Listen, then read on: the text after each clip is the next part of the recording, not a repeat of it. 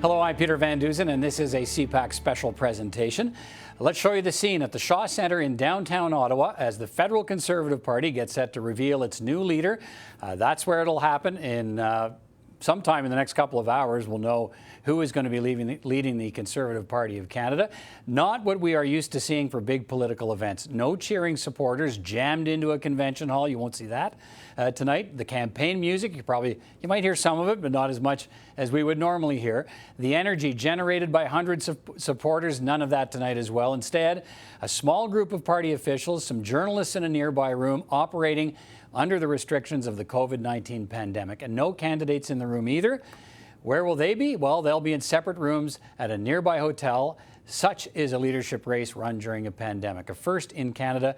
And for one of the four candidates, nothing will be the same after tonight. Who will Conservatives choose to replace Andrew Scheer? Peter MacKay, perhaps, the former Stephen Harper cabinet minister and former leader of Canada's Progressive Conservative Party, looking to make a return to politics. Erin O'Toole, the former Veterans Affairs minister and sitting MP, who says he'll be ready to take on Justin Trudeau in the House of Commons on day one. Leslyn Lewis, a social conservative and the first black woman to run for the leadership of the party, who says party policies fail to connect with the voters. She's built momentum throughout the campaign. Or Derek Sloan, also a sitting MP from Ontario, also a social conservative. If neither Lewis nor Sloan wins tonight, the votes of their supporters could determine who does win. So, within the next couple of hours, we'll find out which candidate has convinced party members that they have the plan, the vision, and the policies to not just win the leadership, but win the country in an election that could come as soon as this fall.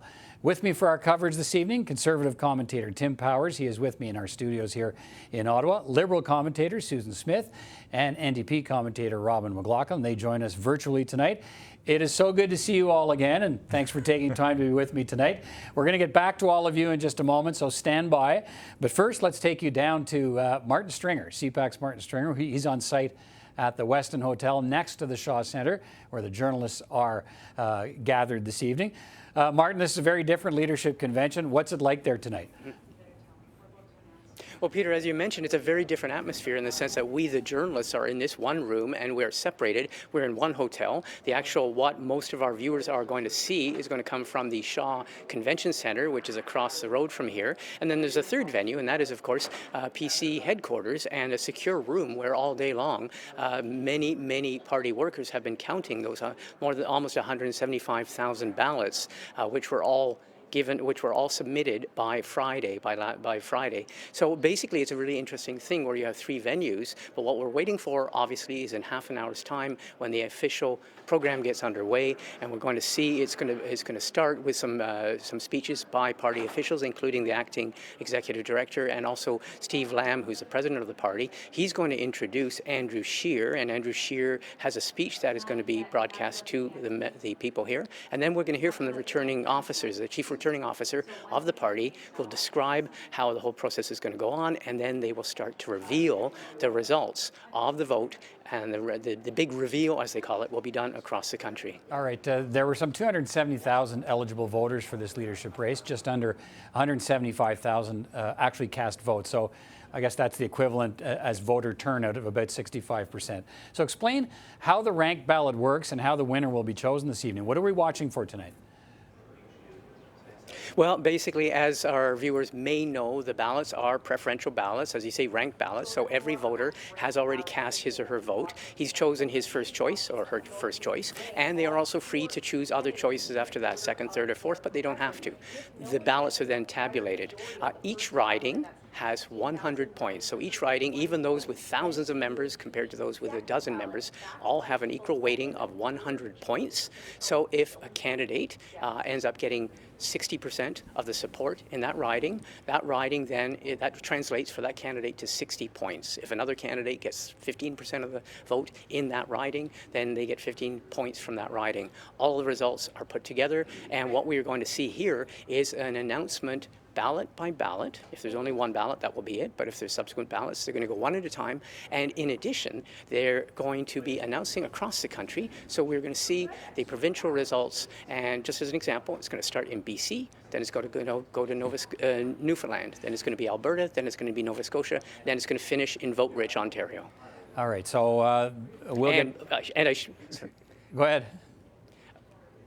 I was going to mention, too, with 100 points for each riding, the big number is 33,800 points, and the magic number, 50 plus 1, is 16,901 votes. So that is the magic number you're going to be watching later on when they announce the results. To win this thing, you have to have 50% plus 1, and that's 16,901 votes, more than half of those 33,800 votes. Right. So you have to be kind of good in math to follow along with this process tonight. So that's why we have the commentators we have with us tonight. Every one of them is very good in math, and you'll see that demonstrated this evening as we watch along. So that is the number. You'll see as these numbers ramp up, and that'll depend on how many ballots it takes, that this is the number, 16,901. When you see that threshold crossed, we've got the new party leader. Let me show you some of the shots I think we can see coming in. I mentioned the candidates are not on site in that hall.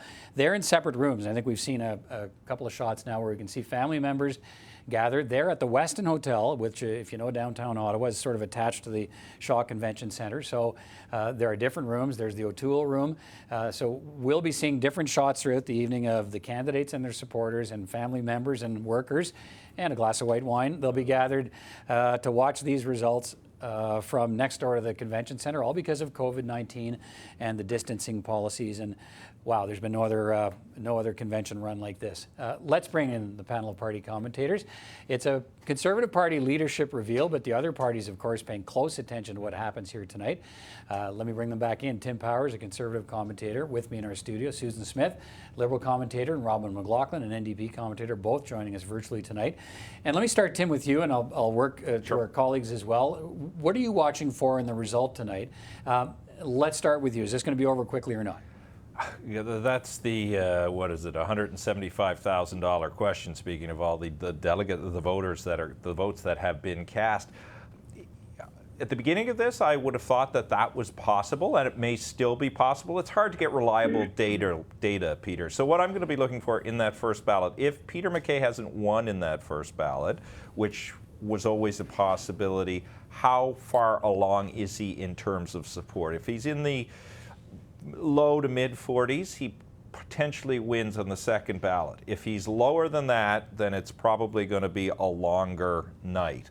Also be interesting to watch where Leslyn Lewis is. I think, as your introduction said, and as most people have watched this leadership race, she's impressed a lot of people for different reasons. Has that positive impression that she's created been able to see her leapfrog Derek Sloan and get very close to, if not in front of, Erin O'Toole? So I'll be looking for that when the first numbers are brought to us.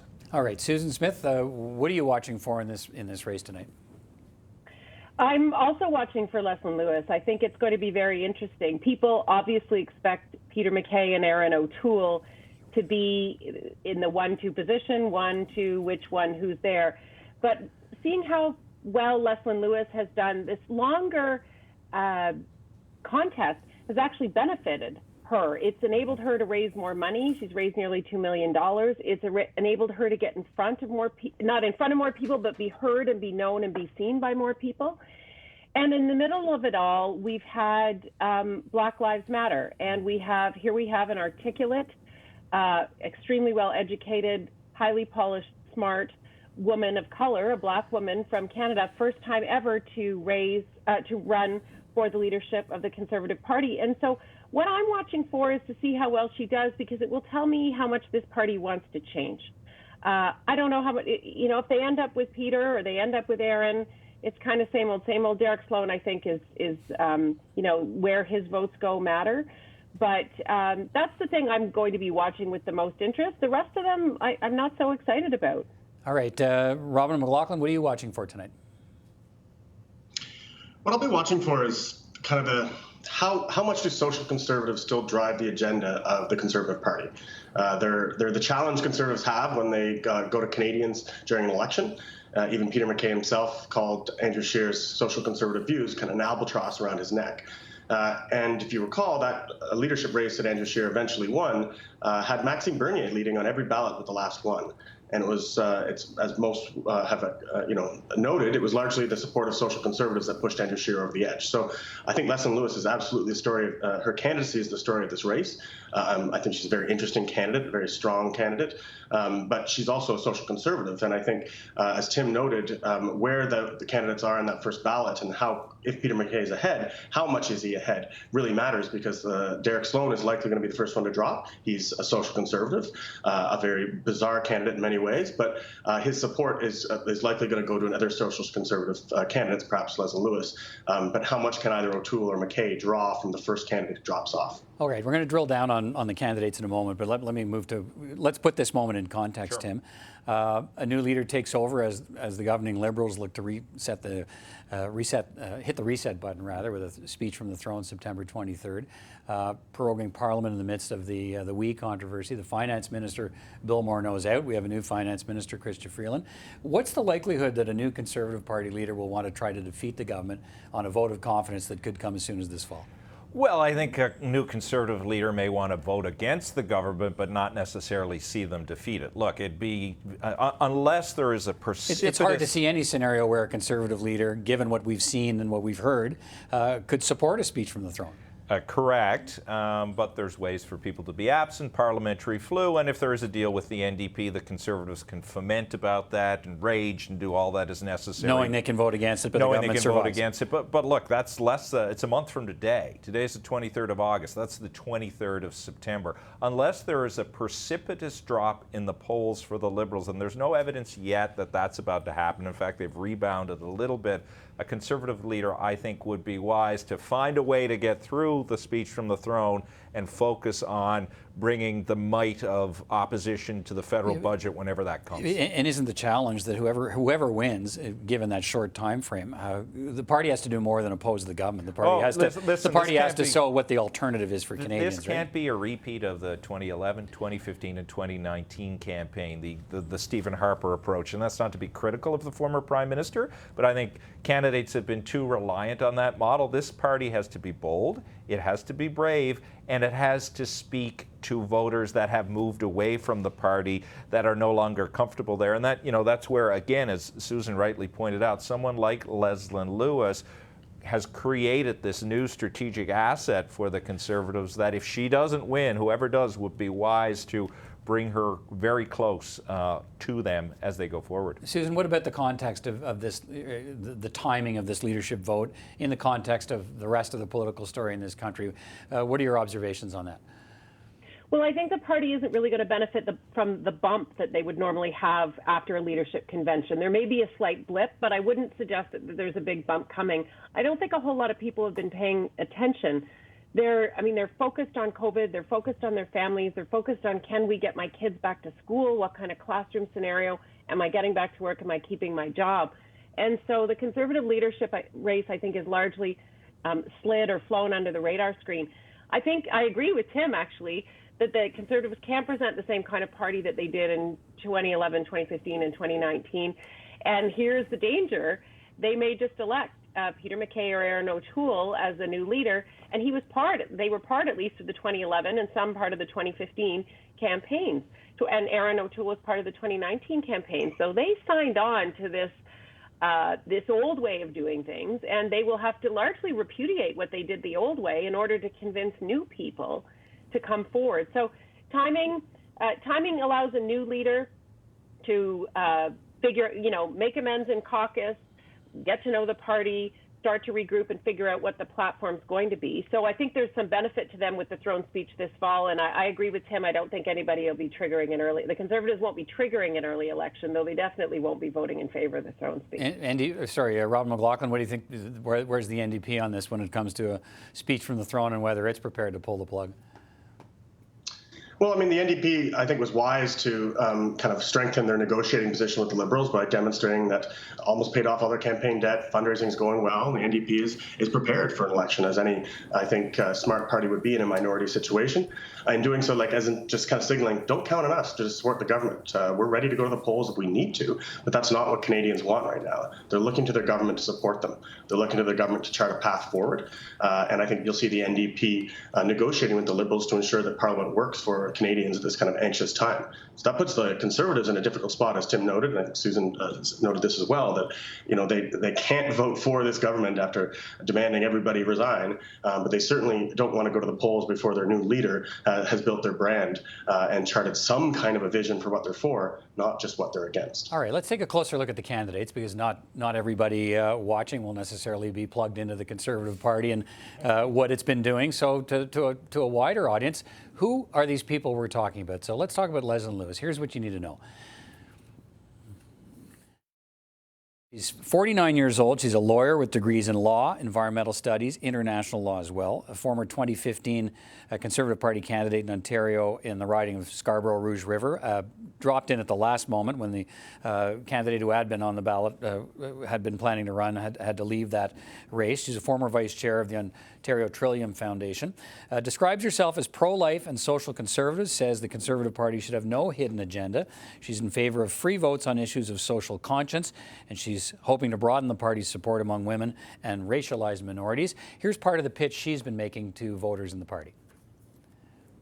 Next election won't be won by who gives out the best tax breaks. It's going to be won by the party that can look Canadians right in the eye and tell them with sincerity that they're going to put them first. It's going to be won by a leader who's willing to toughen penalties and consequences for politicians who break ethics and conflict of interest laws. It's going to be won by a leader who puts Canada first in all areas of policy. That is why, as your leader, I will be sticking to the issues. I won't be focused on attacking Trudeau. His failings have been very public. He has had many opportunities to change his ways, and he has refused. Canadians are watching this unfold right now. Instead, I'm going to focus on offering a principled conservative alternative. Under my leadership, our party will become a beacon of transparency.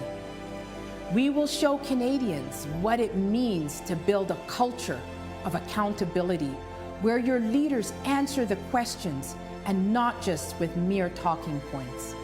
We will lead by respecting freedom of speech, and we will value diverse opinions and a healthy debate. Canadians will no longer be walking around on eggshells in fear of being punished for innocently saying the wrong thing in a conversation. We will no longer be divided by race, ethnicity, and other labels that differentiate us. We will show Canadians that our unity is indeed our strength. We will demonstrate that a country where each region is pulling together instead of pulling apart is a Canada where we will all prosper and achieve great heights. We are going to win the next election by building a strong, principled, conservative government based on policies of courage, compassion, and common sense. And united together, we will bring Canada together again. All right, Peter Van Dusen is our continuing coverage here of the Conservative Party leadership reveal. Just being revealed that the reveal is delayed. We're hearing 90 minutes. It was supposed to start at 6 o'clock. They're now talking about 7:30 before this program gets underway. Let me know when we have Martin, who's got the latest details with us there. Let me know if you can hear me. All right, Martin Stringer's got the latest information. Martin, this is, I think, in many ways the nightmare scenario for the party to plan the big reveal, and there's another delay in the big reveal. So what's going on? Let's put that question to the person who's in the middle of it, basically the head of the whole leadership convention. Lisa Raitt is with us. Lisa Raitt, can you tell us, what do you know? We just know that it's been put off by an hour and a half, 90 minutes. Yeah. What do you know? Why would that be? Sure. We want to get the program started at 7:30. And what we've discovered is that with so many votes coming in, it really has been a process in getting them fed into the machines. Now, I was over there earlier today. There's a lot of people in these rooms. They're working efficiently. They're working hard. There seemed to have run into some problems with respect to how the ballots were being opened. And as a result, it's just slowed down to make sure we verify those ballots and that the scrutineers from all the teams are happy with the fact and way in which these ballots are being cast and that they're being fed into the machine. So better safe than sorry. So because I mean, for our viewers, they have watched CPAC, and many times we've been live with the convention. We have seen electronic voting systems go down. We have seen telephone lines go down. We have seen irregularities in the balloting. This, though, let's to remind people, you're doing this physically in a secure room, and people are counting by hand. But you're saying that there's just been a delay, or is there irregularities, or what? There's no irregularity at all. And the important part to remember, Martin, is that each candidate has scrutineers in that room at various tables. So there's lots of people in there. They've been locked up since 3 a.m. this morning, making sure that this is being carried out in the most transparent and efficient way. So they are taking longer than they anticipated to actually feed and process the ballots. A lot of ballots to do, but that's the way it is. We better have the right result than to have a rushed result. And you and I are not in that room, but you're not hearing this from one camp, a scrutineer saying things are not being done properly? No, it's purely a matter of what, time, this resources? is all about the timing. And you know what? After this is over, the scrutineers are going to be able to come out and speak to the process and stuff that happened in there. When I was in there this morning, everything was working as it should. Okay, and number of ballots, how many ballots again? Over 174,000 ballots. Okay, so some people would say, well, if 2 or 3 hours ago it looked as if it was sailing along swimmingly and you were on time, but now an hour and a half delay. Yeah, I'm going to go back and get some more information myself as to what happened, but we thought it was important to make sure we get the information out to people who are expecting to see something happening at 6. But once we start at 7:30, we're going to roll through this quickly. Okay, Lisa Raitt, thank you very much. Thank you, Martin. And Peter, that's Lisa Raitt. She's the head of the Leadership Coordinating Committee here, and giving us the latest in terms of that delay, now confirmed, 90-minute delay. So the actual proceedings won't start, instead of 6 o'clock Eastern Time, they'll be starting at 7:30 Eastern Time. Back to you, Peter. Right, and I can tell you we'll have that for you live on CPAC if it's 7:30. If it's later, we'll have it for you then. But let's, so Tim, I mean, these things happen, I guess, but they seem to happen a lot at these kinds of conventions when, in some cases, mail-in balloting. I mean, sheer volume. I mean, I think they started this early this morning counting. Yeah, my understanding. And I'm wondering why at 10 minutes to 6 o'clock when the program's supposed to start, we find out there are too many ballots to count. Like that could have been, wouldn't that be known at 4 o'clock, 3:30, 3 o'clock? Not in there, I don't know. I think, as Lisa said, they locked people in at 3. I understood they were supposed to start at 4 a.m. Look, it's obviously not good news for the Conservatives that this is delayed. This is probably the big moment of the convention. Now, will there be a generosity of spirit among other networks to showcase the winner later on into the evening when primetime television programs are there? I don't think it's deliberate. I certainly don't get that sense because it doesn't look good this way. But it wouldn't be a leadership race without hiccups. I remember the NDP leadership race that happened to replace Mr. Layton, and they had significant troubles in the day with all of this. So these things happen. It's not what you want to have happen, but they happen, unfortunately. Susan, what do you think? I'm with you. I hear your frustration, Peter, and I think that a lot of people will be frustrated with 10 minutes to go, knowing it's going to take another 90, and I'm a little skeptical that it'll be done any sooner than that. I think they could have let people know earlier on. 175,000 ballots is a lot of ballots to count by hand. I think you can do it from 4 a.m. till 4 in the afternoon and have everybody happy about it. That's ambitious. I thought it could happen potentially, but I think people will be frustrated and they're going to lose some of the momentum that they hope to get. Robin, what are your thoughts? Well, I was at that leadership convention Tim was talking about that elected Tom Mulcair as leader of the NDP. So was I. And there was That's right. I remember we were hanging out at times, and I think it was 10:30 p.m. before Tom Mulcair got to give his victory speech, and that really hurt the narrative there. It hurt the fact that he wasn't able to have all the networks watching, introduce himself to Canadians. At that time, he was now the official opposition leader. So these things happen to all parties. They're a real pain if you're on the organizing team. But Tim's right that the real challenge here is that the eyeballs of Canadians. They're going to lose a lot of them, and this was a difficult race. In fairness to Conservatives, none of our parties have had to do a leadership race in a pandemic. The other parties, that is. So I think kudos to them for getting 175,000 ballots. But certainly, you don't want to have this type of hiccup when the nation's watching. Okay, if I can, if you'll indulge me, we'll let's for 90 minutes. Well, no, not necessarily 90 minutes. I'm not sure there's that much indulgence involved. But let's. We were going through the candidates. Let's complete that process at least, so people who are watching can at least find out who the folks are, and at some point we'll have to break away and we'll come back for the 7:30 ish start of the actual program. But we talked about Leslyn Lewis earlier. We're going to work our way through the candidates here, but so this whole idea of the weight of social conservatives, so in the party, and the showing of Leslyn Lewis. And when we say showing, we don't know the results yet, but we talk about fundraising numbers. We talk about just the buzz in a campaign that she has picked up, and in many ways has become the story of the campaign. But what does her strength suggest about the weight of the social conservative movement in the party, and what do you think of that? Well, I don't know if it is the weight of the social conservative movement in the party or it is the skills of the candidate. I mean, I've had long-time conservatives who would certainly not be described as social conservatives call me to say, hey, what do you know about Leslyn Lewis? She comes across very well. We like what she's saying. I think she's been able in her language and in her approach to make people comfortable that she has a place for her faith and she has a place for policy making. Do social conservatives then perhaps not see her as fully legitimate? I don't know. We'll see that later. But I think she's demonstrated a key skill in what she's done so far, that she can bring people together. That is the task of any leader.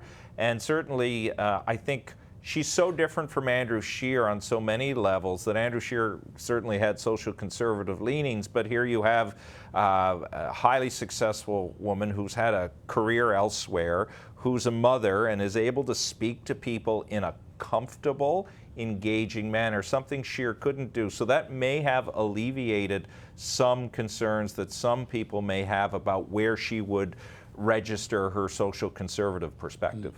Susan, you touched on the point earlier. I mean, that's one of the stories people will be watching to see tonight, is exactly how much strength does Leslyn Lewis come out of this process with. And for other parties, for the Liberal Party, for instance, should that be a message to voters about the state of the party if she's really strong?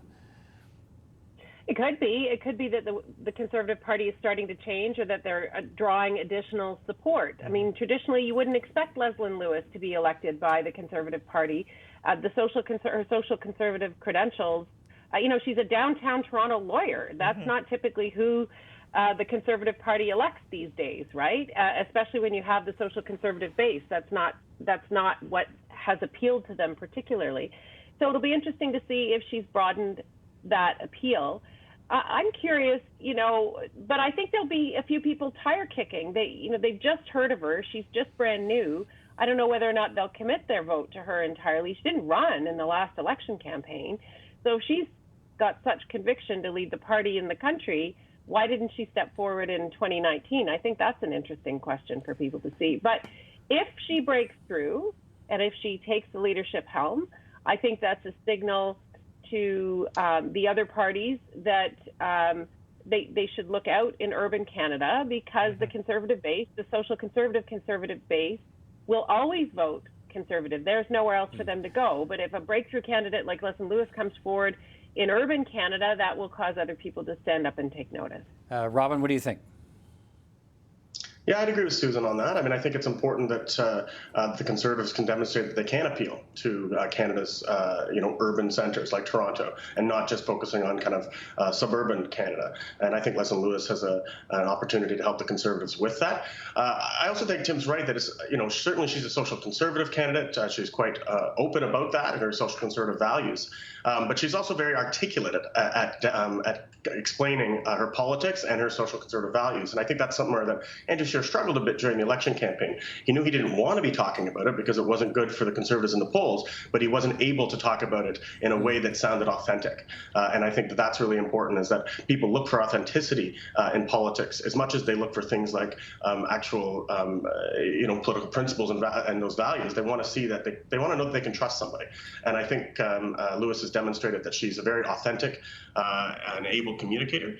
So I think she'll be an asset to the Conservatives whether or not she wins tonight. You know, the other element of the Leslyn Lewis candidacy that I think bears discussing, and you've seen it play out over the last week or so, is a frustration among Conservatives that there isn't, and it may be a condition of the pandemic, more discussion of the unique historical candidate that she is. There has been, rightly, this celebration in the United States about Kamala Harris and what she means to the body of American politics. This is an important, I don't want to overplay it, but I certainly don't want to underplay it. As Susan said, first woman of color to seek the leadership of a major party that happens to be the Conservative Party. And I think Conservatives have had some frustration that this story hasn't been told. The reason I believe they've had that frustration in Measure 2 is they recognize the potential of game-changing that the Lewis candidacy, even if she doesn't win, and I don't necessarily think she will, has as it relates to connecting with voters in different cohorts that they haven't connected with, and Canadians they haven't connected with and need to connect with, that hasn't happened before. Okay, let's turn to Peter MacKay. Let's talk about him. He's considered one of the front runners. Here's what you need to know. All right, age 54, a lawyer, former Crown Attorney, Nova Scotia MP from 97 to 2015. He's a former Minister of Justice, Defence, Foreign Affairs in the Stephen Harper government, a leader of the Progressive Conservative Party of Canada in 2003, and of course was instrumental in bringing the two Conservative parties together at the time. Deputy Leader of the Conservative Party as well from 2004 to 2015. What else do we need to know about him? He's got a lot of different policies that as all the candidates have, and a lot of them have talked about the need to move the party forward and party unity. One of his focuses has been about jobs and also climate change, new technologies, carbon sequestration, the sale of Canadian liquid natural gas to help displace the role that coal plays in international markets. Describes himself as a social moderate. And here's the jobs pitch that Peter MacKay has been making to party members. Trudeau's response to COVID-19 has been to open the financial floodgates for individuals, but he has failed to provide the supports and the conditions that employers need to keep jobs alive. Businesses are in serious trouble, and millions of Canadians are unemployed. We need to shock the system back to life. This will require bold action, and believe me, the plan is bold. I will get behind new natural resource projects so that Canada can once again become a global leader. We will become a technology powerhouse of the North and a place where advanced manufacturing provides high-paying, sustainable jobs. We will be transforming our tax system so it will no longer be a hindrance, but a driver of job creation and growth. And we will support small business. We will get our finances back on track.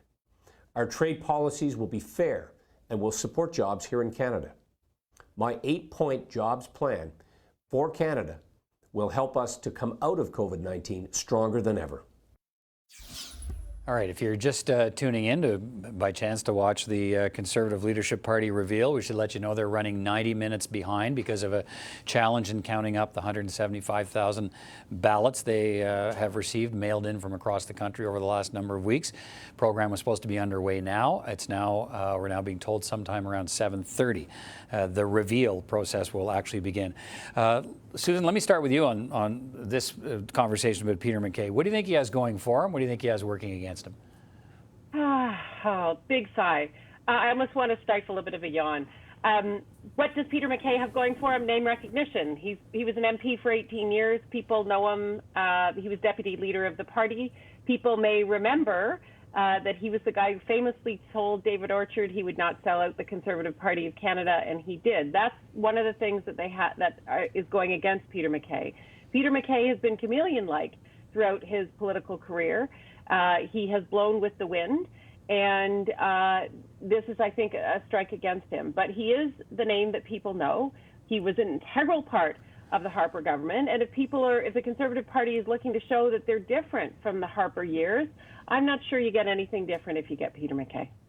Tim, what's he got going for him? What's he got working against him? Well, you forgot the most important part. He's a rugby player. 3 of us on this panel. Come on, Peter Van Dusen. So he should win just for that alone. Well, it's not a rugby game, Tim. It's tougher than a rugby game. Well, I don't know if it's tougher than a rugby game. Parts of the campaign. Maybe. But to get back to the serious question you asked, so I agree with Susan. Peter has name recognition.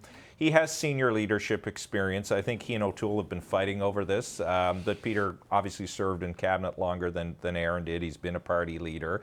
He comes from a part of the country where the Conservatives need to grow, and I think that is appealing. I think he speaks to, a big issue for the Conservatives going forward is going to be how to manage Wexit and the Wexit party and how to deal with the dissatisfaction that exists with the way the West feels treated within the Conservative Party. I think coming from a resource-based region, you played some of his interests. That works for Peter.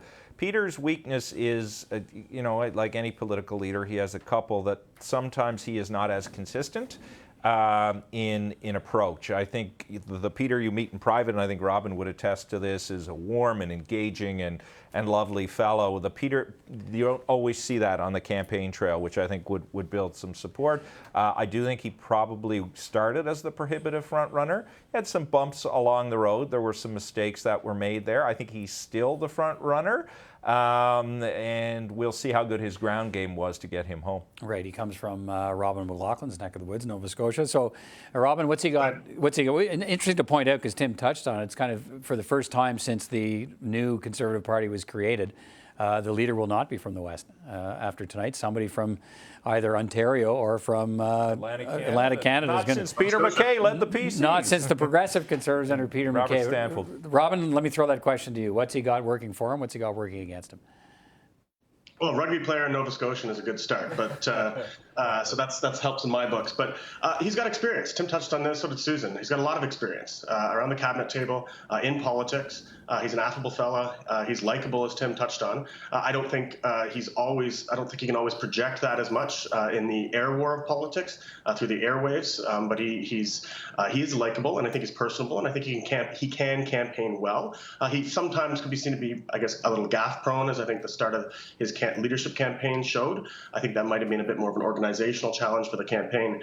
But he's challenged by the fact that he does come from a different part of the party. And, this would not be Stephen Harper's Conservatives if it's led by Peter MacKay. And there's no love lost between him and Jason Kenney, who I think right now is one of the biggest figures in the Conservative movement in Canada, the Premier of Alberta, of course. He endorsed Erin O'Toole, and I think that's quite notable. But Peter MacKay will have the challenge of trying to bring the party together while trying to lead the opposition from outside of Parliament, something that my party leader Jagmeet Singh faced when he was elected as well, and to do so in the middle of a pandemic. And I think that challenge that all Conservative candidates would have is how to connect to Canadians when about small government and these Conservative ideals, when government has played such an important and necessary role in all of our lives for the past 6 months. Okay, let's move on to Erin O'Toole. Let's start with what you need to know about Erin O'Toole. Here's the background. All right, so Erin O'Toole, 47 years old, also a lawyer. He's the MP for the Ontario riding of Durham, and he's been there since 2012. Former Veterans Affairs Minister in the Harper government, former member of the Canadian Forces. He finished third in the 2017 CPC leadership race that was won, as we know, by Andrew Scheer on, I think, ballot number 13. The most we're going to get tonight when it finally does start is 3 ballots. So, he's also been talking about climate change, focus on making industry pay through a national industrial regulatory and pricing regime across the country. And he says social conservatives will have a seat at the table if he is the leader of the party. He's also, we should say, a number of occasions referred to Peter MacKay as sort of liberal light. So he's painted Peter MacKay as a sort of left-leaning conservative, and he promises to be the true blue conservative. So, Robin, let me start with you. Erin O'Toole, what do you think? Sorry, just before we get to Robin, let's hear the pitch that Erin O'Toole's been making recently about controversy around the government and what he's going to change. Canadians know that the Conservatives will get our books back in order, get our country competitive again, and make you proud of an ethical, principled government that is looking at the best interests of Canadians, not of liberal lobbyists and corrupt insiders. I will hold Trudeau to account on day one as leader of the Conservative Party in the House of Commons. I'm the only one that can do that.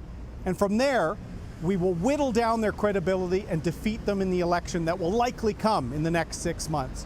We don't have time to miss holding them to account in the House of Commons. We don't have time for leaders to find their footing over several years and learn how to lead. We need somebody that can fight in both languages, hold their feet to the fire, and bring back ethical government to Ottawa again. Votes are arriving for Conservative members. I need your vote in this leadership. Canada needs us to form a strong and principled Conservative option to get rid of the corrupt insiders and incompetence of the Liberal government. What are the hundreds of thousands of Canadian families reeling in unemployment, collecting emergency response benefits think about $40,000 gift vacations and insiders getting ahead at the expense of Canadians? That's corruption, and in fact, it's immoral. I'm going to fight for you. Serving in government is about serving the people, not self-serving. That's what the Liberals do. It's time for a true blue leader to clean out Ottawa. The stink of corruption is getting pretty thick. Join me in this fight. Let's take back Canada. All right, Robin, let me bring you in on this. So he's painting himself as the true blue leader that the party needs, but I also picked up a couple of things in there. There was, I think, a little bit of a shot against Peter MacKay, saying from day one he'll be ready to take on Justin Trudeau in the House. Peter MacKay, of course, would need to get a seat. But also, I think, against the other candidates, suggesting we don't have time for leaders to sort of figure out the job and figure out how to do this job. So he's painting himself as the only sort of lead candidate who's job ready. What do you think of the pitch? I think it fits. I think I understand the pitch. The challenge, too, is that Peter MacKay and Erin O'Toole are basically the same candidate. For anybody, an outsider looking, while as much as Erin O'Toole wants to talk about the true blue and Peter MacKay's liberal light, they're very similar. Their careers have been quite similar, at least in politics. Their platforms are relatively similar. There's not much that differentiates them as much as, Peter MacKay, tried to call out Erin O'Toole for not emphatically supporting women's right to choose and other kind of social conservative issues during the debates. So I think that they're relatively similar. They're both from Eastern Canada, if you're kind of that Western base of the Conservatives. So Erin O'Toole tried very hard to, I think, appeal to the Western Conservatives and try to take this tough, true blue approach. But they're quite similar. Erin's also a fairly charismatic guy. I think he's a good politician, a good retail politician. And I think he's trying to differentiate himself by saying he can be there on day one and take advantage of the scandals right now affecting the Liberals. Tim, how does that pitch, do you think, play with party members?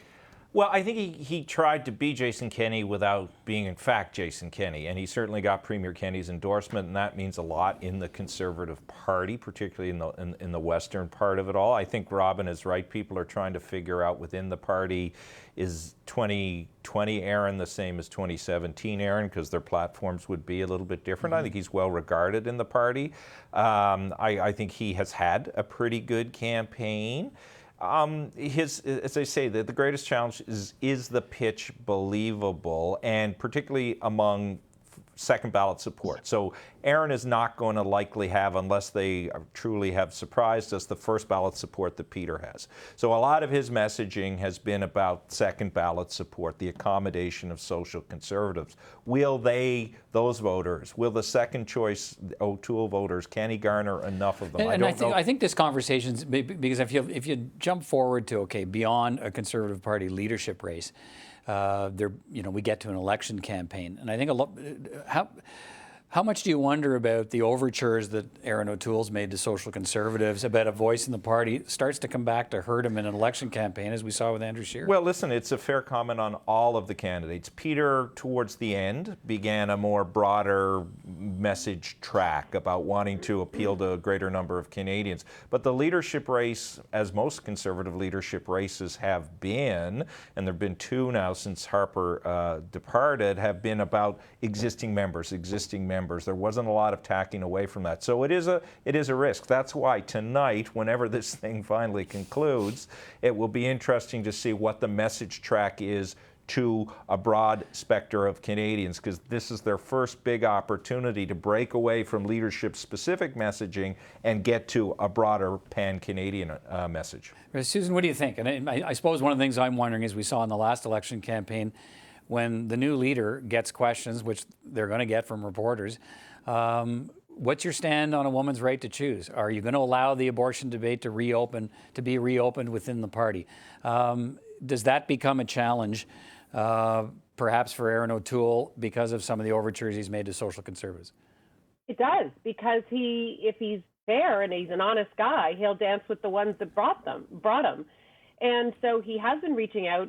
My colleagues are right. The second ballot support has been very important for him. This is what he's trying to do. When Derek Sloan falls off, and if Leslyn Lewis falls off, he's trying to get those social conservative votes to put him over. 3 years ago, this was a man the party rejected. He came third.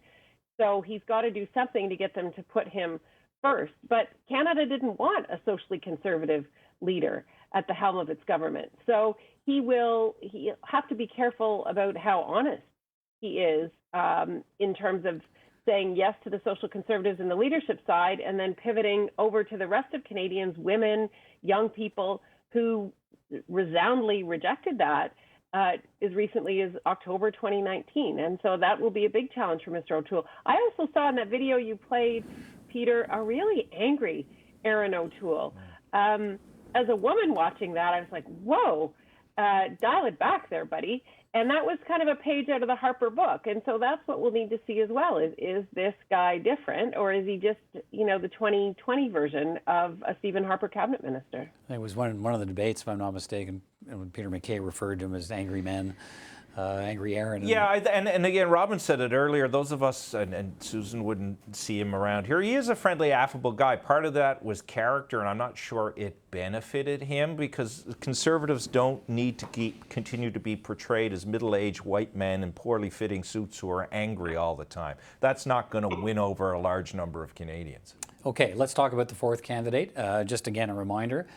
The Conservative Party reveal is running 90 minutes behind schedule. It was supposed to start at 6 o'clock when we were supposed to start the process of finding out the next leader of the Conservative Party of Canada. That now is not expected to start for at least another hour and 10 minutes, so around 7:30 Eastern Time. Who knows? It's a delay in counting ballots, we're told, so it could be pushed even later than that, but it's not starting on time. It's going to start around 7:30 Eastern Time. So let's talk about that fourth candidate, Derek Sloan. Here's what you need to know about Derek Sloan. He is 35. He's also a lawyer. Three of the candidates, wait a minute, 1, 2, 3, all four of them are lawyers. All lawyers. Yeah. He's the MP for the Ontario riding of, but only has 10 points at one rugby player. MP for Ontario riding of Lennox, Hastings, and Addington since 2019. Also, here's where he stands on some key policies. You've been following the campaign. He is a social conservative, proudly so. 12-point pro-life policy platform includes reopening the abortion debate. He proposes a partial abortion law. And he favors Canada defunding the World Health Organization and pulling out of the Paris Climate Accord. Tim, let me go back to you. What kind of impact has his candidacy had on the Well, campaign? he's the there's usually a candidate like Mr. Sloan in every Conservative leadership race, and the leadership races of other parties, the outlier. I would describe him as there wasn't shock and awe, it was shock and awful.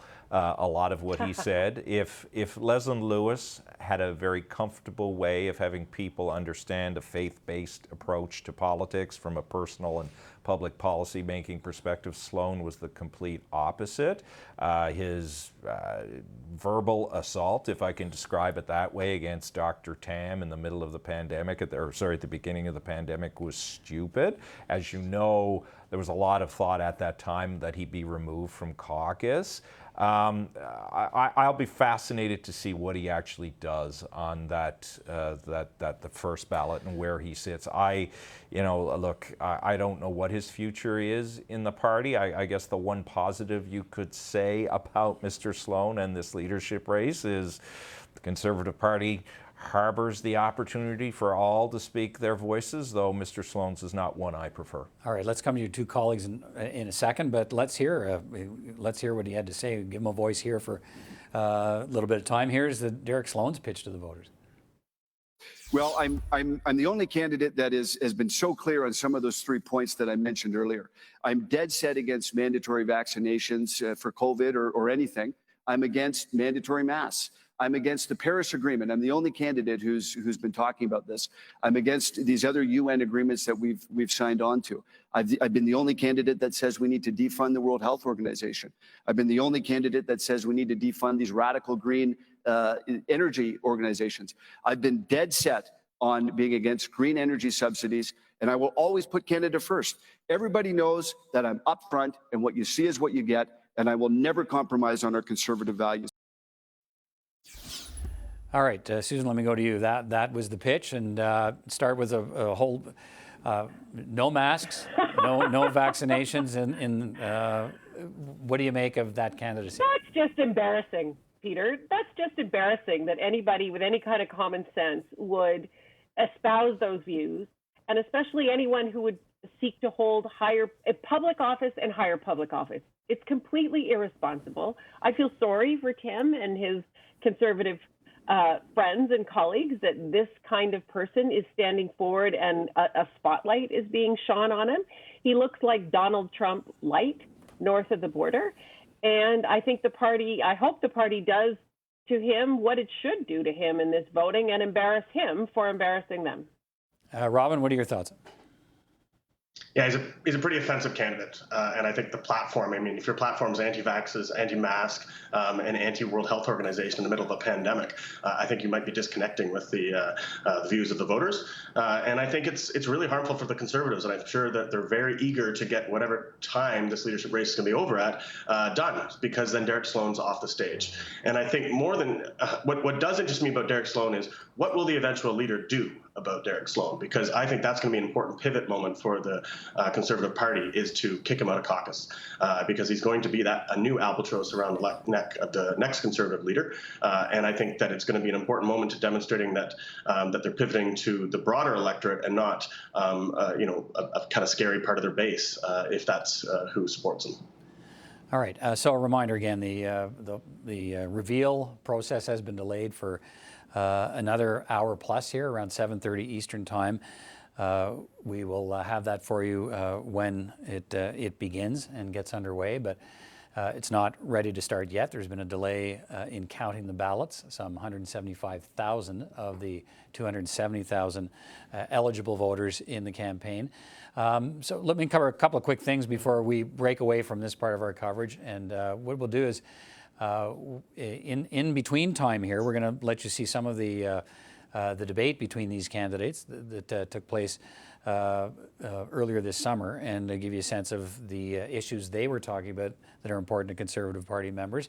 But just ahead of that, let me finish on one thing for our guests here before we step away, and that is, fiscal policies, Tim, have always been a marquee of Conservative policies and Conservative rationale and leadership races. But I mean, how does a new leader frame that fiscal policy during a pandemic so that it doesn't rattle voters who perhaps aren't interested in cutting deficits at a time like that, but in making sure that governments help them through the pandemic. How delicate is that a walk to walk? I don't think it's as delicate as people anticipate, because there is an opportunity for the Conservatives to be a little bit counterintuitive here. And if Peter MacKay wins, it's certainly a place where he's comfortable. And that is, there's a form of compassionate conservatism. I don't think Conservatives under Scheer during the whole pandemic process opposed any of the programs that the government brought forward. They talked about more vehicles of accountability and trying to get rid of disincentives that may exist in some of those programs for people to work. I think they have to continue to have a sense of the moment and a sense of the suffering and anxiety that is in the land. So would a Conservative leader, would a Conservative Prime Minister have done anything differently? I doubt that. I mean, you go back, the closest example, thankfully, was the global economic crisis, and what did Stephen Harper do at the time? Wrote a massive check to a number of the automotive manufacturers because of all the people that they employed, and brought forward lots of stimulus. I don't think that's a moment where pragmatism, and we're living in a moment where pragmatism matters. That's why a candidate like Derek Sloan disqualifies himself. But I think where I would take your question is the Conservatives do, though, have to come forward with a serious, thoughtful, appealing a set of economic propositions that look at how you manage the pandemic and also what recovery looks like. The Prime Minister has already signaled he's going to go in a particular direction. The Conservatives can't simply stand up and say, Justin Trudeau's plan is awful, Justin Trudeau sucks, you need to elect us. They have to offer something, and they may borrow elements of Trudeau's, but they do need a plan. And I think if the new leader is smart, he or she has already put their mind to it and will look to advance some notion of that this evening whenever the results are announced. Susan, how do you think, and I'm not sure how much it matters which leader the Conservatives end up picking tonight when we get to that, how much do you think the fiscal conversation would, I mean, it'll clearly dominate the next election, one would think, and how to bring the country back out of the pandemic. Hopefully that's where we are in the pandemic by then. But is in some ways, given the circumstances, the fiscal conversation neutralized to some extent? I think in the short term it is, Peter, because the Conservative Party and all of the parties in Parliament have voted in support of this legislation that has enabled people to keep eating and keep roofs over their heads, and for small businesses to keep their employees and big businesses keep their employees working with the wage subsidies. All of the parties in Parliament have supported looking after Canadians when Canadians needed it most, and that required government spending and it required deficit spending. We do have a big deficit issue, there's no question. People understand why we have a deficit issue right now. I think the Conservatives have to be very careful. The new leader has to be very careful and not come out and say immediately, this is how I'm going to turn the taps off, because people still need the water, the clean water that's coming out of them, to take that metaphor a little bit further. We will need a plan to get the economy started, but pounding on that we're spending too much money at this particular moment without an alternative, and when people still continue to live in both a health and economic uncertainty, would not be a good way to start. Robin, let me finish that conversation with you and about this, I guess, the fiscal challenge and perhaps I don't know if delicate's the right word, but a careful road that a new Conservative leader would have to walk about how to manage the country's finances through the rest of this pandemic and coming out the other side. Yeah, I think it's a really interesting question. I think it's the biggest challenge and most interesting part of this race is the fact that it's happening during an economic crisis in the middle of a pandemic, and the new leader is going to have to come out at a time when the country is charting its path towards recovery. It's also a time, as I touched on before, where Canadians have been, I think, very aware of government, much more aware of government and in tune with what government's doing, and I think caring a lot about how the government's going to chart the recovery. Most Canadians either have experienced a government program or know somebody who's depended on it recently. And I think for Conservatives that talk about how government is bad and government shouldn't be a force for good in people's lives, that's going to be a challenge, because they're going to have some kind of a vision for the recovery that's going to be, I think, contrasted with Justin Trudeau's and the NDP's, when they really didn't necessarily support, I think, a lot of the things that the government brought forward that I think were very important to the economy, including the wage subsidy and the Canada Emergency Response Benefit. You know, in this last Parliament, the Conservatives have kind of been irrelevant. They've complained a lot about Parliament not sitting and MPs not being shoulder to shoulder, but they haven't really contributed to the government's response as one would expect in opposition to do in minority. It's really been the NDP and the Liberals working together to try to bring in a lot of the important things that Canadians have relied on. So I think that's a real challenge for any of the leaders when they come forward, and I think that it's going to be hard for them to kind of reconcile this instinct that everything is solved by a tax cut, and deficits are terrible when those deficits are what are supporting our economy. Susan, you want to jump back in? Yeah, let's not also forget that many Canadians have been watching Doug Ford every day, who's another prominent Conservative. He's not Jason Kenney, but he's Doug Ford, and he's been doing a good job in terms of managing both the economic and the health side of things, but he's been spending money in Ontario as well, and he has been supportive largely of the Government of Canada and the participation and the collaboration of the Government of Canada in doing this. He stood side by side with Prime Minister Trudeau last week at the 3M factory in announcing the plant that will keep us as a country self-sustaining and resilient in the face of another pandemic when it comes to N95 medical masks. So it will be he's a popular Conservative right now. In fact, I would argue more popular and more well-known than whomever the new leader may be. So this is another interesting factor that will play into however the new conservative leader starts to tackle the economic deficit situation. Yeah, Tim, so quick final word to you on that, and we'll say goodbye to our guests for now. So where is if there is a fiscal advantage that the Conservatives, or a vulnerability in the government, where is it? Well, I think it comes off the we scandal, we controversy type stuff, the self-interested aspect of it. I think that's obviously a vulnerable point for the government. As you rightly pointed out, Bill Morneau's been run over by 1 million buses as a consequence of that. I think you can get to that, and I think the Conservatives also need to talk about looking forward and how they would create economic opportunity. Is it new trade? Is it new investment? All of those things are places where Conservatives traditionally have comfort. If Stephen Harper was about transactional politics, I think Conservatives can give themselves a little bit of room to project a vision that is achievable, sort of Mulroney-esque, which I think somebody like Peter and or Erin would be very comfortable doing.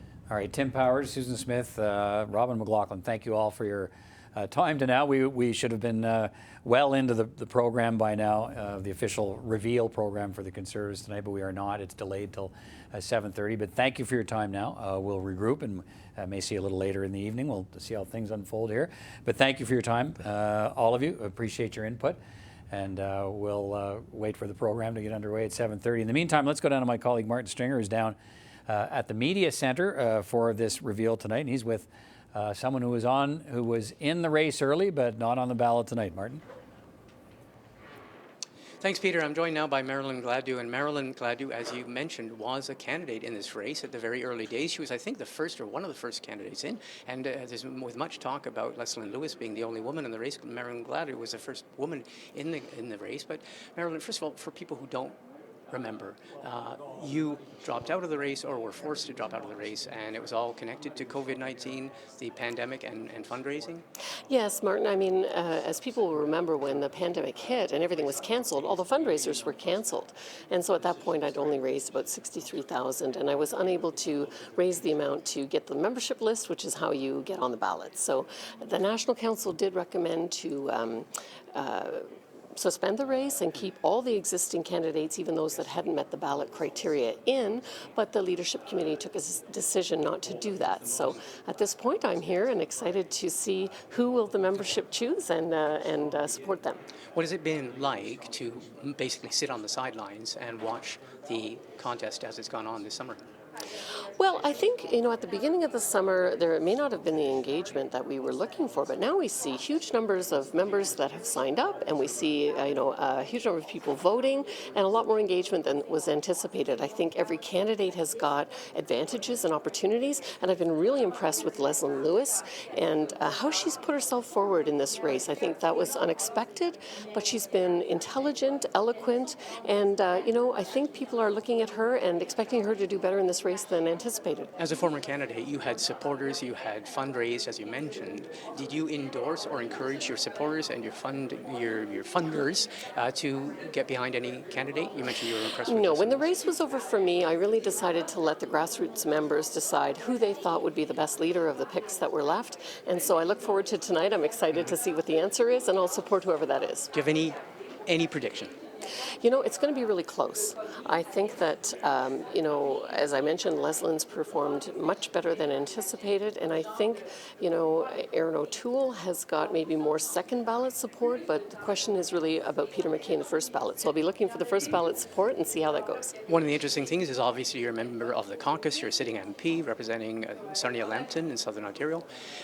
When this new leader is chosen, and when he or she stands behind you at those flags tonight, as we're told they may, the first question is going to be whether that new leader will encourage the caucus to vote non-confidence in the government. Do you have any advice? Do you have any direction you would like to see the new leader go in terms of a non-confidence vote? Yeah, I think, it's going to depend on who that leader is. I mean, a couple of the candidates don't have a seat in the House, so that will have an influence. And I think we need to get in touch with Canadians in terms of where they are on COVID. People are sending their children back to school. There's concern about a second wave, and I think that has to be part of the consideration, because I don't think Elections Canada even knows how they would conduct something in a pandemic, although it's been done in other places. So I think those are considerations, and then do we have the numbers? Yeah. The Greens don't have a leader. The NDP doesn't have any money. Will Jody Wilson-Raybould turn turncoat on Justin Trudeau and vote with us? Those are all questions that will have to be answered. Do you think the party, some people will be bullish about a non-confidence vote because they will say, look what you've just done in this time of pandemic in terms of fundraising, in terms of the number of votes people have come out. Some people are going to be bullish and saying, let's go for it. We actually have that organizational advantage over maybe the government. Well, and I think we need to listen to Canadians, because they're angry about the corruption that they see in the Trudeau government. They're angry about the fact that all this money's been spent and there's no accountability for it. We see, $10 million for ventilators to an MP that hasn't ever created a ventilator, and millions to Quebec companies that haven't produced masks. People are asking questions, and they are looking for accountability. And if they don't see that, they're going to want to oust the government. Okay. Marilyn Gladu, thank you very much. Thanks for speaking with us. Have a great night. And Peter, that's Marilyn Gladu, and she is the sitting MP for Sarnia-Lambton in Southern Ontario. But as you mentioned, and as she was discussing, she was also a leadership candidate until COVID-19 hit and had a significant impact on this Conservative leadership race. And then she was forced to pull out due to fundraising problems. Back to you, Peter. All right, thanks very much, Martin Stringer. So at this point, we are being told that the plan is still to have the first ballot results and to begin the official program. And there you see the room. It was supposed to be well underway by now. We'd probably be in the middle of an Andrew Scheer farewell speech to the party. That is not happening. It's been delayed by 90 minutes to about 7:30 Eastern Time because of a challenge in counting up all those ballots, 175,000 of them out of the 270,000 eligible voters. Party officials say it's taking longer than they had hoped to count those up, so they're running behind schedule. So we'll be back around 7:30 Eastern Time. In the meantime, let me take you back to one of the most important parts of any leadership campaign, and that is the debate between the candidates. And that happened earlier this summer.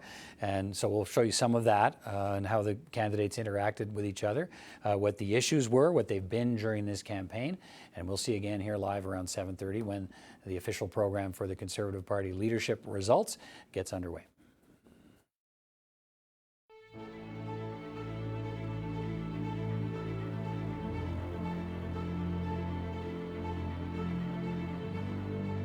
Good evening, and welcome to the Conservative Party of Canada's leadership debate. This is the second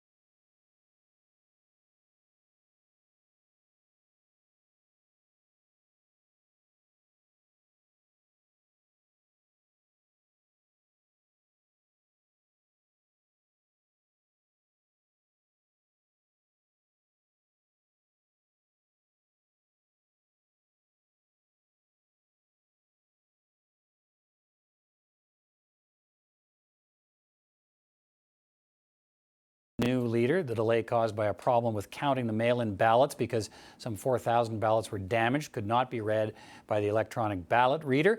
And now you see officials have taken the stage to start the formal part of the process tonight, at least part of it. They're going to start with the program that includes a speech by Andrew Scheer, the outgoing leader. But it's probably going to be, that'll take us till about 9, and then probably another hour's delay before they actually get around to counting the ballots and announcing or releasing the first ballot results. So officials are on the stage. Let's listen in. In our party, our volunteers. This party and our leadership race runs on the energy of our people, our members and our volunteers. Across the country, volunteers are our lifeblood. From our National Council, our Leadership Organizing Election Committee, the folks that run all 338 electoral district associations, we rely on the energy and the talents of all of our volunteers. Ce parti et cette course à la chefferie sont alimentés par l'énergie de nos gens, de nos membres et de nos bénévoles. Partout au pays, nos bénévoles sont notre moteur, autant les membres de l'exécutif national que ceux et celles qui dirigent nos 338 associations de circonscription électorale. Nous comptons sur l'énergie et le talent de nos bénévoles. Leadership races are a time of renewal. Thousands of volunteers have given their time to support a candidate, adding to the energy and excitement of this extraordinary leadership race. We wouldn't be here tonight for this announcement without our volunteers, who began arriving before 5 a.m. this morning to open, count, and record tens of thousands of ballots that we received over the past several weeks. I'd also like to say a very special thank you to the Conservative Party of Canada staff who have pulled together and worked tirelessly, long hours, often through adversity, to ensure that we could elect our next leader in spite of a global pandemic.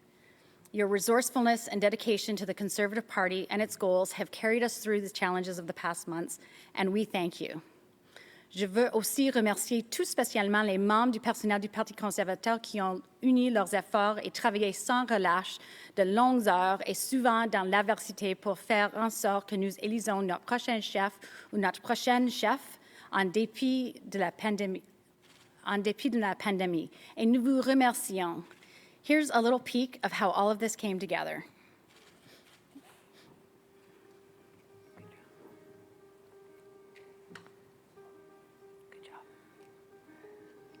To the volunteers who made the 2020 Conservative leadership election possible, thank you. Avec une participation record à travers le pays, la logistique de la course a été, pour le dire à la légère, assez difficile. Thanks to our amazing volunteers, we were able to make this race a massive success, even during a pandemic. Merci à tous ceux qui ont donné leur temps. Nous n'aurions pas pu y arriver sans vous. Here are just a few of the milestones we were able to accomplish thanks to the dedication of our volunteers.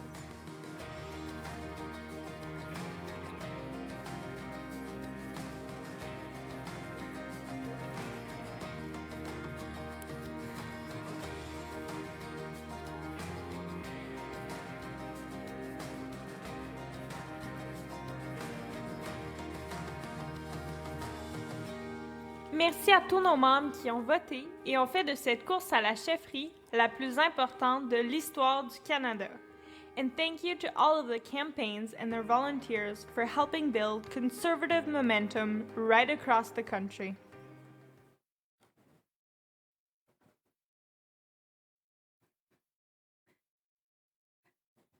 Thank you. And now I'd like to introduce our president of the party, notre président de l'exécutif national du Parti conservateur du Canada, Scott Lamb.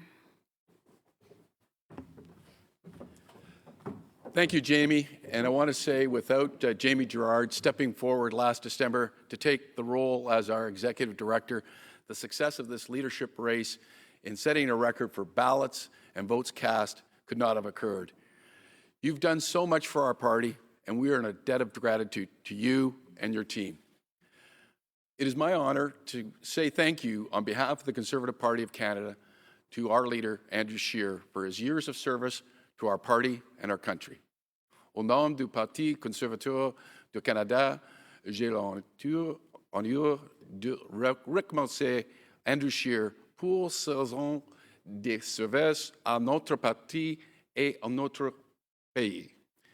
As many of you know, Andrew's remarkable career commenced in 2004 when, at the political novice age of 24, he contested the riding of Regina-Capel for our party against Lorne Nystrom of the NDP, a political legend who was a 25-year veteran of the House of Commons.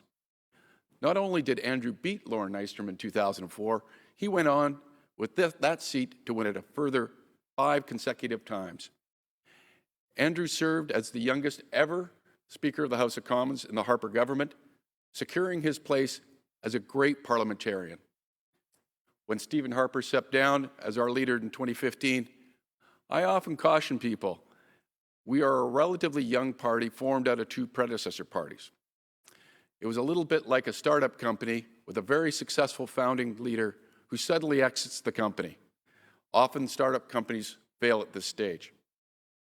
Our party had only known one leader for 12 years, and we have been in government for over 9 of those years.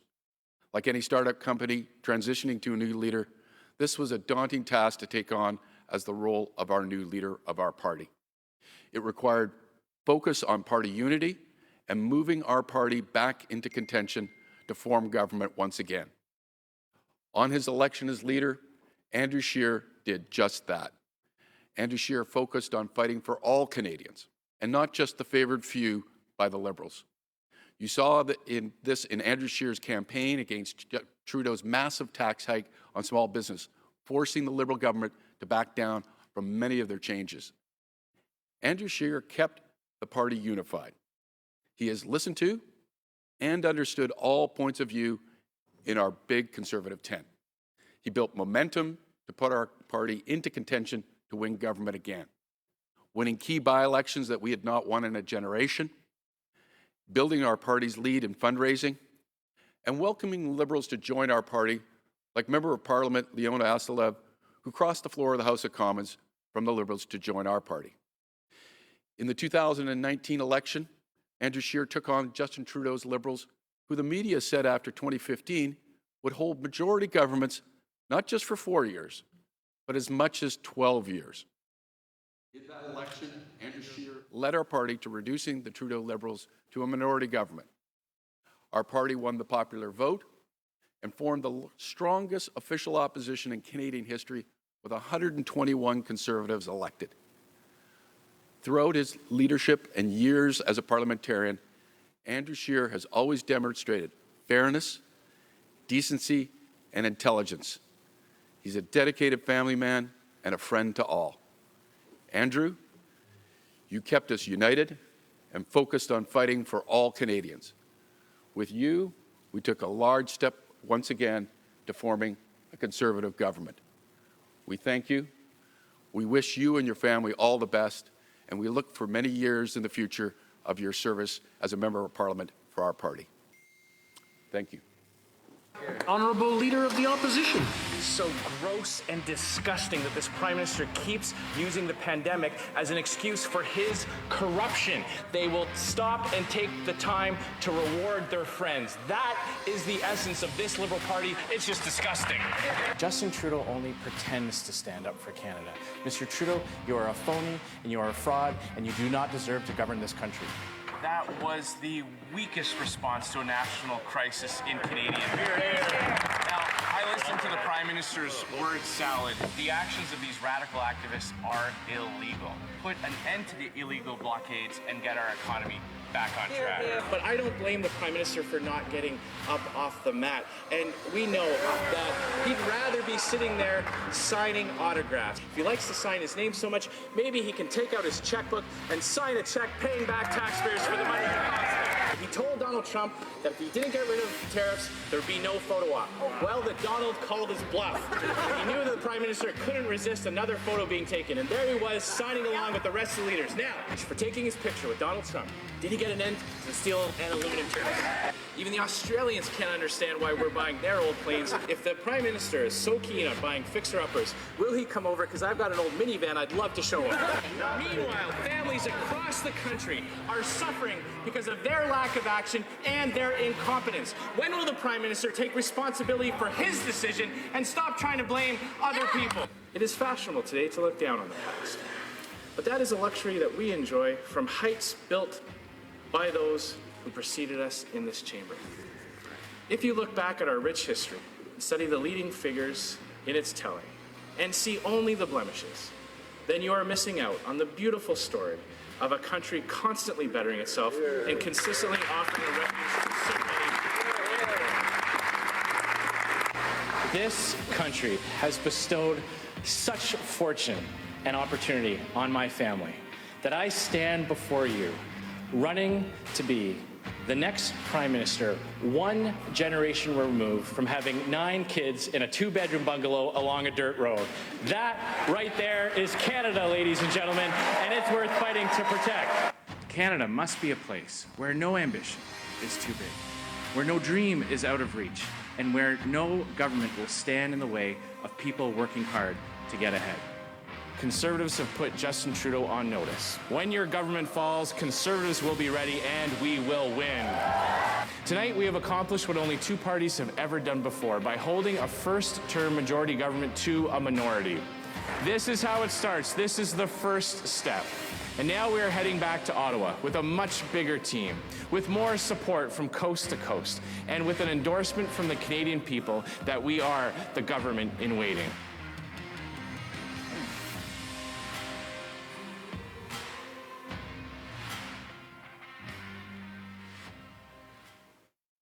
Folks, the Honourable Andrew Scheer.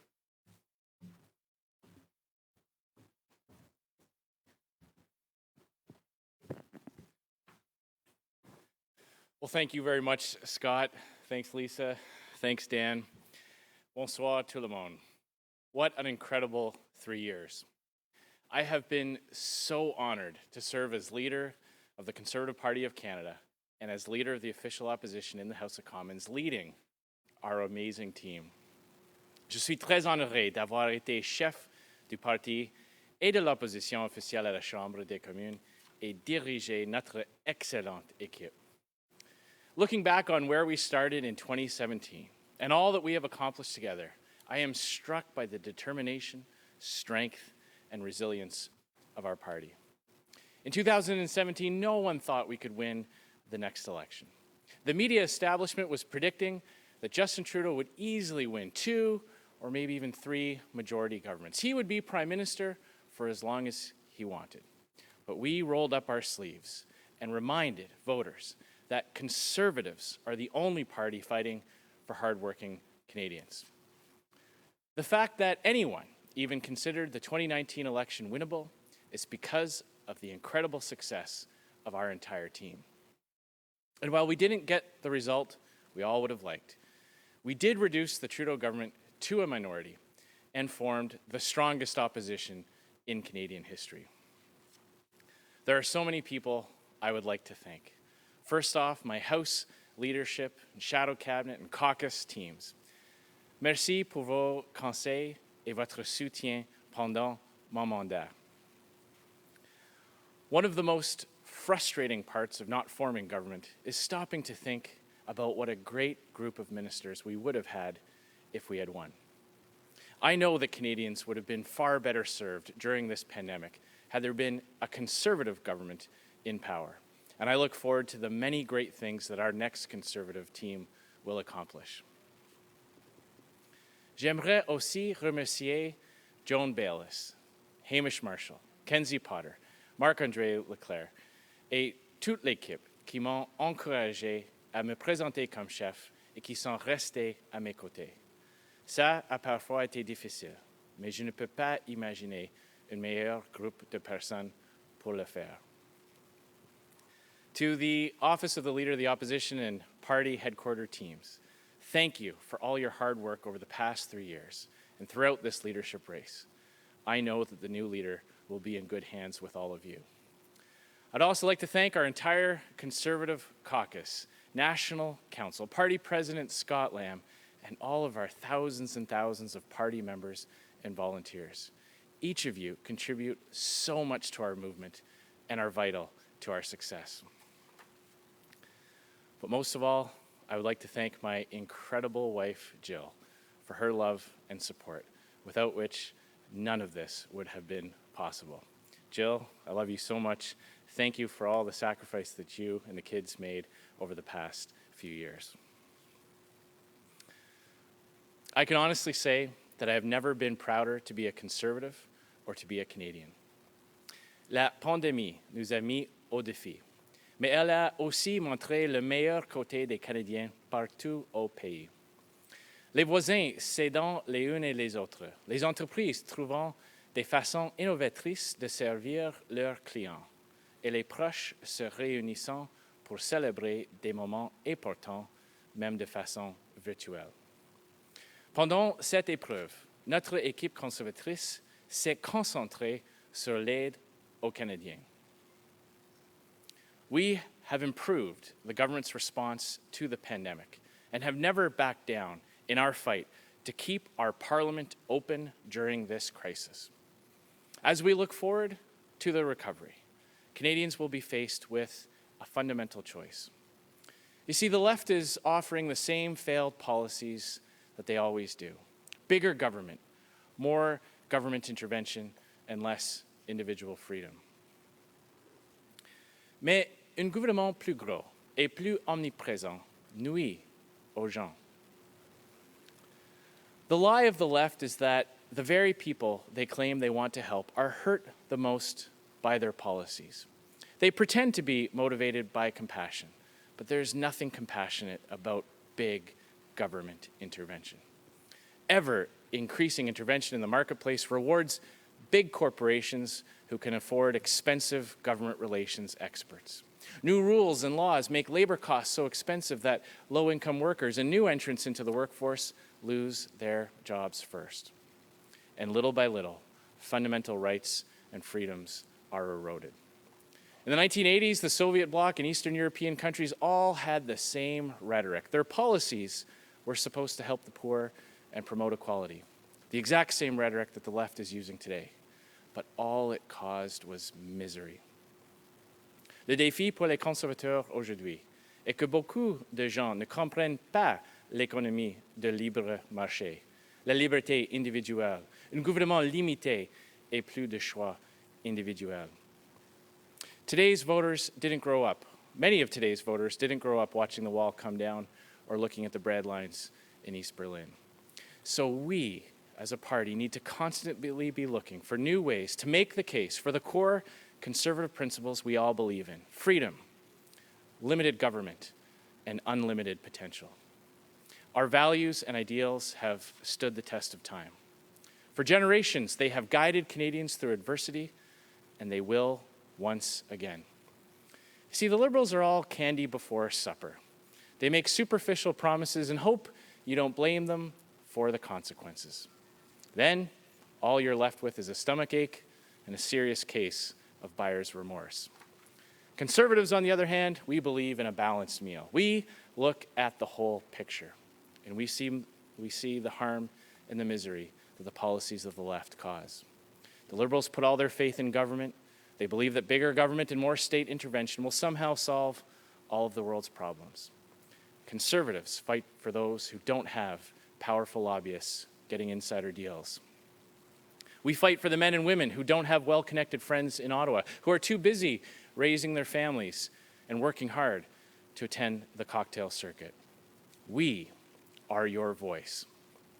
But the biggest risk to freedom and liberty is when people empower government to do more and more for them. It may be tempting to use the government to address the challenges society often faces, but once invited inside, the government is a terrible house guest. It may feel good to vote in a party that is going to overstep the limits of government in order to do something you agree with. However, that invitation is quickly used to justify all sorts of actions you might never have considered. It is far better to keep government within strictly defined limits and leave the rest of society to fulfill its proper role. That is why Conservatives put their faith in people. We know that there is more to society than just government, and that free people within a free market, working hard and enjoying the fruits of their labor, free to express themselves and live their lives the way they want. That is the recipe for success every single place it's been tried. When given a choice between societies where governments control more and more of their citizens' lives and those where freedom and opportunity are protected, people will always choose freedom. After all, no one ever got shot trying to jump the wall to get into East Berlin or paddle the raft to get to Cuba. We don't even have to go back into the past to see these examples. We just need to look at the mess happening right now in Venezuela and all the tragedy that it is causing. Vous savez, c'est aux conservateurs de transmettre ce message. Pour nous, une élection garantie n'existe pas. At a time when the establishment elites are doing everything they can to defeat us, at a time when dozens of groups like Lead Now and Unifor pay millions of dollars to run ads against us and bash our policies, at a time when the mainstream media bias in this country has never been more clear. In times like this, it is up to the Conservative Party to unite Canadians instead of allowing the left to divide Canadians. At a time when young people have never been taught the value of those free market principles, where they've actually been taught that there's something wrong with free markets and individual liberty. In times like these, it is even more important for every single Conservative to stay united and do everything you can to work together to spread our message of hope. So it doesn't matter what kind of Conservative you are. Our party needs all of you, and we need you to go out and find more people who share our beliefs. Please stay involved, be bold, think, challenge the mainstream media. Don't take their narrative as fact. Check out smart, independent, objective organizations that are growing all the time, like the Post Millennial or True North. There are other places to get information. Let's stop being the silent majority. Don't be afraid to challenge leftist professors or public figures. Millions of Canadians share our conservative values. They just don't all know it yet. Now, I know that we can win the next election. Quand je suis devenu chef du parti en 2017, nous avions 99 sièges. Today, I am leaving the next leader with 121 amazing MPs from coast to coast. In 2015, we won around 31% of the vote. In 2019, we won 34.4%, won the popular vote, and formed the strongest opposition in Canadian history. I'm also proud to say tonight that the party, the Conservative Party of Canada, is officially debt-free. We are in an excellent position, but we cannot be complacent. Our party's unity has been tested in the past, and media love nothing more than writing about disgruntled Conservatives. So we cannot give them that opportunity. For the last few months, the different candidates and their supporters have been highlighting the differences between them. After tonight, let's all come together and focus on the things that unite us. We must stay squarely concentrated on working together and focusing on the many things we share in common. Les différences entre les libéraux et les conservateurs n'ont jamais été plus claires. Ils utilisent une crise pour récompenser leurs amis. Nous nous concentrons sur l'aide aux Canadiens qui travaillent fort. Where they will use the pandemic as an excuse to reward their friends, Conservatives will clean up their corruption. Where they will play the politics of envy, we will spread a message of hope and opportunity. Where they will attack our energy sector, we will champion it and celebrate the prosperity it creates for all Canadians. Where they will demonize people for having different views on issues facing Canadians, we will not attack people for their deeply held positions, but instead look to find the common ground. Alors qu'ils vont diriger une fédération centrée sur Ottawa, nous allons respecter les compétences provinciales et la nation québécoise. And when they let Canadians down, as they always do, we will be ready to offer them a Conservative government that puts people first. And after tonight, let's all rally behind the new leader and do everything we can to make sure that the next leader of the Conservative Party becomes the next Prime Minister of this great country. Serving in this role has been the greatest honor of my professional life. I want to thank all the members, all the volunteers, the member of our fantastic team so much. This has been such an honor.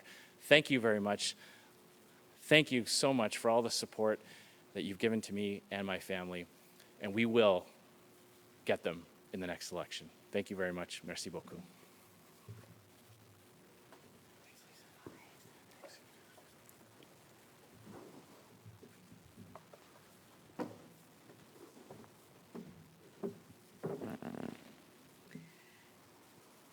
Thank you, Leader.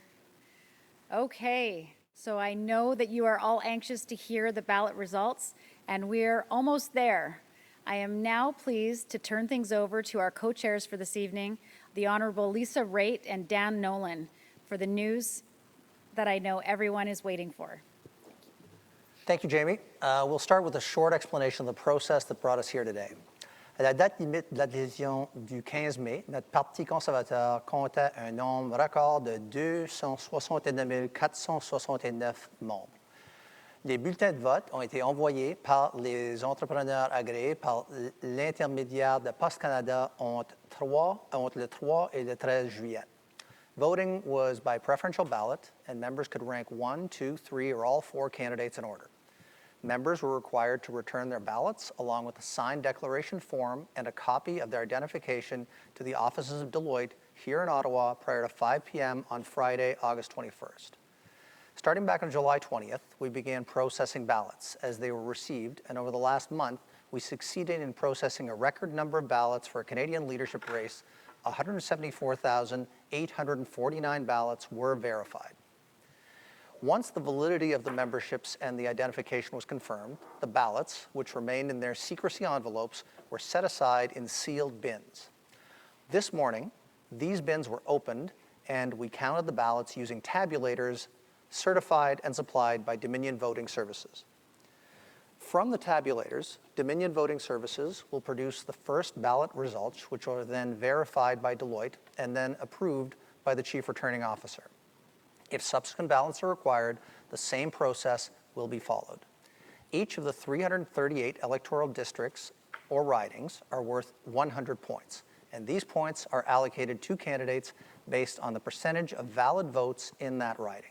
To win, a leadership candidate must receive 16,901 points, which is 50% plus one of the 33,800 points available. À chaque étape du processus, nous avons assuré une transparence totale aux candidats et à leurs équipes. Les scrutateurs ont pu être présents lors de la manipulation des bulletins de vote et tout s'est fait sous le regard attentif et avec les conseils utiles de Deloitte. Speaking of watchful eyes, many members also turned into our live 24-hour webcams that monitored the ballots and processing centers from the moment it opened until this morning. This was all done to ensure a process that was accurate, transparent, efficient, and fair for our leadership candidates and for the members of our party. We'd like to recognize the members of Leadership Election Organizing Committee and thank them for their service. Valérie Assoulin from Quebec, Scheer Barsley from Ontario, Jay Batty from Ontario, Lois Brown, former MP from Ontario, David Connolly from the North, Tanya Corbett from British Columbia, Stephen Delansky from Alberta, the Honourable Diane Finley, who Lisa will be talking about further, from Ontario, Marc-Olivier Fortin from Quebec, the Honourable Linda from Ontario, Marie-Josée Garrett from Quebec, Scott Lamb, the President from British Columbia, Sam Magnus from Saskatchewan, Judy Manning from Newfoundland, the Honourable Don Plett from Manitoba, and Kevin Price from beautiful New Brunswick. Lisa. Dan, I don't think the people at home know that you did not have the provinces next to the names that you just listed out. So I'm very impressed with the fact that you know where everybody is from. And I know that everybody likes to know representation across the country. Now, before we walk you through how this night is going to unfold in terms of the election results, I want to take a minute to pay tribute to a dear friend and a colleague of mine who has just announced she will not be running as a Conservative candidate in the next election.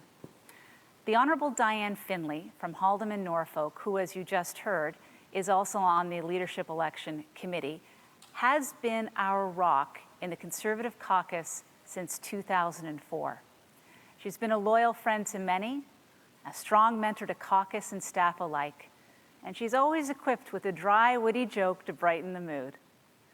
When Stephen Harper formed government in 2006, he entrusted Diane to run several senior portfolios where she developed the universal child care benefit, retired and replaced the aging Sea King helicopters, and secured citizenship for thousands of lost Canadians who came here after World War II.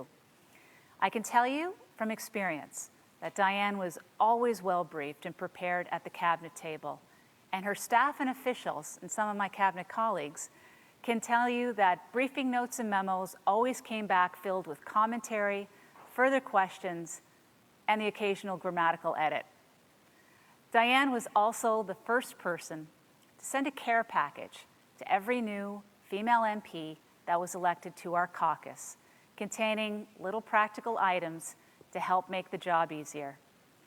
Now, I'd be remiss if I didn't thank Diane for sharing her late husband as well, Senator Doug Findlay, with our party for so many years.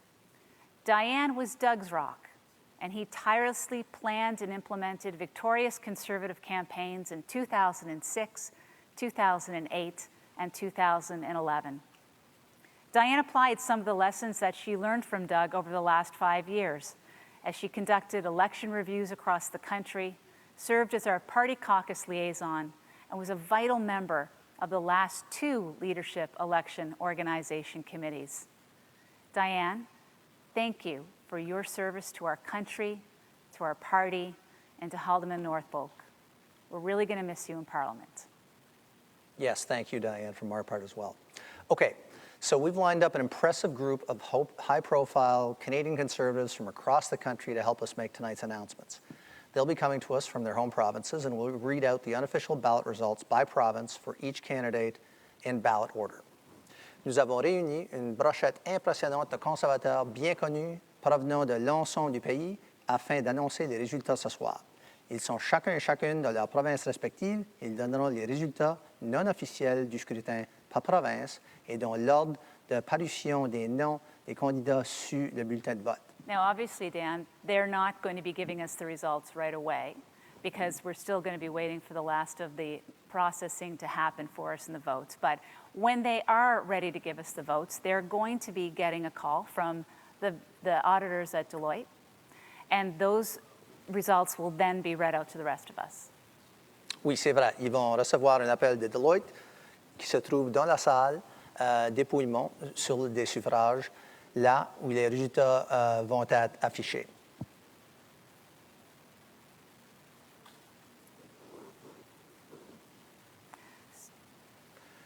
Les candidats et vous tous entendrez les résultats pour la première fois. Merci. Lisa? Yep. As I said, these folks are going to receive a phone call from our Deloitte auditors in the results room, where the ballot results will be pulled later. The candidates and you will be hearing these results for the first time right here together. We'll be checking in with the candidates when Dan and I announce the official national results at the end of the provincial results. If we go to multiple ballots, we may do this 3 times. And we'll announce the total points for each candidate only. Official riding by riding votes and percentage will be posted immediately on the party website once they're announced to comply with our constitutional requirements. Nous annoncerons uniquement les points obtenus par chaque candidat, mais les points, les votes et les pourcentages officiels pour chaque circonscription sera publié sur le site web du parti dès leur annonce. Okay, so one more time. The magic number is 16,901. There are a total number of 33,800 points up for grabs tonight. Each riding has 100 of these points, so the first candidate to reach 16,901 points, which is 50% plus 1, will be the new leader of the Conservative Party of Canada. We will go through this again when we get back to you when we're going to be announcing the results. But for now, let's take a look and see who we have gathered from across the country. And Dan, let's start with BC. James Moore, is a senior business advisor at the multinational law firm Dentons and a public policy advisor at the global firm Edelman. He served as Member of Parliament for Port Moody, Coquitlam, Port Coquitlam for 15 years and served as a member of Stephen Harper's cabinet. James Moore est conseiller principal en affaires dans le cabinet juridique multinational de Dentons et conseiller en politique publique pour la firme internationale Edelman.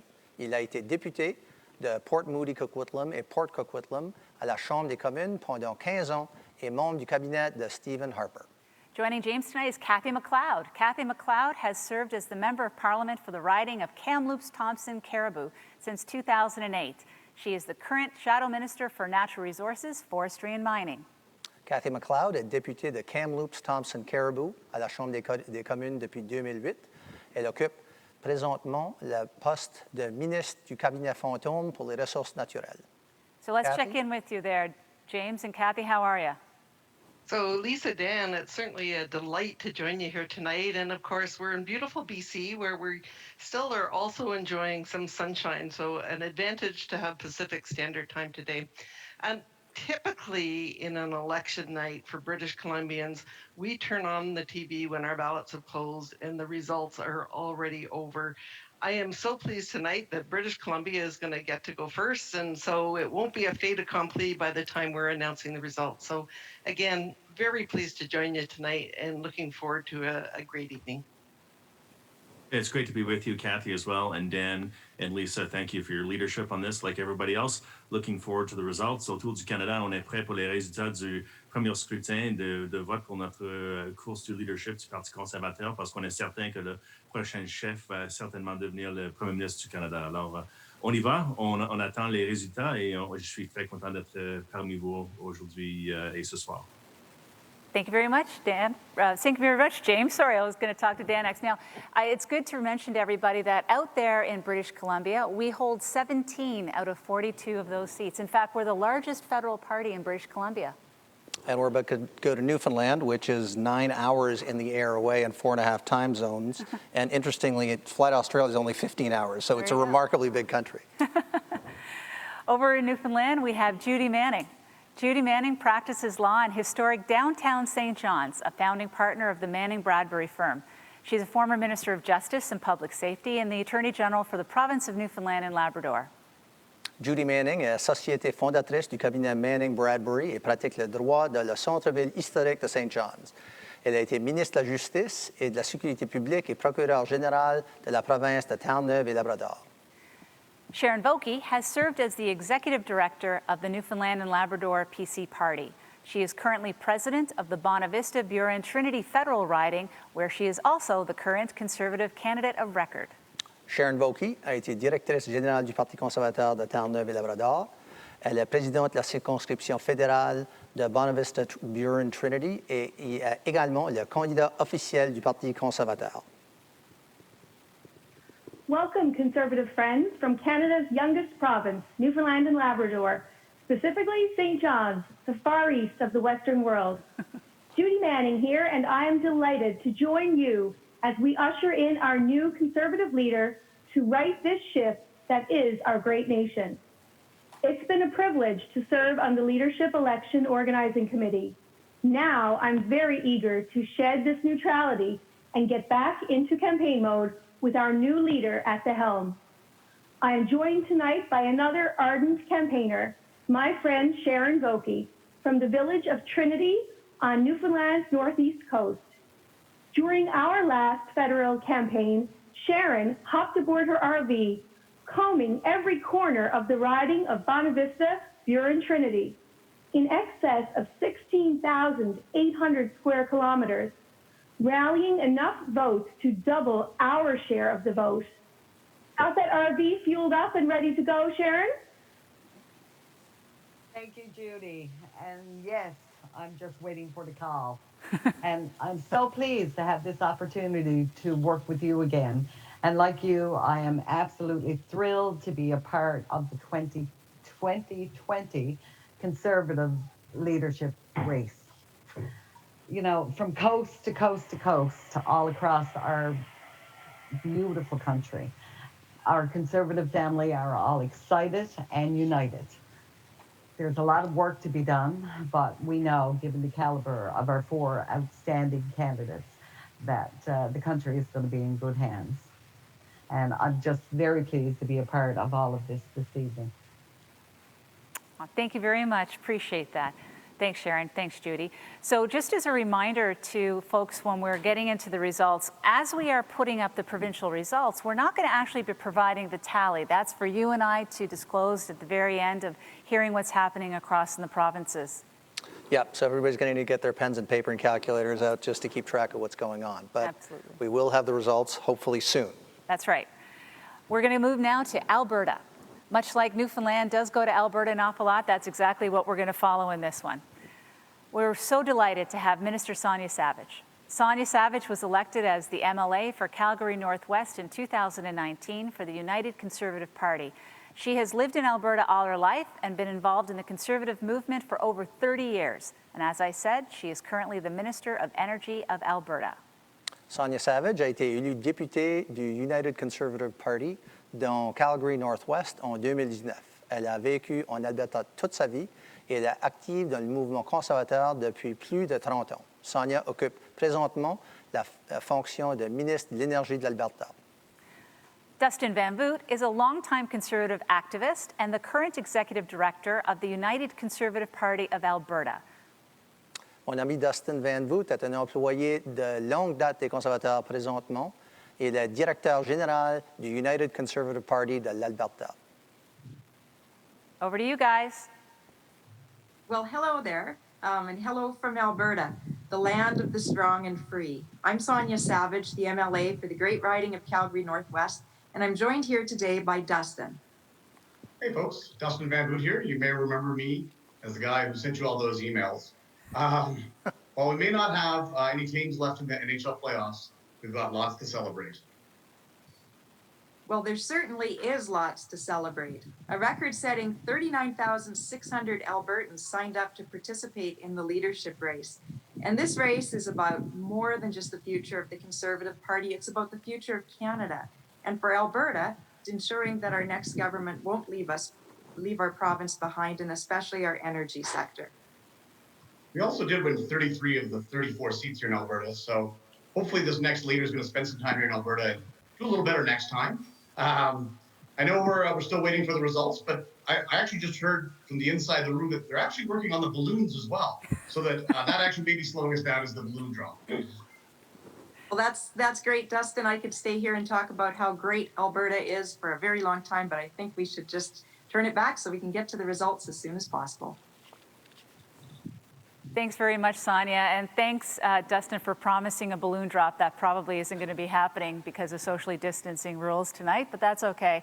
I do want to point out that Sonia had some beautiful flowers next to her. I was kind of hoping, though, Dan, that we would get a surprise visit from a very big celebrity in her household. Taz, her Himalayan cat, actually has a great following in Alberta, and I'm sorry that we didn't get to see him tonight, but if you check out her Facebook page, you'll see him prominently displayed. That is too bad. I would like to point out that Sonia mentioned in her intro that she'd been involved in the party for 30 plus years. I would like to point out that I did work with Sonia in Ottawa, I think 27 or 28 years ago in the Mulroney government. And Dustin, I can assure you, does love his balloons. Yeah. That is a consistent thing with him. Fair enough. Off we go to Nova Scotia. Chris d'Entremont is a longtime Nova Scotia PC MLA. He has served as a provincial minister and House leader and is now Nova Scotia's only Conservative member of Parliament, representing the riding of West Nova. Chris d'Entremont est un député provincial conservateur de longue date à Nouvelle-Écosse. Il a été ministre provincial et leader parlementaire. Il est présentement l'unique député conservateur fédéral dans la circonscription de Nova West. Tara Erskine is a Halifax employment lawyer with the national firm Matthews Dinsdale, who recently served as co-chair of the Nova Scotia Progressive Conservative Party's 2018 Leadership Selection Committee. Tara Erskine est une avocate spécialisée au droit du travail à Halifax au sein du cabinet national Matthews Dinsdale. Elle a occupé le poste de coprésidente du comité de sélection pour la course à la direction en 2018 du Parti progressiste conservateur de la Nouvelle-Écosse. How are you guys doing out there? We're great. Hi, Dan. Hi, Lisa from your home province. We're really looking forward to hearing the results tonight, but before we get there, we just wanted to add our thanks to all the hardworking volunteers who've worked on leadership, both across the country, but especially those who've been working in Ottawa, and those people who've been locked up in a room for many hours now counting ballots. Chris and I have both been there, and it's so much work. And so just wanted to say to them, thanks very much for everything you've done. Yeah, no, definitely from our side, de notre part, c'est vraiment de remercier tous les bénévoles pour le travail qu'ils ont fait, qu'ils vont faire prochainement. Mais vraiment, on veut souligner qu'est-ce qui est arrivé ici en Nouvelle-Écosse. You know, Nova Scotia's been through a lot in the last few months with the Portapique tragedy, Canada's worst mass murder, and of course our thoughts and prayers will always be with the victims and their friends and family. Yeah, thanks very much, Chris. Nova Scotia Strong, of course, is a really important phrase for those of us who are from Nova Scotia, especially after the tragedies. But out of the tragedy came some remarkable things. And during the COVID-19, people all across Facebook were entertained with a kitchen party that anybody could really upload all their talents and entertain and share with the rest of the world the great gifts that they have. And I was at that 2018 Leadership Convention in Nova Scotia. I received a Nova Scotia tartan scarf, actually, and in solidarity with Nova Scotia, I hung my scarf outside my house as well. Yeah, Nova Scotia is a beautiful, special place. I'm from New Brunswick, and I went to Mount A right across the border, so it's certainly a place that's dear to me. David Connolly is up next from the North. David Connolly is the Conservative Party of Canada's National Councillor for the Northwest Territories and the Northern Regional Vice President. He is also a very important member of the Leadership Election Organizing Committee. David Connolly est le conseiller national du Parti conservateur du Canada pour les territoires du Nord-Ouest et vice-président pour la région du Nord. Il est également membre du comité organisateur de l'élection du chef et c'est son deuxième tour à participer dans l'organisation. Donc, on remercie beaucoup. David? Hello, Lisa and Dan. Can you hear me? Yes. Absolutely. Excellent. It's just so good to hear from my Conservative colleagues across the country. And it was mentioned from sea to Northern Sea as well. So that's excellent. Hello from the great Canadian North. The Conservative Party is healthy and growing across the North, from the Klondike in the Yukon to Pond Inlet in the Northwest Territories, and my own home here on the shores of Great Slave Lake in the spectacular Northwest Territories. The Conservative Party is the only party that has a well-formulated, substantive Canadian Northern strategy. A strategy that creates opportunities for Indigenous peoples, sustainably develops the North's northern resources and our economy, and protects our environment and Canada's sovereignty. We look forward to the next tour of our new leader of the Conservative Party of Canada. And back to you in Ottawa. Thank you, David. And I would like to note, David, that those lovely paintings behind David, the kayak is from Nunavut, and the polar bears are from the Northwest Territories, and both by Northern artists. So I think that's quite nice. And Judy Manning had some beautiful shots from Newfoundland and Labrador behind her as well when she was talking to us tonight. We're so blessed to have a country that we can have this kind of gorgeous artwork, no matter where you are. And now we're over to PEI, Dan. We're going to meet Pat Binns. Pat Binns was first elected in 1978 and served in the PEI cabinet of J. Angus McLean. He was a member of Parliament in Ottawa during Brian Mulroney's first term and was elected as Premier of PEI from 1996 to 2007. Pat Binns a été élu une première fois en 1978 et il a fait partie du cabinet de J. Angus McLean à l'île du Prince-Édouard. Il a été député à Ottawa durant le premier mandat de Brian Mulroney et il a occupé la fonction du premier ministre de l'île du Prince-Édouard de 1996 à 2007. Gail Shea was first elected in 2000 and served in the cabinet of Pat Binns for 7 years in Prince Edward Island. She was then elected in the federal riding of Egmont and served in the cabinet of Stephen Harper for 8 years, being elected in the magic year of 2008. Gail Shea a été élue une première fois en 2000 et elle a fait partie du cabinet de Pat Binns pendant 7 ans. Et elle a été élue députée fédérale de la circonscription d'Egmont et a fait partie du cabinet de Stephen Harper pendant 8 ans. Over to you guys. Hi, from our tiny, beautiful province of Prince Edward Island. It's great to see some familiar faces on this screen tonight. We are missing our fellow Canadians, though, this summer. Anyway, and we hope certainly by next summer that we can welcome everyone back. It's great to see that our party continues to grow. That was good news to hear tonight, and we're anxiously awaiting these results. I also want to just say a thank you to our Honourable Andrew Scheer. That was a great tribute by our president, and I just want to echo our president's words on behalf of the members of the Conservative Party of Canada here in Prince Edward Island. I also want to congratulate all 4 candidates in this leadership race. This is so exciting, and of course, it's no small commitment on their part for sure. And our party is certainly fortunate to have people of this talent be part of our team. 2020 has been a very trying year on so many fronts, and this leadership race had to adapt to new rules. I'm sure that posed some challenges for our candidates. Pat, can you imagine an election campaign where you couldn't reach out and shake a voter's hand? Well, thank you, Gail. Merci, Lisa and Dan. You've raised a very interesting question because PEI politics is very personal. We like to know our politicians. You're right, shake their hands, understand who they are, know their family, know who their grandfather was, and so on. This election has been different. COVID-19 has created a new environment.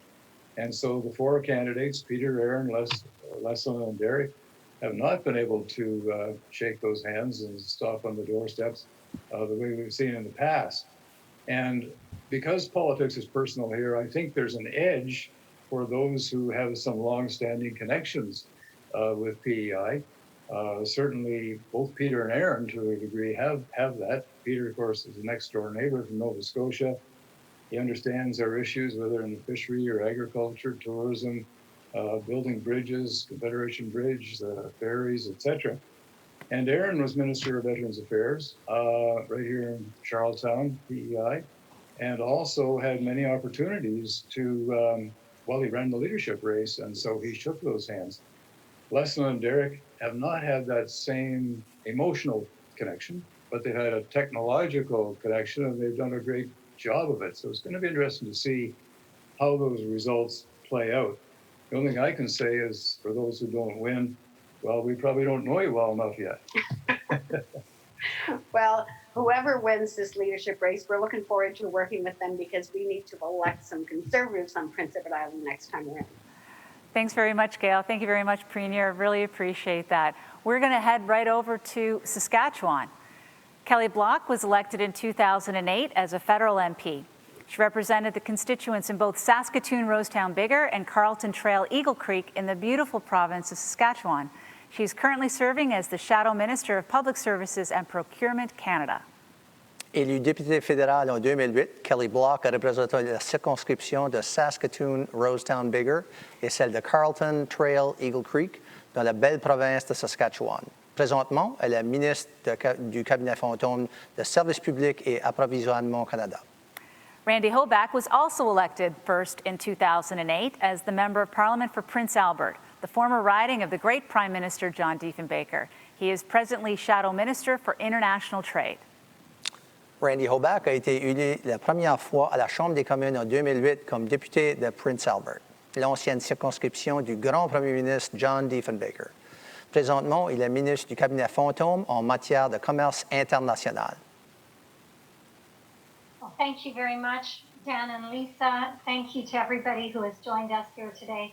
This has been an exciting day, and I am so pleased to be joining my colleague Randy Hoback from the beautiful province of Saskatchewan, where all 14 seats are held by Conservatives. You know, Kelly, Randy here, you know, you might say we harvested all the available crops or all available seeds that were available in Saskatchewan last fall, and we had a very successful harvest. And right now, of course, going right across Canada, it is harvest season. Farmers are in their combines, working hard, reaping the rewards of all their hard work. We wish these farmers a safe and bountiful harvest. Now, having said that, you could say today is harvest season for all our candidates. They've been working hard throughout this past year, and you look at it, they brought in some 270,000 new members. And Kelly, are you as excited as I am thinking about 270,000 new members, a new leader, and going into this fall session to hold these Liberals to account? Absolutely, Randy, I sure am. And I know that Saskatchewanians are ready for a new Prime Minister. And with our new leader in place, we will be ready to hit the ground running for the fall session and the next election. Thanks, Kelly. Thanks, Randy. It's great to see you guys. Dan, we're heading over now to your home province, New Brunswick. Absolutely. And last week I was lucky enough to be in New Brunswick with my family, and we celebrated August 15th, which is the Acadian national holiday. So that was great. And let's introduce our presenters. Absolutely. So our first presenter is Monica Barley. Monica's been involved in the Conservative movement for many years, and she was my co-host of the last policy convention we held out in Halifax in 2018. She ran previously for the leader of New Brunswick PC Party. Monica is currently a partner at Actis Law in Moncton. Monica Barley est active dans le mouvement conservateur depuis nombreuses années.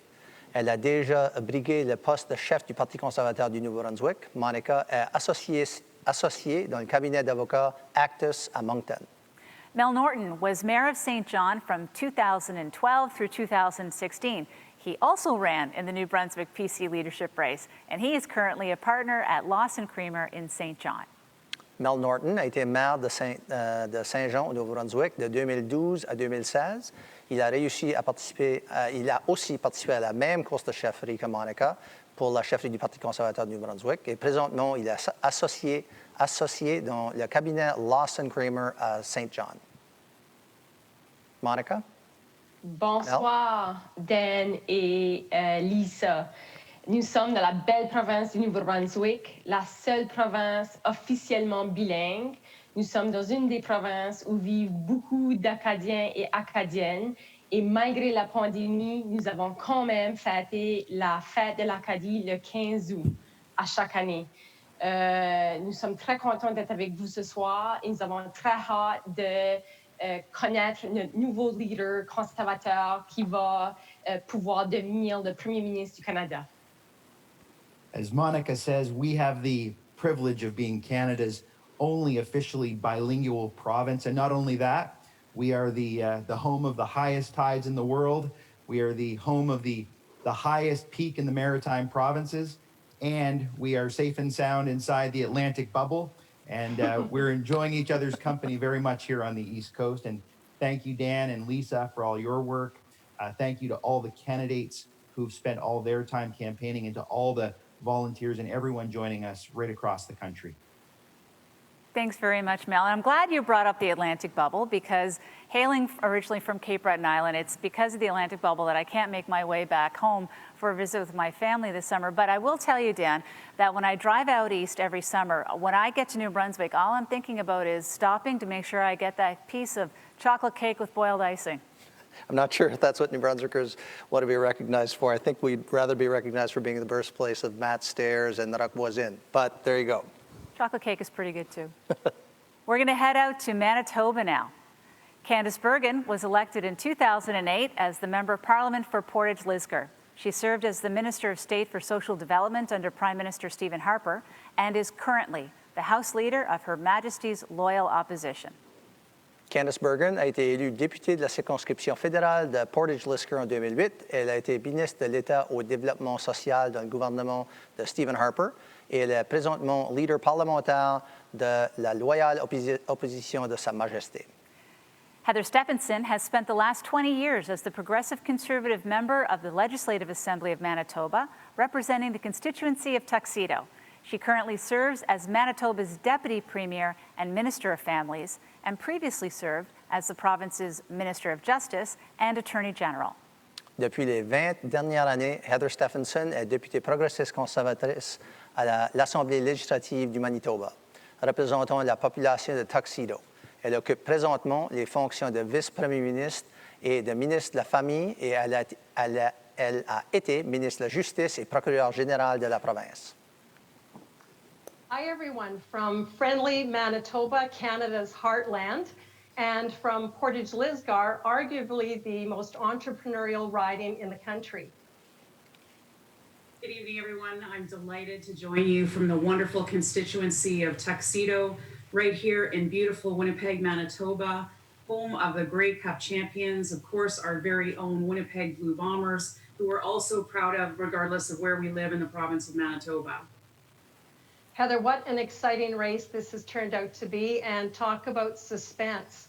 You know what I know, though, is that whoever is announced leader tonight, Conservatives in Manitoba will be fully behind. And I truly believe that our Manitoba members of Parliament will be fully supporting whoever is elected leader tonight. You're exactly right, Candace. I think it's really important for everyone to get behind whoever wins tonight, and knowing Manitobans as we do, I'm confident that that will happen right here. And I'm so honored to have been asked to play a small role in this historic leadership event tonight. A special thanks to you, Lisa and Dan, and your team for all the hard work that's been done put to choosing our next leader for the Conservative Party of Canada. We look forward to seeing the results very soon, I'm sure. So back to you, Lisa and Dan. Thanks very much, Heather, very much. I want to say, first of all, it's great to see Candace there. And Candace has been doing, Dan, an outstanding job as House Leader in a minority parliament and making sure she negotiates with a smile, but also make sure she gets the fair share for the Conservatives when it comes down to procedure in the House. That's great. And I'd be remiss if I didn't point out that Heather Stephenson also worked with Sonia Savage and I in the Mulroney government 27 years ago. So very good. Point that out. So now around a long time, Dan. Yeah, absolutely. So now we're going to go to Quebec. Et j'aimerais de présenter Alain Reyes. Alain Reyes est le député de Richmond-Athabasca et le lieutenant politique du Parti conservateur du Canada pour le Québec.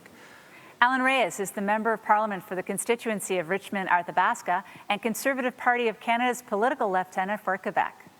Marie-Josée Garrett était candidate en 2019 dans la circonscription de Louis-Hébert et elle est la représentante du Québec au comité organisateur de l'élection du chef. Et on la remercie beaucoup. Marie-Josée was the Conservative Party candidate in 2019 for the riding of Louis-Hébert and represents Quebec on the Leadership Election Organizing Committee. Bonsoir à tous. Bonsoir à tous, good evening. Lisa et Dan, premièrement, je tiens à vous remercier sincèrement pour tout votre excellent travail depuis le début de cette course à la chefferie. Je suis très heureux d'être avec vous pour l'annonce de notre nouveau chef là, qui devrait arriver très bientôt. It's a pleasure for me to be here with you and Marie-Josée tonight.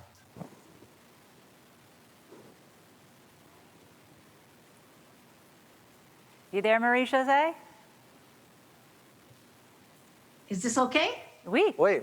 Okay. So, bonsoir Alain. Hi Dan. Hello Lisa.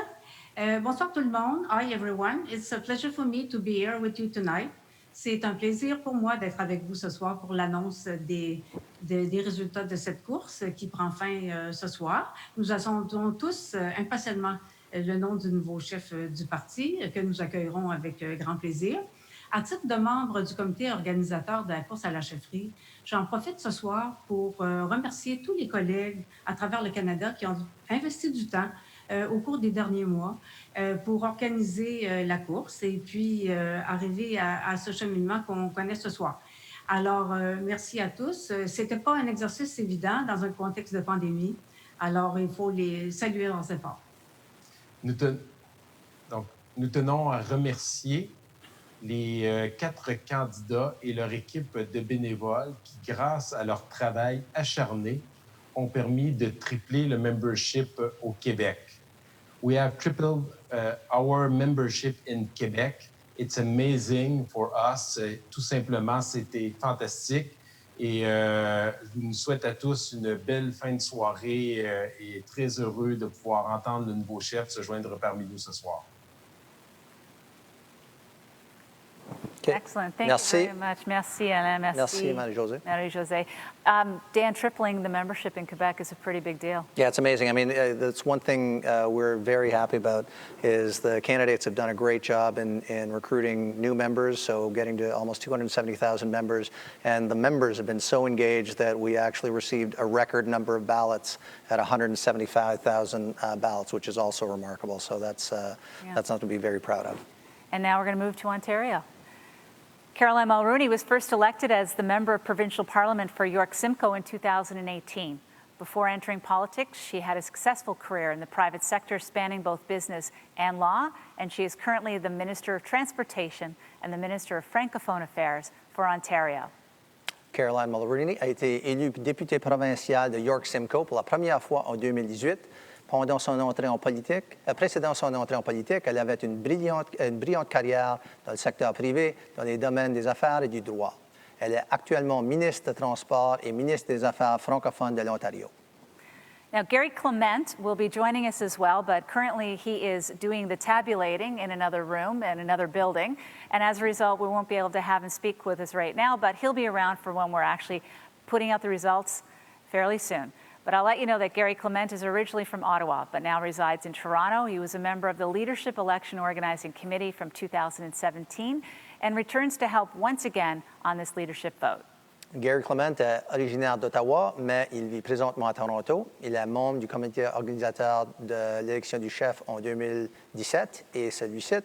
Et il revient nous aider une fois de plus. Et comme Lisa l'a dit, après de faire de l'ouvrage très important, il va nous rejoindre plus tard. Absolutely. So with that, we've introduced everybody across the country who is going to be bringing you some regional results. Caroline's going to speak. Oh, I'm sorry. Caroline. That's okay. Thank you, Lisa. Good evening, everyone. Bonsoir à toutes et à tous. I look forward to sharing this platform later this evening with Gary Clement, who's doing the important work of tabulating results. Vous savez, nous avons vu en Ontario un nombre record de membres qui ont voté, et ceci reflète non seulement le travail excellent de tous les candidats et de leurs équipes, mais également le désir qui existe en Ontario de voir un changement dans la direction de notre pays. You know, here in Ontario, until 2 years ago, we had a Liberal government in power for 15 years that prioritized special interests and showmanship over doing the important work that the people of our province really needed. But we now have, as you know, under the leadership of Premier Doug Ford, a Conservative government that is working hard to make life more affordable for people, to make our economy more competitive, and to leave our province better off for the next generation. And in light of the COVID-19 pandemic, these priorities are more important now than they ever were. And that's why I'm so excited that tonight we will be choosing our next leader and the next Prime Minister of Canada, who will be fighting so hard for those priorities. Merci, Caroline. Sorry for interrupting you before. Thank you very much for everything. The national results for the first ballot will be read when we have the first ballot pulled. But before we get there, Dan, can you give us an update as to where we are in the process and why we're still waiting for the election ballot results? Yeah, thank you, Lisa.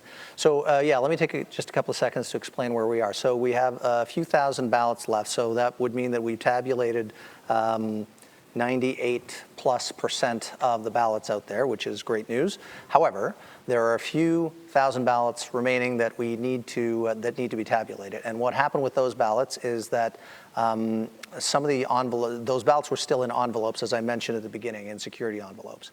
Those envelopes were opened today, and in the opening of those envelopes, some of the ballots were damaged. Some of them were cut, some of them were damaged in other ways. So what we're attempting to do is divine the voters' intention on those ballots, and that's under the full scrutiny of all the scrutineers for the campaign. So and Deloitte, and there's lots of eyes on that, but it's to make sure that we count every ballot we possibly can, and that's why it's taking a bit longer than we had anticipated. But we are going to get those results as quickly as we can. Absolutely. And when we do have those results, we can assure you that we will be allowing and asking our guests to announce across the country what the results are in each province. However, we are going to give you the national results, and we promise you that we'll give you the second ballot if there is one and the third ballot if there's one after that in quick succession. So we will get you the results quickly. And we will have a leader. And we will have a leader tonight. All right. Thank you very much. We'll be back as quickly as we can. Merci beaucoup.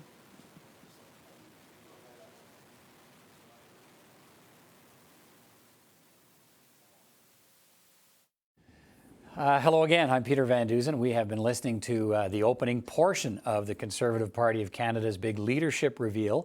By now, we were supposed to have learned the identity of the new leader, one of the 4 candidates vying for the job. Instead, that will have to wait until later this evening sometime. And why? You heard part of the explanation there, the delay caused by a problem with the counting of the mail-in ballots, because some 4,000 of those ballots were damaged and could not be read by the electronic ballot reader. So those ballots have had to be repaired or reproduced before they can be counting, and all under the acquired approval of scrutineers from each of the 4 candidates and the overseer, I think Deloitte he mentioned, the overseer to make it all official, before they can actually, as you heard Dan Nolan say, divine what a voter's intentions were. Everybody in that room has to agree those were the intentions in trying to repair that damaged ballot. So as we heard the first ballot results, they've been delayed until we had heard approximately 10 o'clock Eastern time, so 20 minutes from now, but that wasn't any clearer after what we just heard from the 2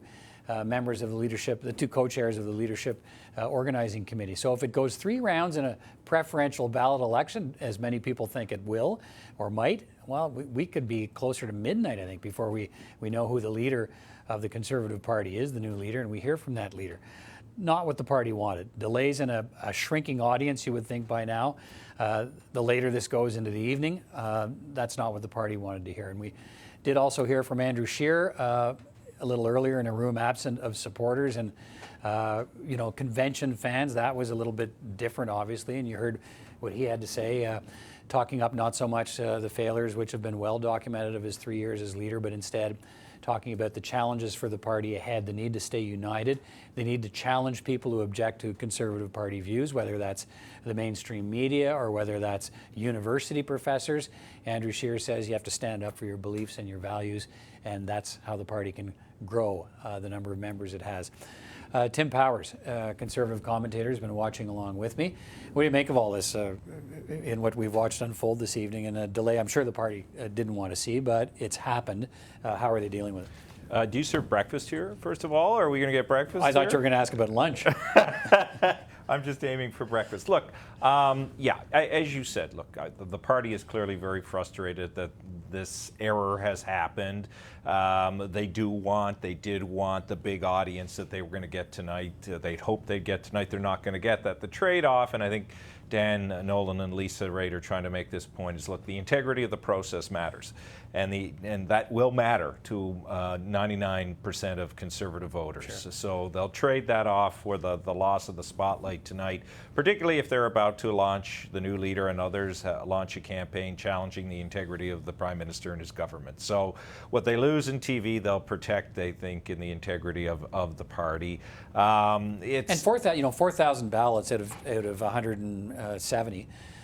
May seem a little bit inconsequential to people, but if it's going to be a tight race, and many people think it will be, those 4,000 ballots could make a difference. They could indeed, and it's, look, you have to show respect to the people who cast the ballots as well. It throws out the legitimacy of your process if, for the pure purpose of optics, you decide to discard those 2,000 ballots, and I'm sure none of the scrutineers would have allowed that. They can't separate themselves, because all these things are political exercises. You and I have covered lots of them before. The political exercise of discarding the ballots would lessen any Conservative weight that they have on a go-forward basis. But I can tell you, having been on the LEOC committee in 2004, the one that elected Stephen Harper, this is just agonizing. Again, Dan and Lisa are doing as good a job as they can to keep people going and entertained and keep Conservatives engaged, but I am sure everyone there is just fed to the teeth and want to get results out so that the focus can now be about who's sitting where in this horse race, and the stories about the mechanical problems are quickly forgotten. I don't think this will be a lasting problem for the Conservatives, but for the next couple of days, they're going to have to be used to getting some ridicule and some joke around what's happened. Yeah, it's one of those things that as you mentioned, we've seen a lot of these at conventions, particularly since we started electronic voting and mail-in ballots and so on. You seem to get these snafus at almost every one, and I think every party's had them over time to some degree or another. And I think, once you get a leader announced, there'll be a big pivot, I think, in terms of where the attention goes.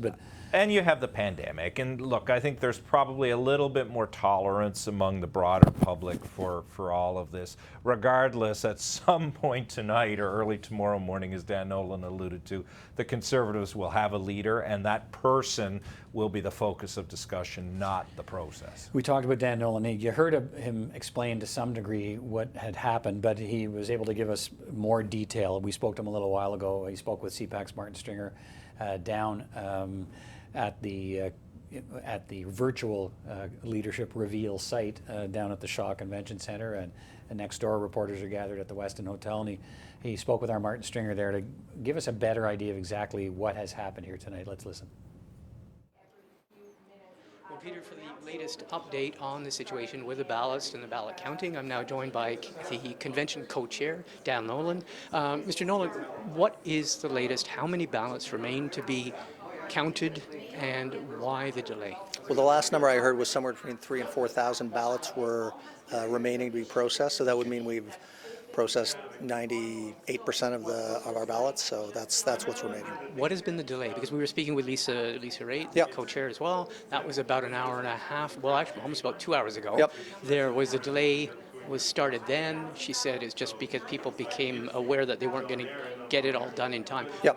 We've been hearing about certain machines that are not working or something? No, the machines are actually working fine, but there is one issue with not the counting machines or anything like that. It's the machine that actually just opens the envelopes that the ballots themselves are in. Okay.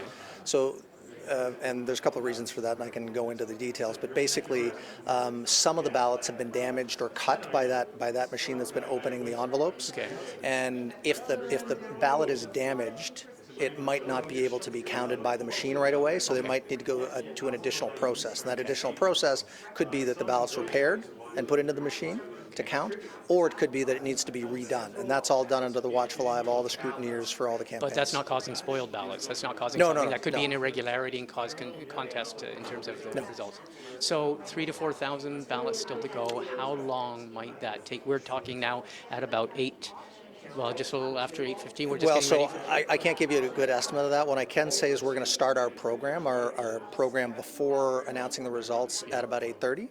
And then we'll run through that program. I don't know if we'll be ready to go as soon as that's done to go through and talk about the first ballot results. But I can tell you that we will have a result tonight. So we will have a leader tonight. Is this going to affect in any way the way you're rolling out and unveiling the results? Because there was going to be province by province announcement, some pause, some compilation, then another. Yeah, and I think we're still going to do that for the first ballot, and then we'll see if first of all if there's a second or third ballot, and then we'll look at how we'll roll that out for the. Okay. So if your best guess in terms of when we might see the ballots ready to be announced? I can't tell you right now. They're still working on it, and folks I can tell you they've been there since 4 o'clock in the morning. They're very keen to get this done. Yeah. So. Okay, Dan Nolan, thank you very much for taking the time. Okay, thank you. And Peter, that's Dan Nolan with the latest on the difficulties and on the delay in terms of counting the ballots here. 174,000 plus ballots, and they say that, as you heard, somewhere between 3,000 and 4,000 ballots remain to be counted. So that's the latest. Back to you, Peter. All right, thanks, Martin. That conversation with Dan Nolan a little while ago, we should say we've also had, on top of everything else, we had a massive thunderstorm move and all we were thinking about, Tim, was, well, that's the only other thing that could really go wrong would be to knock the whole virtual leadership reveal off the air tonight, but so far that hasn't happened. I think we're in the clear so far. Their fingers and toes and everything's crossed over there, Peter. But you know, if you go back there, the process of collecting the ballots had already had some challenges. You'll remember over the course of the last 2 weeks, the campaigns have been saying, because of mail volumes and the like, they were concerned about ballots getting in anyway. So this is an unfortunate, untimely complication. But this process has had challenge. Anybody getting mail or packages through the pandemic has experienced these sorts of delays. Unfortunately, not everybody's electing their party leader tonight. When we were going through the provinces earlier with Lisa Raitt and Dan Nolan, I thought it was kind of interesting when we heard from Alberta that Sonia Savage, I think 39,000 members had been signed up out of 270,000. That number struck me as kind of low, and I wonder if that's how you see that number. And I suppose we talked about it earlier this evening. Is that this is the first time we know for sure the first time in the 16 years of the new Conservative Party, formed back in 2004, that there will not be a leader from the West.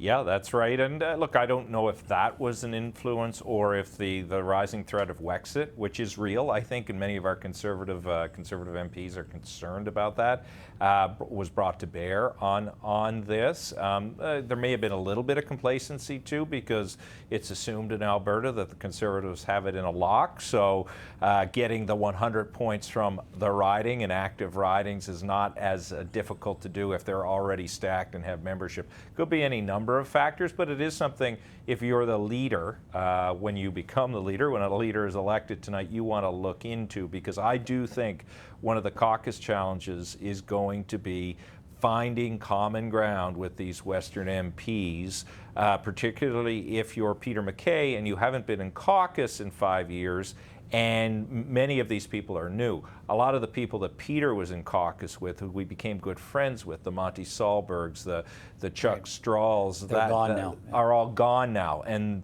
they had very strong bonds, and they would have bought Peter a lot of credibility. That's not to say he doesn't have allies out there. He does. And he does have, I can't remember the number, he's got a fair number He's of got a MPs fair number supporting. of them, but that collegiality that was born of the years in the trenches in opposition, the Democratic Congress, remember that? The DRC that was formed and how they joined the PCs. Again, you and I are old enough to know all of this, and most of our viewers probably know all of this as well. That helped Peter, but again, I think he has the skill set, if he wins, to find accord with a lot of those Western MPs. Let's we just chat about Peter MacKay. We're going to chat about the other candidates as well throughout our coverage this evening, but Martin Stringer caught up as we've been, sort of conducting interviews while we've been waiting to hear how this delay was going to be sorted out, but he caught up with the Peter MacKay campaign to find out what they're thinking about all these developments, so let's hear that interview.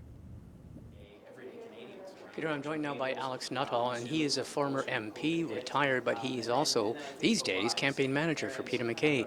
Alex Nuttall, thank you very much for taking the time. Thank you so much for having me here today. Let's start off with, give us your appraisal of what the chances are as we await the final result. Which chances would those be? The chance of your man, Peter MacKay, winning it. Look, we obviously are fairly confident. I think that when I say that with this caveat that as you go through these races, there's always surprises. We don't know what is in the ballot box. The voting took place over a long period of time, and so that can create some tension and some nervousness, but we're confident that we did a great job, and we're confident that Peter has done an incredible job getting his message out and ensuring that Canadians and Conservatives are aligned and they're ready for an 8-point jobs plan that will put Canadians back to work and get on the road to take down Justin Trudeau. Some people are saying when we watch the first ballot result, the crucial thing will be, does Peter MacKay have enough of a lead? Because if he doesn't, some of the conventional wisdom is that it's his to lose because Erin O'Toole might risk having more people come to him on second and third ballot. What do you make of that analysis? Well, look, I think there's two things about that analysis. There's two ways that we can grow and support. Number one, we can grow through attrition, meaning people aren't putting down ballot support to either Erin or ourselves. And the other thing is, I think that we've done an incredible job of reaching out to supporters of Leslyn and Derek. And if it is Erin we're against on the final ballot, I think that you'll see quite a pocket of support there for us. And at the same time, if Leslyn or Derek happens to surpass Erin, I know that there's a lot of like-minded individuals who support Peter and Erin, and we're ready to move forward as soon as the result's in. A lot of people talk about the support on second and third ballot, or as you call it, down ballot, from social conservatives, Leslyn Lewis and Derek Sloan. A lot of people have suggested that Erin O'Toole has made more direct overtures to the social conservative vote. For example, also he has said he has reservations about the government's legislation to deal with, to ban conversion therapy. Also, he suggested the abortion debate when it comes to sex-selective abortion, and Peter's not sort of been in those fields. Yeah. So what do you make of the analysis that socialist conservatives be more likely to go to Erin O'Toole? Well, look, I look back through the race and I see that Peter was honest, open. He went directly and said, this is who I am, this is what I believe in, this is what you'll get with me as leader. And I can tell you as a social conservative that the honesty that he has come forth with has really broken through. And think social conservatives, are, if their person is not on the final ballot, that they will put Peter MacKay in that placing. because they believe him. They know that he's going to do what he says he's going to do. He's made lots of overtures in terms of religious freedoms around the world, in terms of making sure that no government in the future ever tries to put a values test on summer funding for churches and mosques, etc. We've done a lot of work in terms of allowing the freedoms that are afforded our members of parliament in parliament to be secured and to ensure that no one's pushed around again in the future. So I think that these things really did blow through. And I expect that we'll see a better than anticipated result in social conservative support down ballot. Let's talk about the other issue, and you know it because you're his campaign manager. You know it because you were there in the first months of the campaign when the elephant in the room was that a certain number of conservatives were saying we can't support Peter MacKay because we don't think he's conservative enough. He's a red Tory, he's more of the PC, the progressive conservative tradition, and you had Erin O'Toole even saying, I'm true blue. Has he dealt with that? Well, look, I think that when Erin O'Toole and his campaign run around saying Peter MacKay is one thing or another, that's just part of their campaign strategy. We just chalk it up to that. I think that conservatives and Canadians know who Peter MacKay is. Peter MacKay is the guy who came forth with mandatory minimum sentences for sex offenders. Peter MacKay is the man who helped lead our military through the war in Afghanistan. Peter MacKay is the man who went out in the international stage and didn't embarrass us like this current government is. And so conservatives know who Peter MacKay is, that he's a strong conservative, that he put aside his own leadership to create this new party and ensure that we were getting Stephen Harper elected into government in 2006. If your man wins, if Peter MacKay wins this leadership, and if we see him behind you at those flags in a little while, addressing the media as the new leader of the Conservative Party of Canada, what do you think he should do in terms of that looming confidence vote on just after September 23rd, after the government introduces its throne speech? There's going to be a confidence vote. Should he, according to you, should he be pushing the caucus to vote non-confidence and provoke an election? Well, look, here's what I know about Peter MacKay. He's not going to go out there and make a decision on an election or a confidence vote that is in the best interests of just the Conservative Party or Conservative MPs. He's going to weigh what the legislation is. He's going to determine in a thoughtful process whether we want to support it or not. And he's going to ensure that as we go forth, we're doing what's right for Canadians. Because only when we're putting Canadians first will we be able to win enough of their support, their confidence to form government in the next election. Practical question. If he wins, you'll be waiting for a way of getting him into Parliament. You'll be waiting for a by-election. I don't know what's on the horizon. One would think his preference might be Atlantic Canada. What are the plans? What's the thinking? What are the scenarios? Well, look, we don't want to get ahead of ourselves. Obviously, step one is to win tonight. And step two, let's talk about later in the week. Okay, we will watch with interest. Alex Nadeau, thank you very much for taking the time. Thank you so much for having me. All right, we continue with our coverage here of the Conservative Party leadership reveal. In case you haven't heard, as you've been following coverage tonight perhaps, there's a long delay in the first ballot results and then the rest of the ballots because there's been a problem with some of the ballots having been damaged in the counting process by the machines themselves. So they need to be repaired, replaced, verified, all under the eyes of scrutineers for all of the candidates before they can be deemed to be sort of official ballots and counted into the process. So all of that is still taking place, we're told, and we don't have an exact timeline on when the party expects to announce the official results. So, but we're standing by for that. Tim Powers, following along with me, Conservative commentator. We just heard from Alex Nuttall who's the campaign chair for Peter MacKay, and questions about who's conservative enough to be the new leader. How big of an issue is that, do you think, for Conservatives choosing, okay, who is the most conservative of the candidates out there? Well, what does it even mean, right? I often take it as code for, are you akin to Stephen Harper or are you prepared to take a different path? Sometimes it also means, are you focused on the core fiscal issues and less concerned about the socially progressive ones? So are you bad if you're a red Tory in the case of Peter MacKay, or that was the history of where Peter came from? I think it's less and less a key debate in the Conservative Party. It's certainly something Mr. O'Toole tried to drive by appropriating again the support of Premier Kenney to suggest he was the true blue. He's said that so often, it's a wonder his veins don't pop out when he says he's true blue, challenging MacKay's certitude for all of that.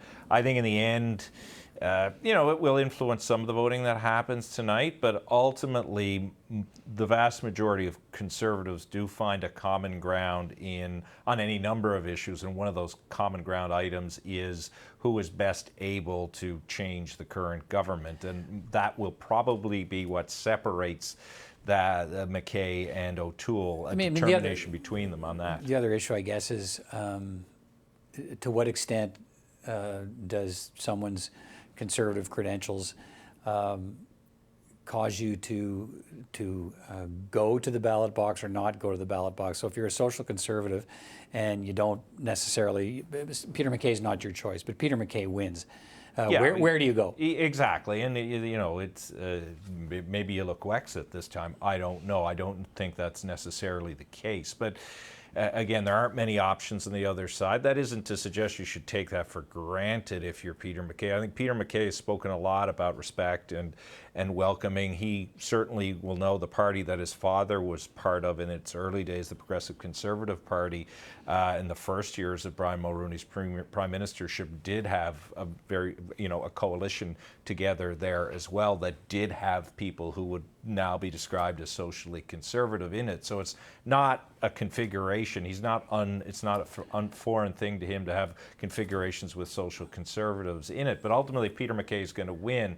It isn't, or Erin O'Toole or Leslyn Lewis, because I believe those are the three people who can win. If they're going to win in Canada, they're going to have to put a little bit of dye in there so not everybody's true blue to win, because the expansion that the Conservatives need to win means sticking to hardcore Conservative principles all the way through may not appeal to some of the others in the electorate. All right, let's go to Martin Stringer once again now, and we'll hear from the O'Toole campaign. Take it away, Martin.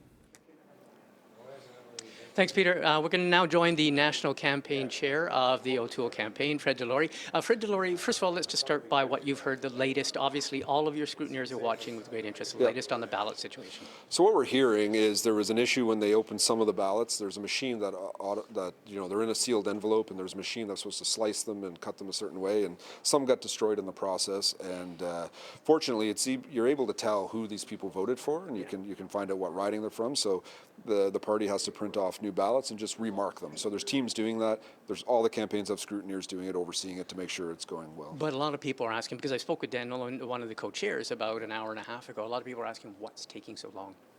It's a big process. It's not one generic ballot. There's 338 ridings. You vote based on your riding. Okay. So you got to figure out what riding that person votes in. So that's the process. To issue a new ballot. To issue a new ballot, and then you have to go through with the original ballot that was damaged and remark it correctly.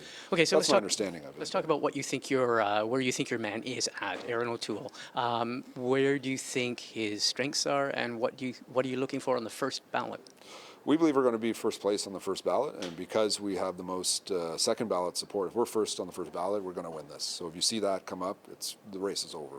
We're going to win. So let's just disassemble that. Yep. You are convinced that you have the most second ballot support. So you say that what will be most important is the first ballot. Right. We have Derek Sloan. If he's likely going to finish fourth, and a lot of his vote will go to Leslyn Lewis, but we also get a good chunk of it. Peter gets almost none of it. So that puts us up a little bit. Right now, our projections have us actually beating Leslyn Lewis on the final ballot. Okay. Are you confident then? It sounds as if you're confident, and we saw this during the campaign. Mr. O'Toole made some direct overtures to social conservatives and to the other social conservative candidates. He talked about the abortion debate in as much as sex-selective abortion. He mentioned it just like the other two social conservative candidates. He also mentioned being opposed to the government's legislation banning conversion therapy. So do you think he will attract more social conservative vote than Peter MacKay? Right. Well, on the, what Erin's always said about social conservatives is he welcomes their voice in our party. He's not a social conservative. He's always been very clear on that. And on the conversion therapy thing, like there's concerns with how the bill is written. There's not a concern with actual banning conversion therapy. Like that's something that I think we all agree is abhorrent. But the bill itself, there are some issues with how it's written. Peter MacKay on the other side, he called social conservatives stinking albatrosses. So that was a huge impact there on Peter, and I think that hurt him big time in that. Near the beginning of this campaign, your candidate, Erin O'Toole, talked about one of the other key issues is climate change and the resource sector and the oil sector. And at one point, he tweeted out a policy saying that he would phase out fossil fuel subsidies. Within 24 hours, he had rescinded that tweet, but it allowed Peter MacKay to say that he was waffling on that policy. Why did he tweet out a quite strong policy, which really corresponds to what Canada has committed to internationally under the G8 and the G20, and that's phasing out fossil fuels, but he's now rescinded that. Well, I'll premise this by saying I'm not a big policy guy, but that from what I understand, it was not it was being misinterpreted. So there was concern with how it was worded, so we reworded it to push that out. If Erin O'Toole wins, as you hope, will it be because we saw in the first month he played very much on the fact that there is a segment in this party that just does not want to see Peter MacKay as leader. It was a very poorly kept secret that they didn't feel he was blue enough, not conservative enough, more from the old red Tory. And Erin O'Toole went directly at that. He said, "I am true blue." Right. So if he wins, is that the biggest reason why he'll win?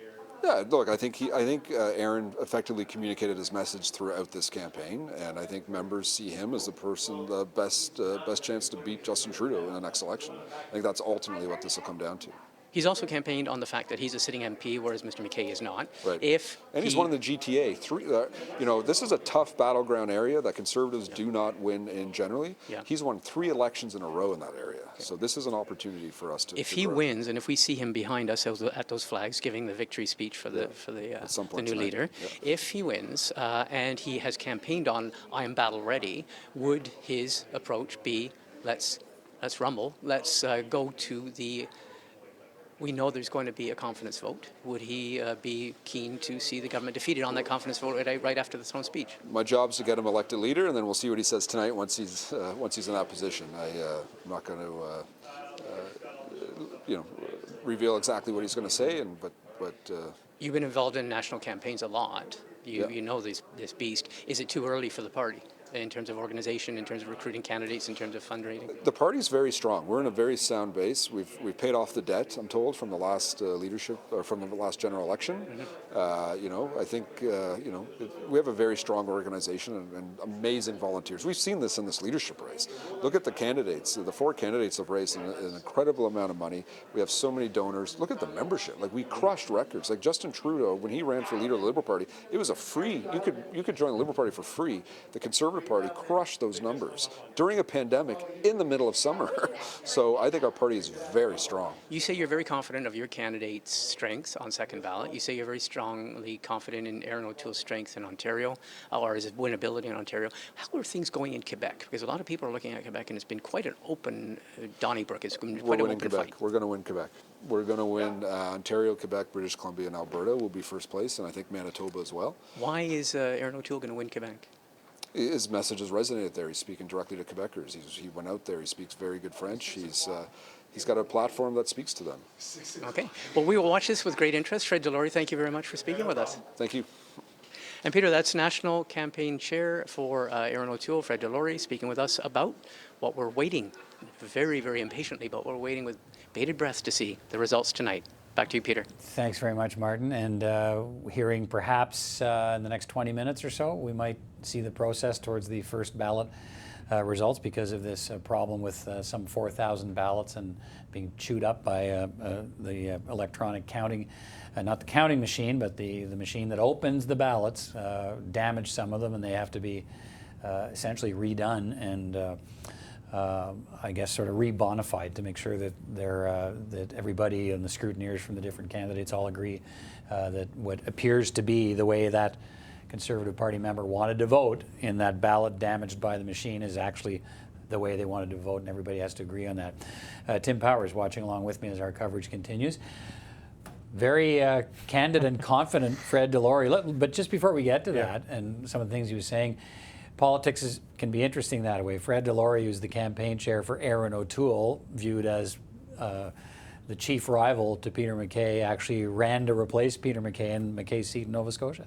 Yeah, fellow Nova Scotian, and I don't know this to be true, but I understand from others, Fred wasn't overly delighted that he didn't have much visible MacKay support when he sought that sought that seat in 2015. Right. So there's always internal party dynamics that play themselves out here. But I got to say, it is pretty fascinating to see Fred's candor and confidence there. Again, there's not much reliable public data about voter intentions to know how accurate Fred may be or how invested emotionally Fred may be without a grounding in all of that. We just don't know. Because of this system. It's the one member, one vote, but it's the point system, which also complicates the repairing of these 4,000 ballots, because it's based on a point system. You have to know which riding it was from. It has to all be done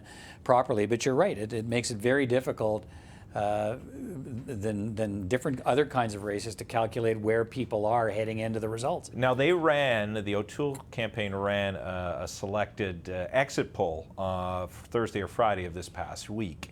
So I don't know if they're relying heavily on that. Did they get enough data in there to do that? How valuable that may be. So that could be influencing all of this. I can tell you again, anecdotally, I know in my home province of Newfoundland and Labrador that one of the things the O'Toole campaign did very well was get a group of energized organizers on the ground. Peter Panashua, you'll remember that name, former federal cabinet minister, joined the O'Toole campaign early. Labrador is one of the 10 ridings that grew its membership. Avalon, you saw Judy Manning on the program earlier. And that's important because they're not heavily populated ridings. They don't need a massive membership. Exactly. They still get 100 points. They still get 100 points. So you would have thought that in a normal set of circumstances, Peter MacKay would be coming out of Atlantic Canada as the son of Atlantic Canada with a ton of votes. But if O'Toole is able to pick up points in Atlantic Canada, a significant number of points in Atlantic Canada, and win, as Fred seems confident that they will do in Ontario and elsewhere, and Quebec, he could be right. I mean, Quebec is always a wild card. I remember during the 2004 leadership race that was run under this system, Stephen Harper, Tony Clement, and Belinda Stronach. The great worry that the Stephen Harper team had in the day was that Belinda Stronach was going to use her resources engaging and hiring a lot of organizers to win Quebec. And they didn't really know until the end what was going to happen. Of course, Harper won on the first ballot. She didn't do as well as people thought in Quebec. So much of this is still smoke and mirrors until the actual results come in. Well, what we heard from Fred Delory, which is, again, I talk about a little bit unusual candor, not the confidence you hear from campaign managers, but he sort of spelled out the path to victory. He thinks Erin O'Toole's ahead on ballot 1, ahead of Peter MacKay, and then on ballot 3, he wins over Leslyn Lewis. So that's a scenario we really haven't heard. That is not a scenario we've heard. I've always heard there's a path to victory for Leslyn Lewis, but that involves Erin O'Toole doing less well than Fred had spoken about. You know, the other person who was predicting this past week that Erin O'Toole was going to win and potentially on the first ballot was Hamish Marshall. Who's Hamish Marshall? He just ran the last Conservative campaign. He ran a successful campaign for Andrew Scheer that got him elected. These are people who, I know they have a lot of experience. I know they're involved in creating information for consumable purposes, but I know they're capable. So they're certainly taking risks going out with such broad prognostications at this point. Well, we've heard from the O'Toole camp and we've heard from the MacKay camp. Let's hear from, again, my colleague Martin Stringer spoke a little earlier with the Leslyn Lewis camp. Let's hear what they're saying about where they think all of this is headed. Peter, I'm joined now by Stephen Outhouse, and he's campaign manager for Leslyn Lewis, one of the candidates in this leadership race who has impressed and who has raised a lot of eyebrows in terms of her support. Stephen Outhouse, first of all, what do you make of how your candidate, Leslyn Lewis, has done so far in this race? Well, we've been very pleased. I mean, she's come as a total outsider to the race and to politics in general. And so for her to kind of come in as a relative unknown and to start to kind of share her message and connect with the members, we're fast forward to the end, and we're she's in this. Like we've been fighting the good fight, and we're seeing a lot of support for her in fundraising and votes across the country. So we're excited about the results tonight, and we'll see how the members decided. Okay, and first of all, apologies because I just did something which is hard to beat the habit of approaching a person with a microphone. Gotcha. So Okay. sorry for breaking that social distance. No problem at all. What do you think it is about her approach that is getting the support that she's getting? Because she is socially conservative, and she's made no bones about that. She's not apologized. And yet there's so much buzz and interest about her being the only woman candidate, and a lot of talk about reaching out to racialized Canadians, Black Canadians, whatever. Yeah, so I think her message has been one of staying true to conservative principles, but talking with that broader vision of how we need to grow the party if we're going to win. And yes, she is more a leadership candidate who is a social conservative rather than a social conservative who happens to be a leadership candidate. She's been putting forward a platform that appeals to fiscal conservatives, more on the libertarian wing, conservative principles, but saying that these conservative principles actually do resonate with a lot of Canadians who don't traditionally think about voting conservative. And she being the messenger, I think, in the next election could attract a lot of people who haven't traditionally thought about voting conservative. She has talked about abortion legislation with regards to sex-selective abortion. 3 of the candidates have come out in favor of that. And she's also talked about free votes for members on matters of social conscience. But when this leadership race began, the conventional wisdom among a lot of commentators was that this party could not afford the debate surrounding social conservatism, that they've got to have a clean sweep and appeal to a much more, I'll use terms like broader, so progressive Canadian electorate. What do you make of that? So I think, first of all, commentary is often wrong, but it's up to the members to decide, and then up to Canadians beyond that. But it was clearly an issue that a lot of people were worried about and concerned about. And so when she launched her campaign and we were starting to put forward platform ideas, we called it a no hidden agenda approach, just so that there could be no, one of the big problems in the last election was repeated allegations that there was a hidden agenda. And so for her to say, here's the 4 things that touch on abortion that I am going to put forward, and all members will have the right to, vote their conscience. I think that built a lot of comfort from a lot of people, and they were the topics she's put forward about, combating sex-selective abortion or coerced abortion in particular. These are things that Canadians feel actually pretty much in agreement about, that people shouldn't be coerced into these situations. So by putting it in a way that it was clear, it was articulated well, I believe, and people knew that here's the limitations, I think that built a lot of comfort. What about people who say, though, she can be clear and she can say in these specific instances, just to take the abortion issue, these sex-selective and coerced abortion, but then people who say, yes, but it is a slippery slope to open, there's a party policy that says we are not going to revisit the abortion issue. What do you make of that? Yeah, well, I think that's why it's important to be very clear on it and say, like every politician, you get judged on your record and judged on what you do. And if she says this is what I'm going to do, and if she is to go beyond that, then people obviously have the ability to say, whoa, like that's not what you promised you're going to do. These would be steps, I think, that would be important to Canadians to have that debate and have that discussion. And frankly, even if it doesn't win in the House of Commons, it's an important debate to have. But that's where it is, and so people can decide on how she gets to be held accountable, just like any politician. The 2 candidates who have been called, for want of a better term, the presumptive front runners, the favored candidates, those who had a greater fundraising and more caucus support, Erin O'Toole and Peter MacKay. If she doesn't make it to the 2nd ballot or the 3rd ballot, who do you think, the people who are supporting your candidate, Leslyn Lewis, who do you think they would be the most prone to in terms of supporting?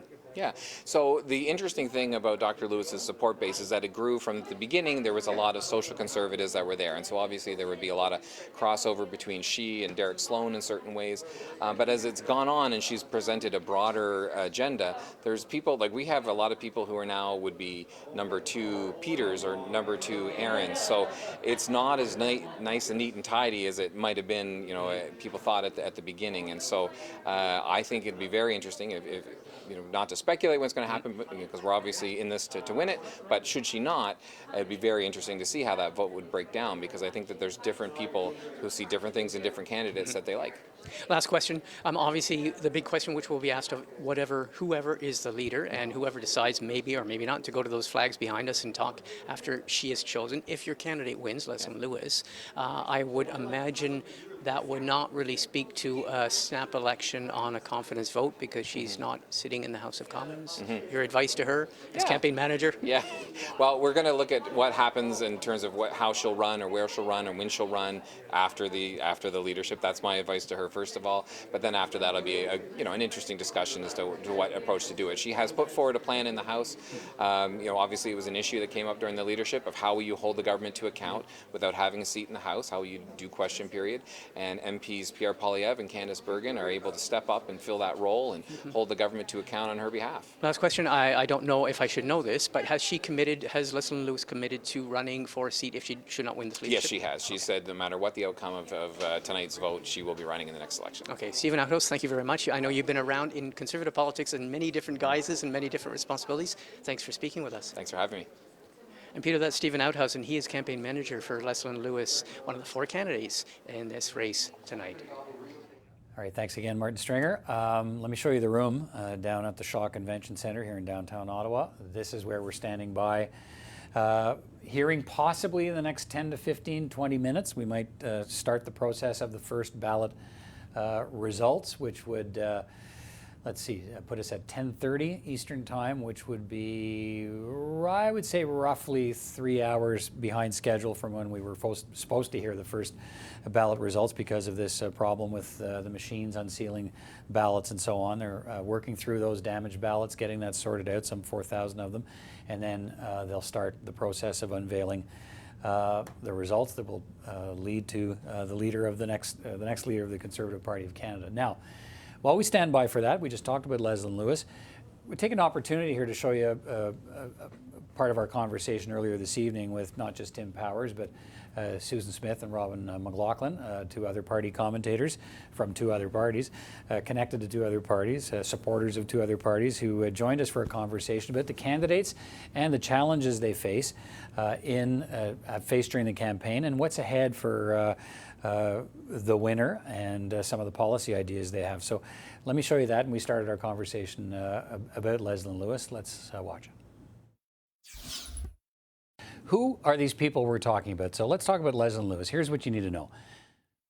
She's 49 years old. She's a lawyer with degrees in law, environmental studies, international law as well. A former 2015 Conservative Party candidate in Ontario in the riding of Scarborough-Rouge River. Dropped in at the last moment when the candidate who had been on the ballot had been planning to run, had to leave that race. She's a former vice chair of the Ontario Trillium Foundation. Describes herself as pro-life and social conservative, says the Conservative Party should have no hidden agenda. She's in favor of free votes on issues of social conscience, and she's hoping to broaden the party's support among women and racialized minorities. Here's part of the pitch she's been making to voters in the party. Next election won't be won by who gives out the best tax breaks. It's going to be won by the party that can look Canadians right in the eye and tell them with sincerity that they're going to put them first. It's going to be won by a leader who's willing to toughen penalties and consequences for politicians who break ethics and conflict of interest laws. It's going to be won by a leader who puts Canada first in all areas of policy. That is why, as your leader, I will be sticking to the issues. I won't be focused on attacking Trudeau. His failings have been very public. He has had many opportunities to change his ways, and he has refused. Canadians are watching this unfold right now. Instead, I'm going to focus on offering a principled conservative alternative. Under my leadership, our party will become a beacon of transparency. We will show Canadians what it means to build a culture of accountability, where your leaders answer the questions and not just with mere talking points. We will lead by respecting freedom of speech, and we will value diverse opinions and a healthy debate. Canadians will no longer be walking around on eggshells in fear of being punished for innocently saying the wrong thing in a conversation. We will no longer be divided by race, ethnicity, and other labels that differentiate us. We will show Canadians that our unity is indeed our strength. We will demonstrate that a country where each region is pulling together instead of pulling apart is a Canada where we will all prosper and achieve great heights. We are going to win the next election by building a strong, principled, conservative government based on policies of courage, compassion, and common sense. And united together, we will bring Canada together again. So this whole idea of the weight of social conservatives, so in the party, and the showing of Leslyn Lewis, and when we say showing, we don't know the results yet, but we talk about fundraising numbers, we talk about just the buzz in a campaign that she has picked up, and in many ways has become the story of the campaign. But what does her strength suggest about the weight of the social conservative movement in the party, and what do you think of that? Well, I don't know if it is the weight of the social conservative movement in the party or it is the skills of the candidate. I mean, I've had long-time conservatives who would certainly not be described as social conservatives call me to say, hey, what do you know about Leslyn Lewis? She comes across very well. We like what she's saying. I think she's been able in her language and in her approach to make people comfortable that she has a place for her faith and she has a place for policy making. Do social conservatives then perhaps not see her as fully legitimate? I don't know. We'll see that later. But I think she's demonstrated a key skill in what she's done so far, that she can bring people together. That is the task of any leader. And certainly, I think she's so different from Andrew Scheer on so many levels that Andrew Scheer certainly had social conservative leanings, but here you have a highly successful woman who's had a career elsewhere, who's a mother and is able to speak to people in a comfortable, engaging manner, something Scheer couldn't do. So that may have alleviated some concerns that some people may have about where she would register her social conservative perspective. Susan, you touched on the point earlier. I mean, that's one of the stories people will be watching to see tonight, is exactly how much strength does Leslyn Lewis come out of this process with. And for other parties, for the Liberal Party, for instance, should that be a message to voters about the state of the party if she's really strong? It could be. It could be that the Conservative Party is starting to change, or that they're drawing additional support. I mean, traditionally, you wouldn't expect Leslyn Lewis to be elected by the Conservative Party. Her social conservative credentials, she's a downtown Toronto lawyer. That's not typically who the Conservative Party elects these days, right? Especially when you have the social conservative base. That's not what has appealed to them particularly. So it'll be interesting to see if she's broadened that appeal. I'm curious, but I think there'll be a few people tire kicking. They've just heard of her. She's just brand new. I don't know whether or not they'll commit their vote to her entirely. She didn't run in the last election campaign. So if she's got such conviction to lead the party in the country, why didn't she step forward in 2019? I think that's an interesting question for people to see. But if she breaks through and if she takes the leadership helm, I think that's a signal to the other parties that they should look out in urban Canada, because the conservative base, the social conservative base, will always vote Conservative. There's nowhere else for them to go. But if a breakthrough candidate like Leslyn Lewis comes forward in urban Canada, that will cause other people to stand up and take notice. Robin, what do you think? Yeah, I'd agree with Susan on that. I mean, I think it's important that the Conservatives can demonstrate that they can appeal to Canada's, urban centres like Toronto, and not just focusing on kind of suburban Canada. And I think Leslyn Lewis has an opportunity to help the Conservatives with that. I also think Tim's right that certainly she's a social conservative candidate. She's quite open about that and her social conservative values. But she's also very articulate at explaining her politics and her social conservative values. And I think that's something where that Andrew Scheer Scheer struggled a bit during the election campaign. He knew he didn't want to be talking about it because it wasn't good for the Conservatives in the polls, but he wasn't able to talk about it in a way that sounded authentic. And I think that that's really important, is that people look for authenticity in politics as much as they look for things like actual, political principles and those values. They want to see that they want to know that they can trust somebody. And I think Lewis has demonstrated that she's a very authentic and able communicator. So I think she'll be an asset to the Conservatives whether or not she wins tonight. You know, the other element of the Leslyn Lewis candidacy that I think bears discussing, and you've seen it play out over the last week or so, is a frustration among Conservatives that there isn't, and it may be a condition of the pandemic, more discussion of the unique historical candidate that she is. There has been, rightly, this celebration in the United States about Kamala Harris and what she means to the body of American politics. This is an important, I don't want to overplay it, but I certainly don't want to underplay it.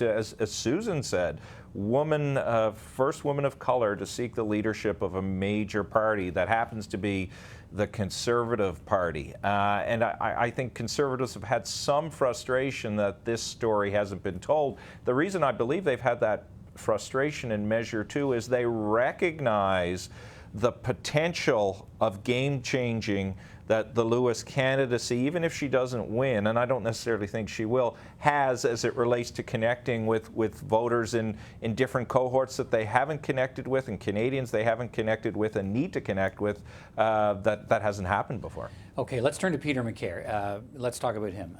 He's considered one of the front runners. Here's what you need to know.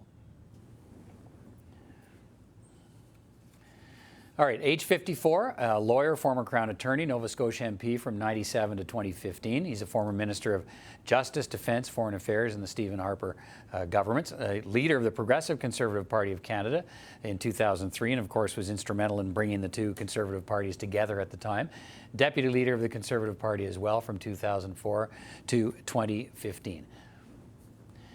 What else do we need to know about him? He's got a lot of different policies that all the candidates have, and a lot of them have talked about the need to move the party forward and party unity. One of his focuses has been about jobs and also climate change, new technologies, carbon sequestration, the sale of Canadian liquid natural gas to help displace the role that coal plays in international markets. Describes himself as a social moderate. And here's the jobs pitch that Peter MacKay has been making to party members. Trudeau's response to COVID-19 has been to open the financial floodgates for individuals, but he has failed to provide the supports and the conditions that employers need to keep jobs alive. Businesses are in serious trouble, and millions of Canadians are unemployed. We need to shock the system back to life. This will require bold action, and believe me, the plan is bold. I will get behind new natural resource projects so that Canada can once again become a global leader. We will become a technology powerhouse of the North and a place where advanced manufacturing provides high-paying, sustainable jobs. We will be transforming our tax system so it will no longer be a hindrance, but a driver of job creation and growth. And we will support small business. We will get our finances back on track. Our trade policies will be fair and will support jobs here in Canada. My 8-point jobs plan for Canada will help us to come out of COVID-19 stronger than ever. All right, if you're just tuning in by chance to watch the Conservative Leadership Party reveal, we should let you know they're running 90 minutes behind because of a challenge in counting up the 175,000 ballots they have received, mailed in from across the country over the last number of weeks. The program was supposed to be underway now. It's now, we're now being told sometime around 7:30. The reveal process will actually begin.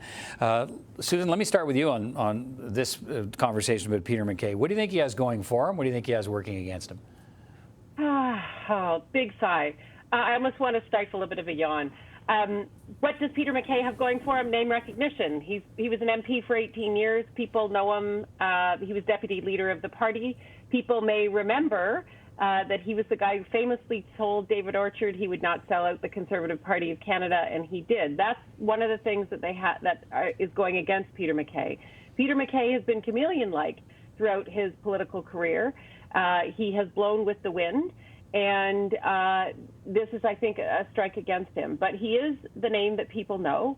He was an integral part of the Harper government. And if the Conservative Party is looking to show that they're different from the Harper years, I'm not sure you get anything different if you get Peter MacKay. Tim, what's he got going for him? What's he got working against him? Well, you forgot the most important part. He's a rugby player. 3 of us on this panel. I mean, come on, Peter Van Dusen. So he should win just for that alone. Well, it's not a rugby game, Tim. It's tougher than a rugby game. Well, I don't know if it's tougher than a rugby game. Parts of the campaign. Maybe. But to get back to the serious question you asked, so I agree with Susan. Peter has name recognition. He has senior leadership experience. I think he and O'Toole have been fighting over this. But Peter obviously served in cabinet longer than Erin did. He's been a party leader.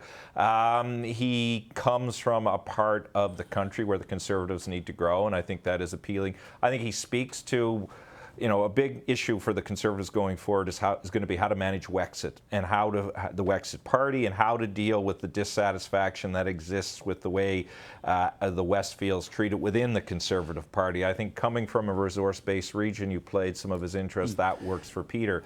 Peter's weakness is, like any political leader, he has a couple that sometimes he is not as consistent in approach. I think the Peter you meet in private, and I think Robin would attest to this, is a warm and engaging and lovely fellow. The Peter, you don't always see that on the campaign trail, which I think would build some support. I do think he probably started as the prohibitive front runner. He had some bumps along the road. There were some mistakes that were made there. I think he's still the front runner.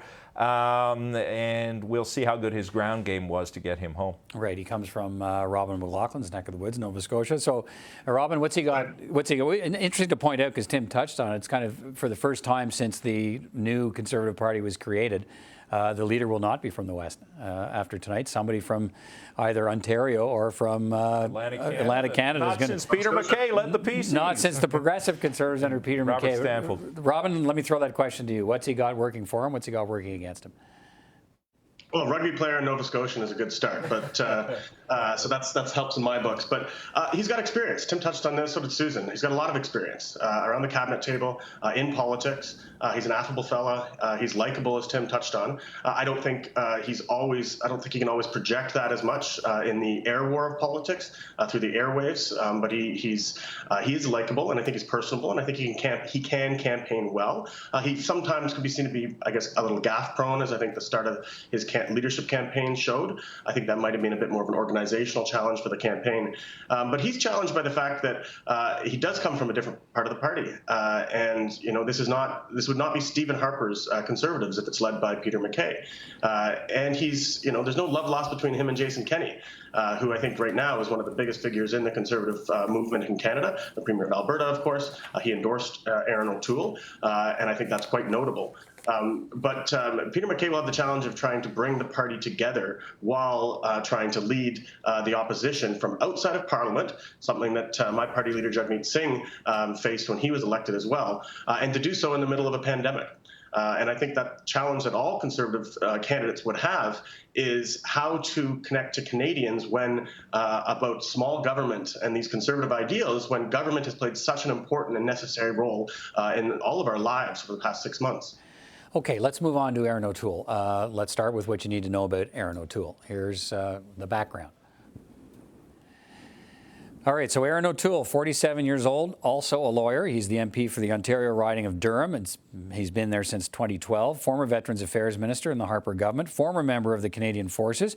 He finished third in the 2017 CPC leadership race. That was won, as we know, by Andrew Scheer on, I think, ballot number 13. The most we're going to get tonight when it finally does start is 3 ballots. So he's also been talking about climate change, focus on making industry pay through a national industrial regulatory and pricing regime across the country. And he says social conservatives will have a seat at the table if he is the leader of the party. He's also, we should say, a number of occasions referred to Peter MacKay as sort of liberal light. So he's painted Peter MacKay as a sort of left-leaning Conservative, and he promises to be the true blue Conservative. So, Robin, let me start with you. Erin O'Toole, what do you think? Sorry, just before we get to Robin, let's hear the pitch that Erin O'Toole's been making recently about controversy around the government and what he's going to change. Canadians know that the Conservatives will get our books back in order get our country competitive again, and make you proud of an ethical, principled government that is looking at the best interests of Canadians, not of Liberal lobbyists and corrupt insiders. I will hold Trudeau to account on day one as leader of the Conservative Party in the House of Commons. I'm the only one that can do that. And from there, we will whittle down their credibility and defeat them in the election that will likely come in the next 6 months. We don't have time to miss holding them to account in the House of Commons. We don't have time for leaders to find their footing over several years and learn how to lead.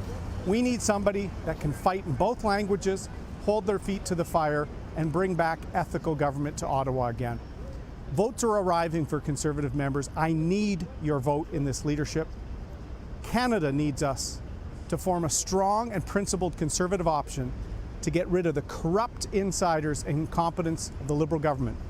What are the hundreds of thousands of Canadian families reeling in unemployment, collecting emergency response benefits think about $40,000 gift vacations and insiders getting ahead at the expense of Canadians? That's corruption, and in fact, it's immoral. I'm going to fight for you. Serving in government is about serving the people, not self-serving. That's what the Liberals do. It's time for a true blue leader to clean out Ottawa.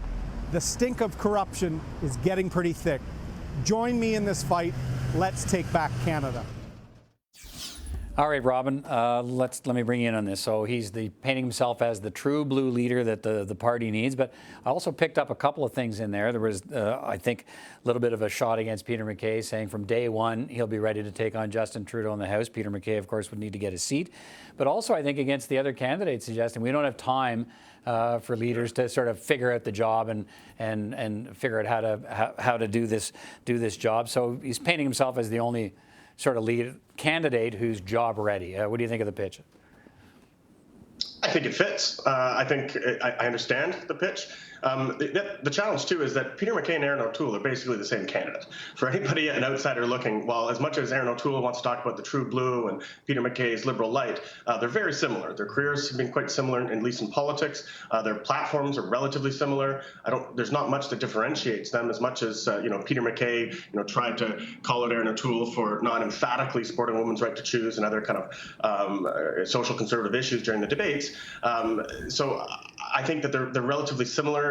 They're both from Eastern Canada, if you're kind of that Western base of the Conservatives. So Erin O'Toole tried very hard to, I think, appeal to the Western Conservatives and try to take this tough, true blue approach. But they're quite similar. Erin's also a fairly charismatic guy. I think he's a good politician, a good retail politician. And I think he's trying to differentiate himself by saying he can be there on day one and take advantage of the scandals right now affecting the Liberals.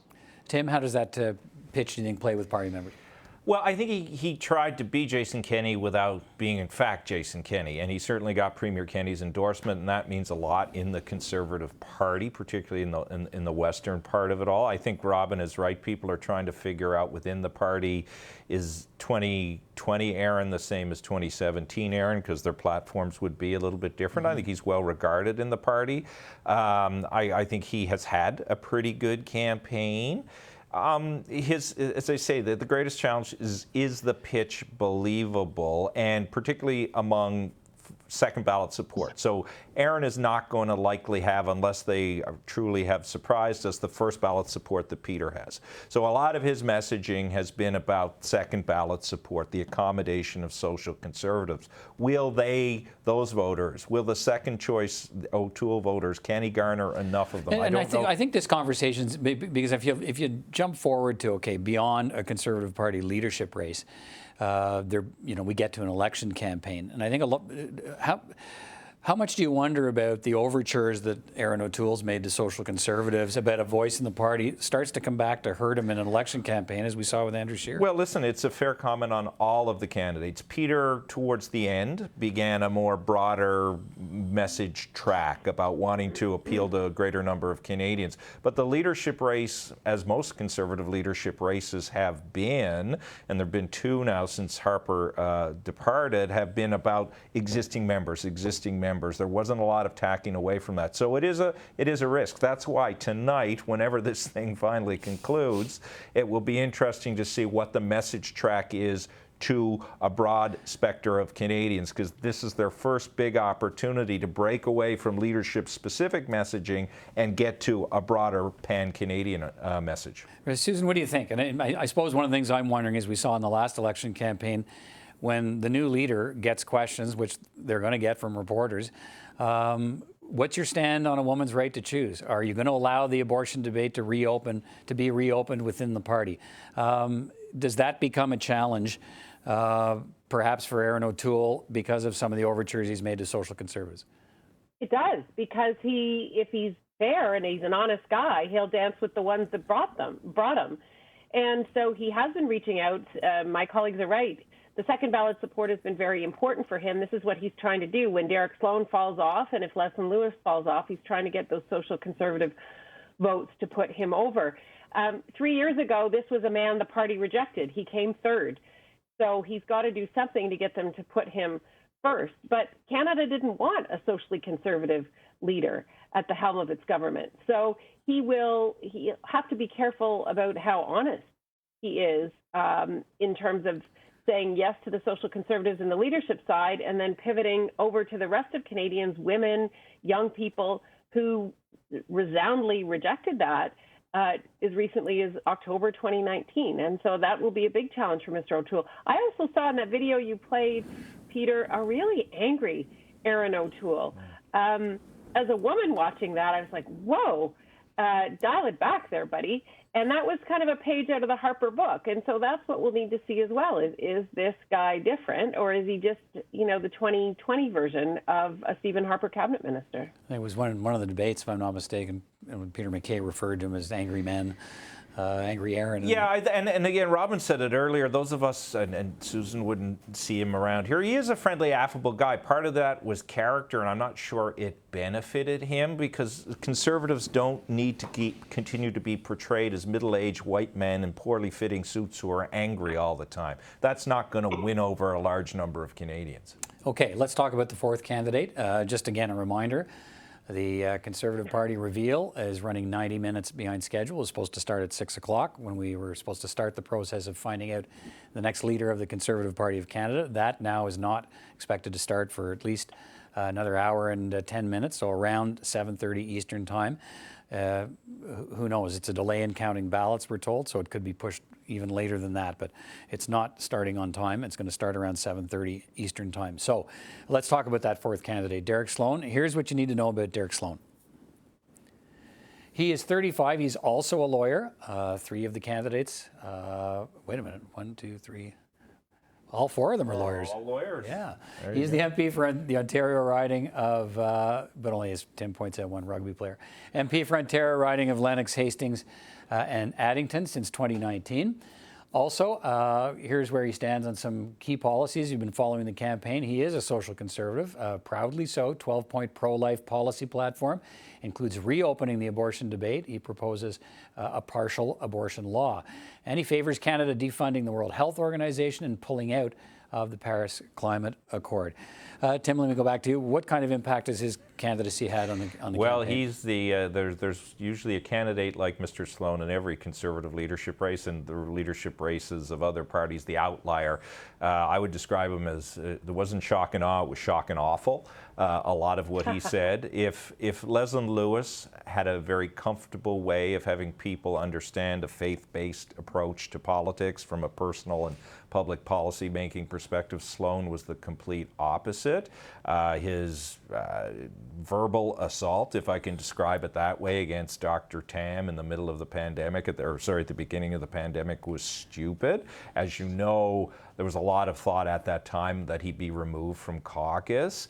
I'll be fascinated to see what he actually does on the first ballot and where he sits. I don't know what his future is in the party. I guess the one positive you could say about Mr. Sloan and this leadership race is the Conservative Party harbors the opportunity for all to speak their voices, though Mr. Sloan's is not one I prefer. All right, let's come to your two colleagues in a second, but let's hear what he had to say. Give him a voice here for a little bit of time. Here's Derek Sloan's pitch to the voters.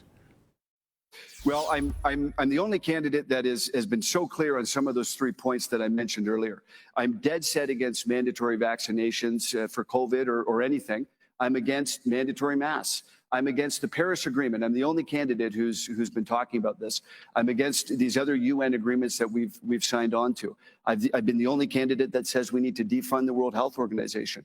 I've been the only candidate that says we need to defund these radical green energy organizations.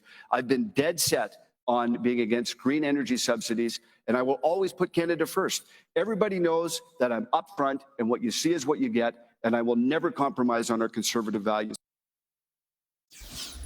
All right, Susan, let me go to you. That was the pitch, and start with a whole no masks, no vaccinations, and what do you make of that candidacy? That's just embarrassing, Peter. That's just embarrassing that anybody with any kind of common sense would espouse those views, and especially anyone who would seek to hold higher public office and higher public office. It's completely irresponsible. I feel sorry for Tim and his conservative friends and colleagues that this kind of person is standing forward and a spotlight is being shone on him.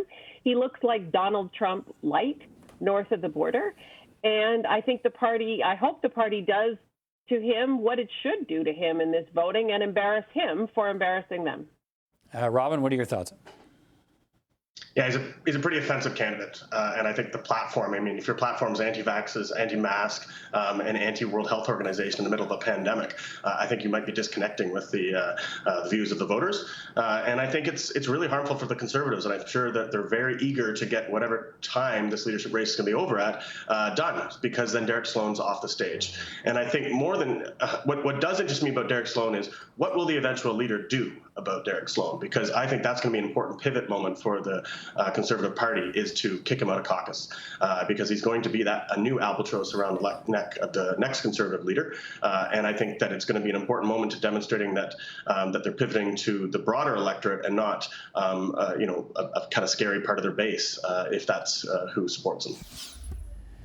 All right, this is Peter Van Dusen live with you again now, a live shot of the room at the Shaw Convention Centre in Ottawa, where we are still standing by for the first ballot results for the Conservative Party of Canada leadership race. 4 candidates in the running, of course, all of them standing by to find out who's actually won this race. We were supposed to have known that probably a couple of hours ago now at least, but a problem with some of the voting machines and ballots. We're told somewhere between 3,000 and 4,000 of those ballots were damaged. They have to be sort of reconstituted, re-verified by all the scrutineers from the various candidates to actually be able to be fed into those counting machines, because it was the damaged ballot itself that was the problem. Another machine cutting the mail open, cutting the ballot open, actually cut some of them where they shouldn't have been cut, and now those ballots are a problem. They have to be sort of repaired, they have to be rebuilt, and now we see this might be a good sign, my friends, as we watch along here at 7 minutes to 11 Eastern Time. Those are the 2 Leadership Election Committee co-chairs, Lisa Raitt, Dan Nolan, making their way into the room. Is there any audio on this? They do have their equipment on. They have stuff, and they're heading for the stage. So we're going to stay with this to see if this leads us to something hopeful. Hopefully not just an announcement that there's still a delay, but that something is about to happen. So still no audio from that room.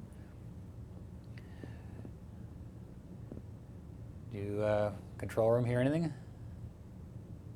Okay, but let's stay with it. Tim Powers and I, Tim, Conservative commentator, of course, well known to our viewers. Hey, it's replacing live action sports now. The walk to the podium, the walk Peter. to the podium. The mask coming off. It'll be crushing if they turn around and walk away from the podium now. We certainly had expected to know by now which of those 4 candidates would be the winner, but this is promising. Because of this snafu with the ballots, there's been a several-hour delay in reporting the first ballot results. And lots of people think this is going to go 3 ballots. Oh, there, Lisa Raitt showing the strain of a long evening, as many of us are, as we wait for these results. But The plan had been to have these regional announcements for each of these ballots, and if it were to run 3 ballots, Tim, that was probably a 90-minute to 2-hour process. If they stay with that, and one has to think maybe they're going to amend that approach, we'd be looking at finding out the leader of the party somewhere around 1 o'clock in the morning Eastern time. Party doesn't want that, does it? Well, yeah, and you and I want to hang out till 1 o'clock. I mean, you're a wonderful fellow. But I don't mind either. But no, the party doesn't want that. I mean, I do think they have to think seriously about how they can speed this process up. I talked about the integrity of the process earlier. As long as all of those ballots have been accounted for and challenged and all of that is done, I think now they can take the management of the exercise and use it more effectively. I think it's important to get the announcement out and use tomorrow as the day to roll out the leader, do the Q&As, although I'm sure the leader will speak a bit tonight. But I mean, it's 11 o'clock in the east, 12:30 in my hometown of St. John's, Newfoundland, 8 o'clock in BC. I don't suspect many normal Canadians. There might be lots of party members that are still watching. So get it out. I think Conservatives want to know just as much as anybody else. You don't mean normal Canadians. You mean Canadians other than Conservative Party well, members? Well, I mean normal viewing Canadians. Yeah. I'm sure we have all the political activists watching who are addicts to all of this, and that's great. But I think it's time to move on now and get on with revealing who has won this leadership race. Right. We're that easy, and we're hoping that it may be at the end of the day. But we're also hearing through social media channels and different campaigns that you would expect the scrutineers for candidates in those rooms. I mean, 3,000 to 4,000 ballots, that can make a big difference in it. Even though it's 175,000 total ballots that the party received out of a membership of 270,000 that signed up to be part of this process, to be Conservative Party members and be eligible to vote in the process. It's 170,000 or so ballots that were actually mailed in for the process. But if it's going to be a tight 3-round count, you can see how candidates would be paying very close attention to how those damaged ballots are being repaired, reconstituted, reauthorized in effect, because there's a lot at stake. Yeah, as you said, you referenced social media. I saw one particular tweet from a respected colleague of yours saying there was that very specific challenge going on. He suggested it was happening by the MacKay campaign. He'd heard that from the O'Toole campaign. So take that for what it is, that each ballot was being challenged. That takes time. So that may be part and parcel of explaining all this. It also brings us to the place, Peter, where it's been hard for any of us, other than Fred Deloria, the O'Toole campaign manager earlier, to come out and boldly predict a winner. Because so much reliable data, as I said earlier, is not available to us on how people are leaning and where they're going here. So nobody is leaving anything to chance as we get closer to that 11 o'clock hour. Right. So the way the process is supposed to work, and as I said, we'll see, we saw a little bit of it earlier. They sort of test drove it, frankly, Tim, to fill time between, I think it was 9 and 10, Peter, that would never happen. No political party would do that. Or maybe it was losing track of time. No, maybe it was earlier than that, but it was a chance to bring in regional, voices of the party, well-known members of the party in each province, who are supposed to be giving us the results from those provinces.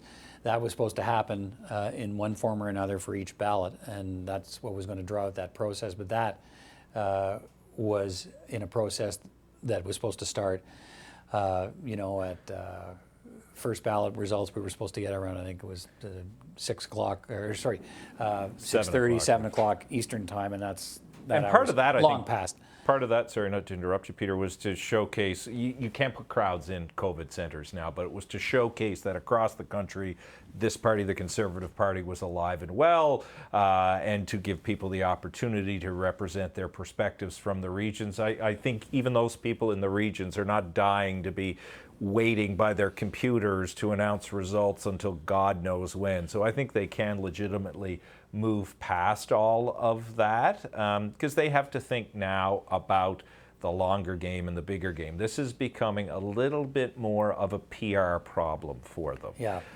If it had only been a 2-hour delay and you're able to come out quickly and change the story to the drama or the crowning of a new leader, then the PR problem goes away. This is a bigger PR problem than it was 2 or 3 hours ago. It's not fatal. It will pass, but it's still something that the new leader is going to have to answer questions about and probably not going to be thrilled about on his or her first day in the job. Yeah, one wonders why. I mean, it's an electronic process. I mean, it seems to me if you wanted to, you could speed the process right through to the third ballot and come out and announce a winner, couldn't you? Again, I don't want to step back and say we did it right in 2004. Dan and Lisa are extremely capable people, and they run a very successful leadership election organizing committee. But the difference we had in 2004 was we had balloting on the day. And again, there was no pandemic. Right. So the results all came in on time. They were able to be tabulated and staged, and I think we started at 2 and we're done at 5. And that was the plan, to get off the air before the hockey game, which was always important. But as I understand it, as explained to me, the process was done this way so they could build an event around it, and that's fair enough. That's part of what these exercises are about. It's the event, it's the show. We just, if anybody watched the process in the United States, the Democratic Party convention last week was, along the same lines, important people saying things from different parts of the country that were Democratic supporters. Done differently than this, but you think outside the box in a pandemic when you can't gather. But as it's been explained to me, you'll have the first ballot results, and then those results get announced. Then you ask the tabulating machines to tabulate where all the other votes go again, and then there's another announcement. Then you tabulate again if there's a third round. But that would seem to me assumes the machines could tabulate right to the third round just by having all the ballot information entered, go right to the third round, and here's the winner. Then you get into the human error part of it, right? I think we heard earlier some of it was the opening of envelopes, and people open envelopes in different ways, and the social distancing. So, again, this is going to be a bit of a PR headache for a few days, but I think the Conservatives will bridge back to the fact that over 175,000 people voted, which is the most in any leadership, as they've told you. All of the candidates, bar Mr. Sloan, raised a significant amount of money. The Conservatives, as Fred Delory said when he was interviewed by Martin, are ready to go financially if there were an election. So in the party's debt-free. Party's debt-free, paid off the debt from the last election. So, beyond the problem of today, there is a brighter tomorrow if we can get a leader by tomorrow. Oh, please, please, we will have to have a leader by tomorrow. If you're wondering if you're just watching who are the two people sitting on your television screen at that table waiting for something to happen, well, that was Tim and I. No, these two people waiting for something to happen. Lisa Ray, Dan Nolan, the co-chairs of the Leadership Election Committee for the Conservative Leadership Race 2020, and they are standing by to bring us the first ballot results from the leadership race. 4 candidates: Peter MacKay, Erin O'Toole, Leslyn Lewis, and Derek Sloan. We saw some images of their hotel rooms a little while ago, but we haven't seen those put up again since. This is happening at the Shaw Centre in downtown Ottawa, the convention centre, which is attached right next door to the Westin Hotel, where the 4 candidates are actually in rooms distanced from the floor, where there's almost nobody on the floor except a handful of party officials, some media people, and some cameras.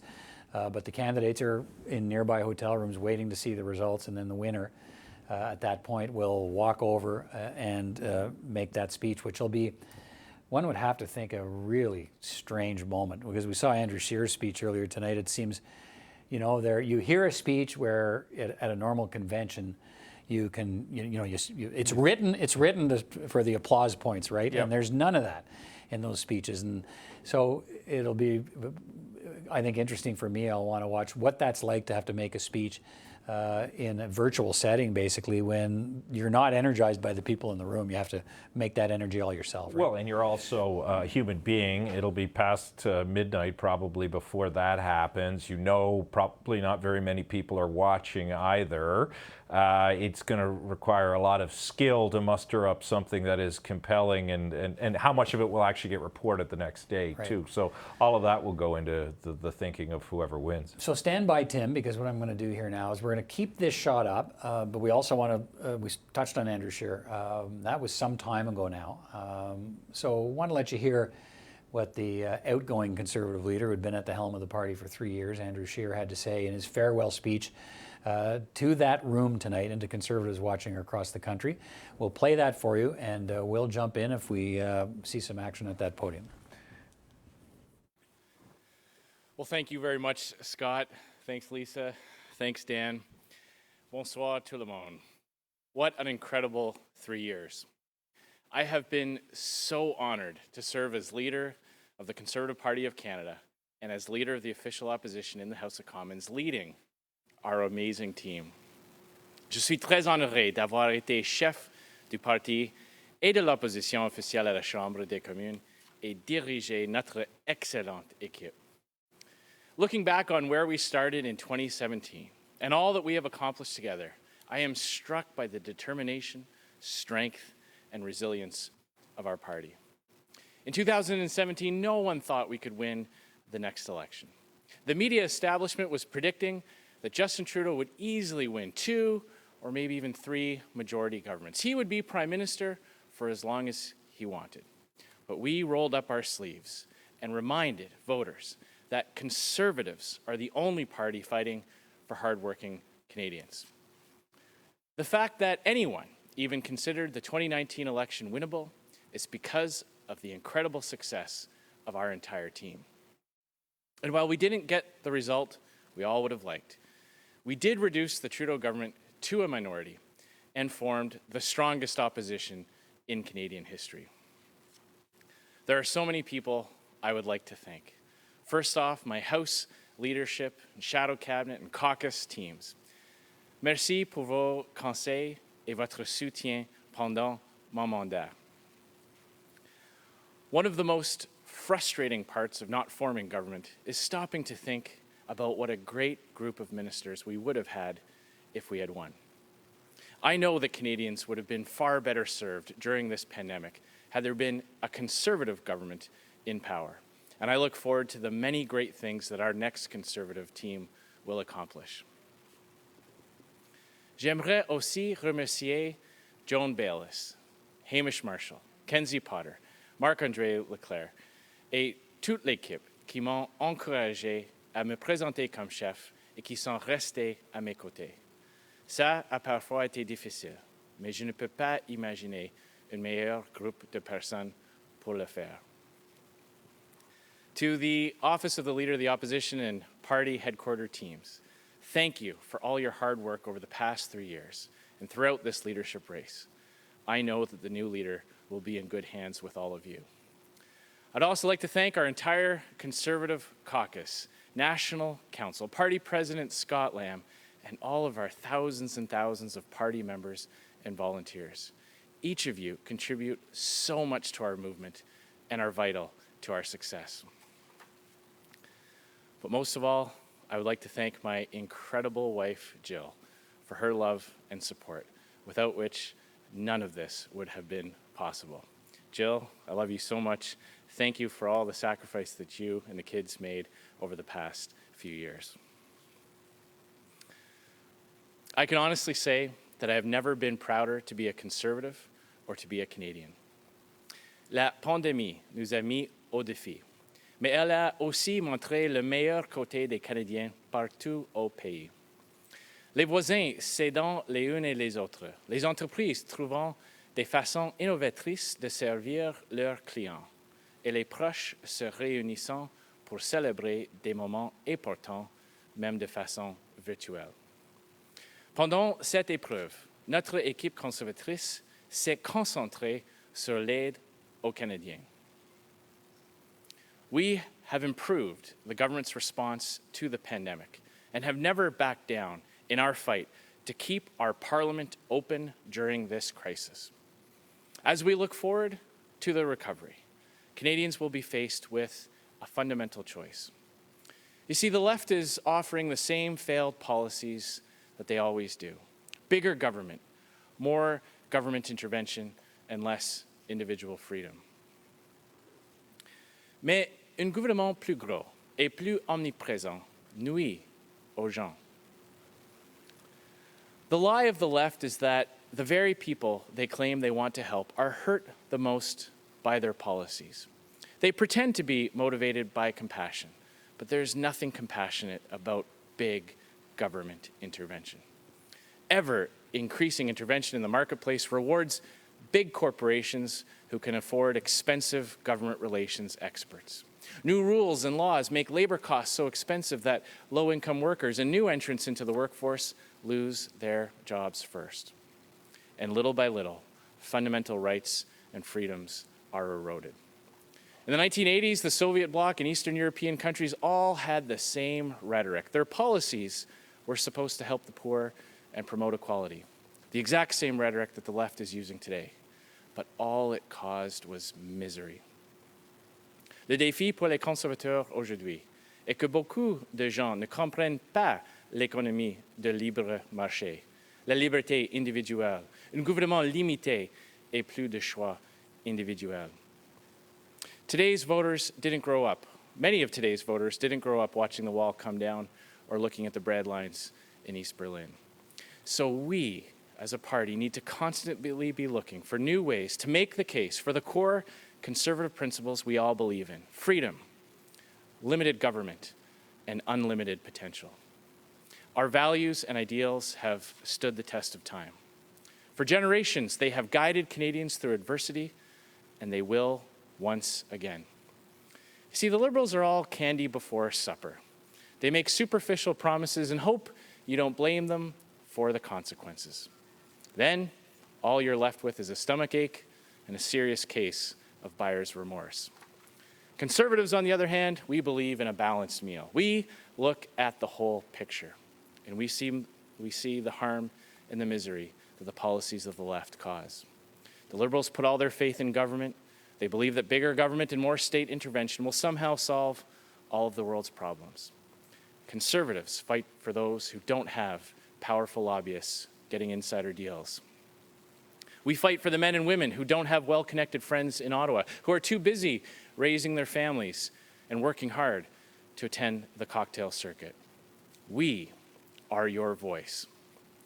But the biggest risk to freedom and liberty is when people empower government to do more and more for them. It may be tempting to use the government to address the challenges society often faces, but once invited inside, the government is a terrible house guest. It may feel good to vote in a party that is going to overstep the limits of government in order to do something you agree with. However, that invitation is quickly used to justify all sorts of actions you might never have considered. It is far better to keep government within strictly defined limits and leave the rest of society to fulfill its proper role. That is why Conservatives put their faith in people. We know that there is more to society than just government, and that free people within a free market, working hard and enjoying the fruits of their labor, free to express themselves and live their lives the way they want.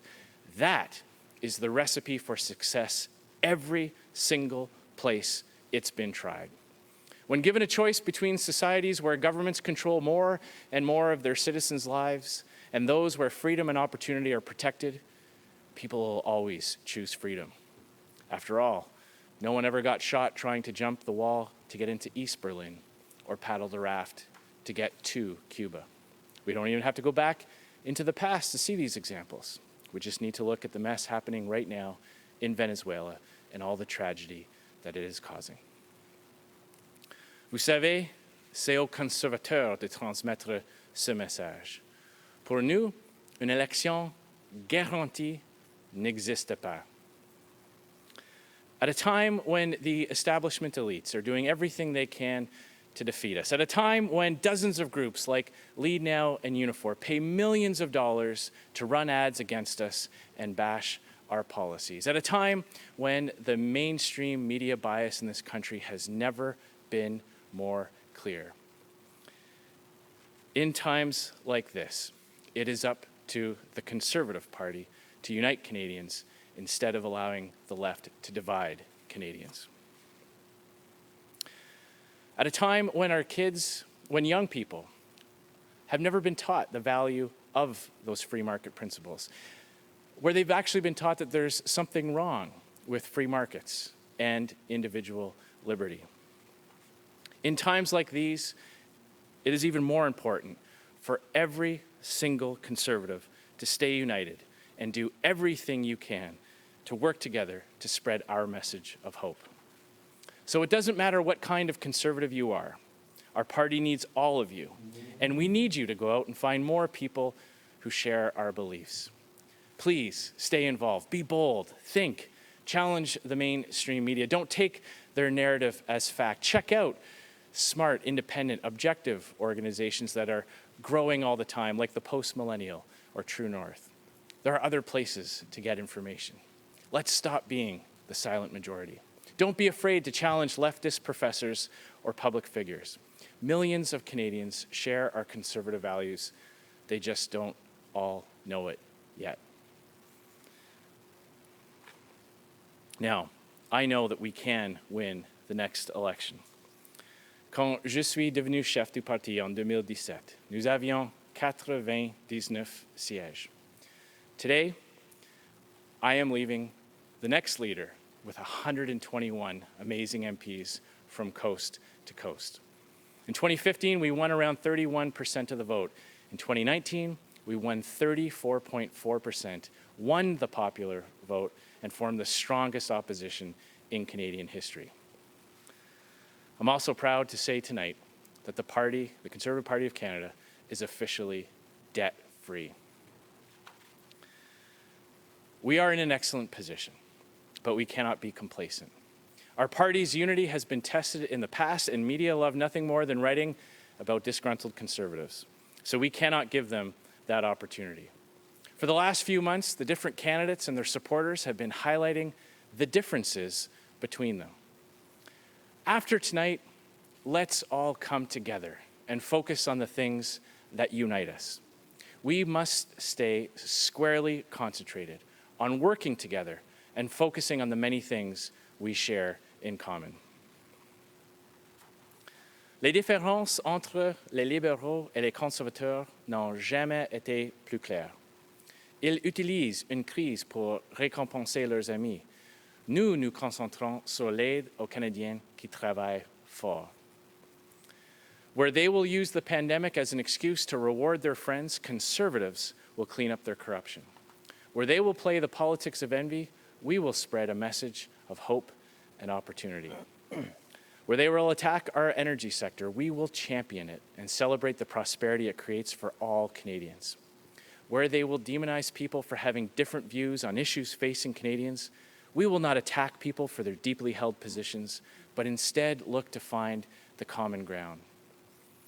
Alors qu'ils vont diriger une fédération centrée sur Ottawa, nous allons respecter les compétences provinciales et la nation québécoise.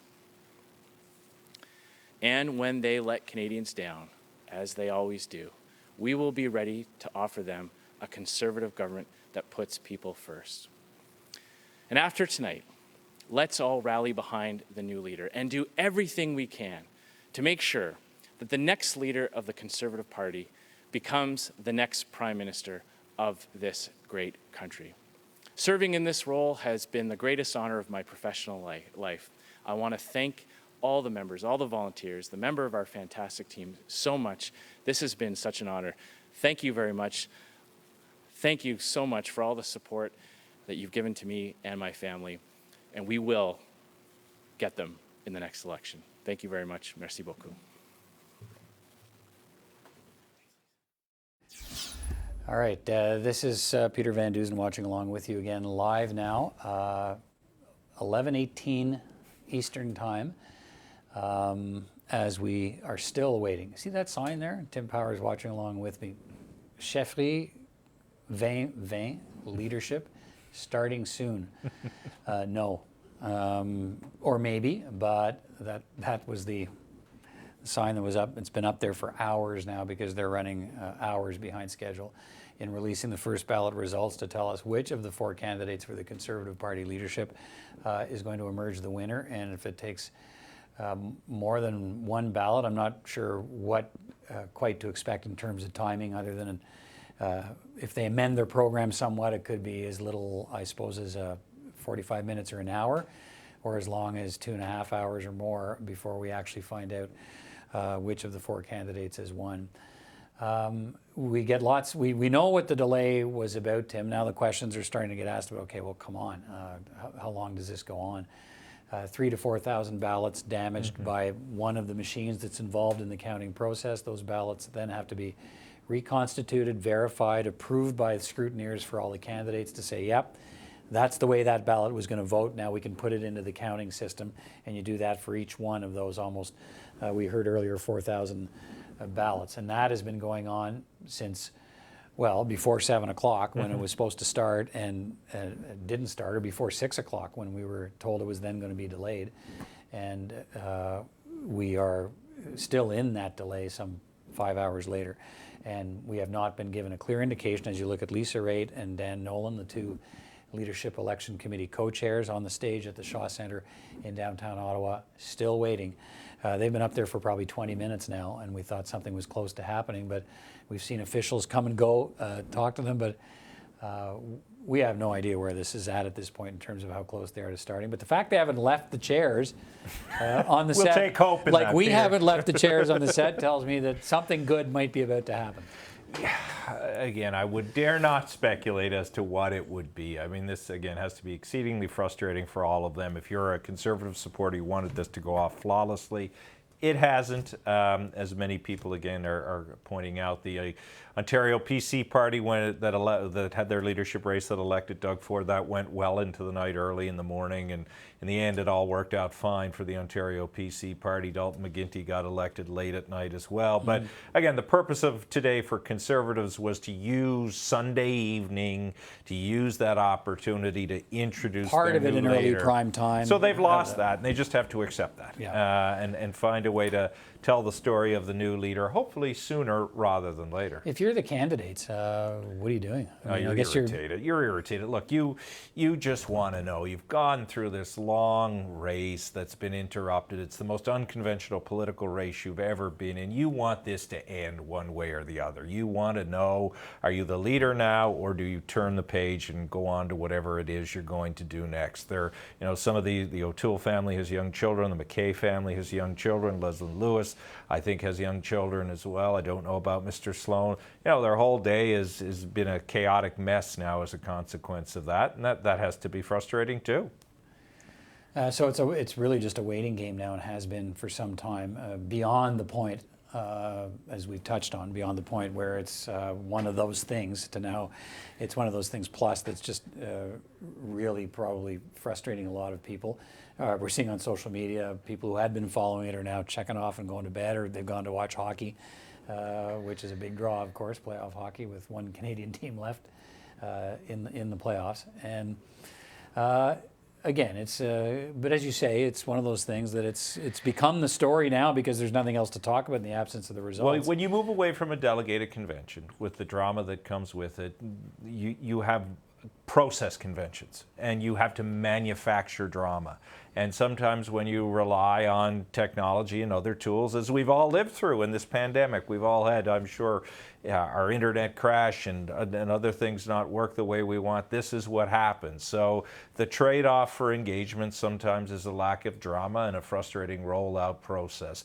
Probably doesn't matter in the long run, but it's exceedingly frustrating if you're part of this exercise tonight.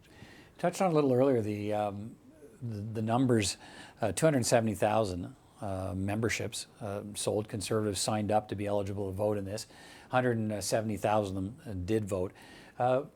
That's a 65% turnout equivalent. What do you make of that? Does that say anything that 100,000 people who could have voted didn't?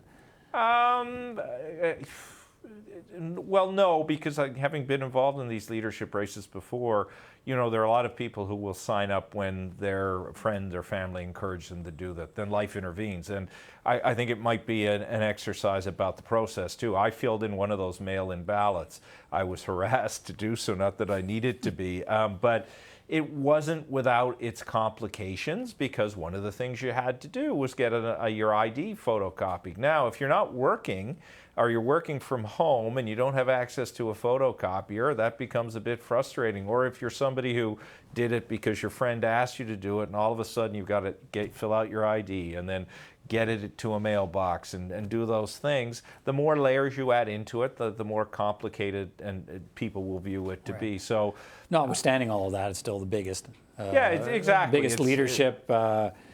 Participation rate with that many members in that's the history why of the country. Exactly. That's why when the early stories were coming out about, so-and-so had sold X number of memberships and so had won this particular territory, never pay as much attention to those as you do the number you're focusing on tonight. How many people actually voted? And we'll get a sense again tonight when the results come in of vote totals eventually in the different regions to see where the turnout was. Is there a strong, we talked about the 39,000 memberships that have been sold or members that are in Alberta. How many of those 39,000 actually vote? How many of those, the doubling of the membership in Newfoundland and Labrador vote? Those are more important indicators for a leader, because that will tell that particular leader what the level of engagement is. I think that's really important, right? It's really a two-step process in a leadership race. For a party leadership is that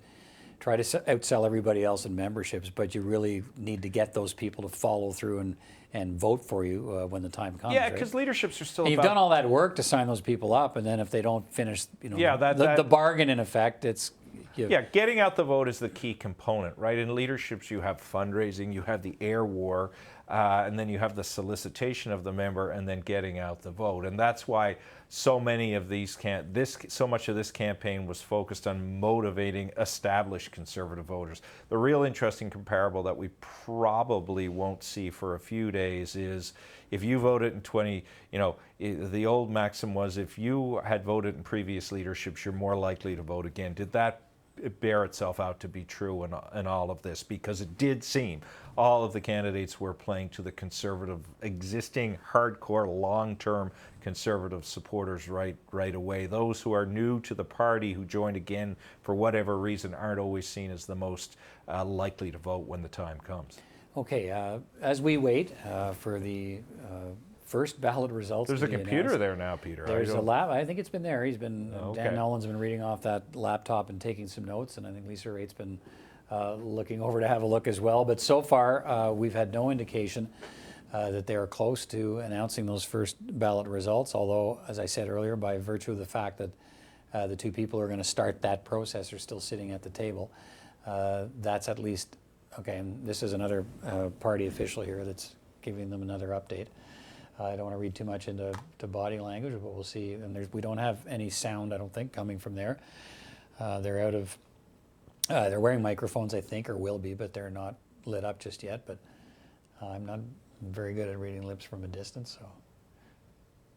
I mean, Dan. If we see them disconnect those microphones and leave the stage, that might suggest that we're not as close as we hoped.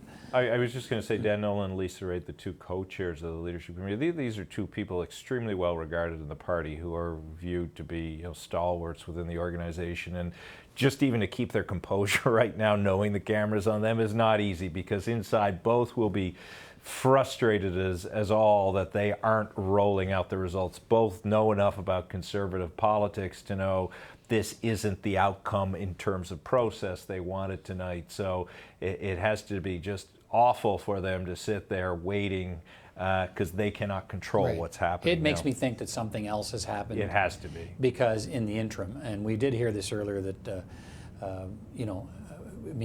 put yourself in that room where they're recounting these ballots and re-legitimizing these ballots, some 4,000 of them perhaps, and each one of those ballots could be crucial in a three-round vote, if that's what we end up getting.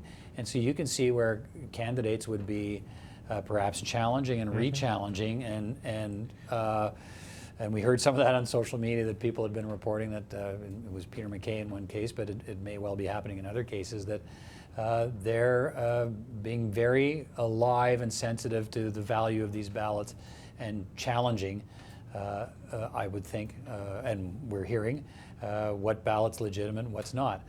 And if they took the stage and it looked like they were ready to go, then there's perhaps something else going on that is challenging.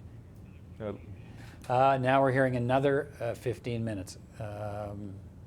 Well, why not take it to midnight? Make it a new day. Yeah, there's that.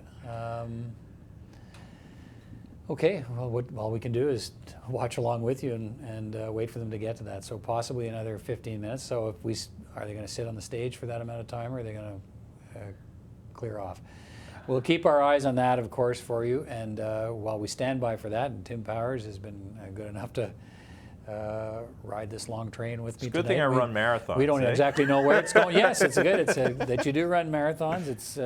It's this night was built for you. Thank you.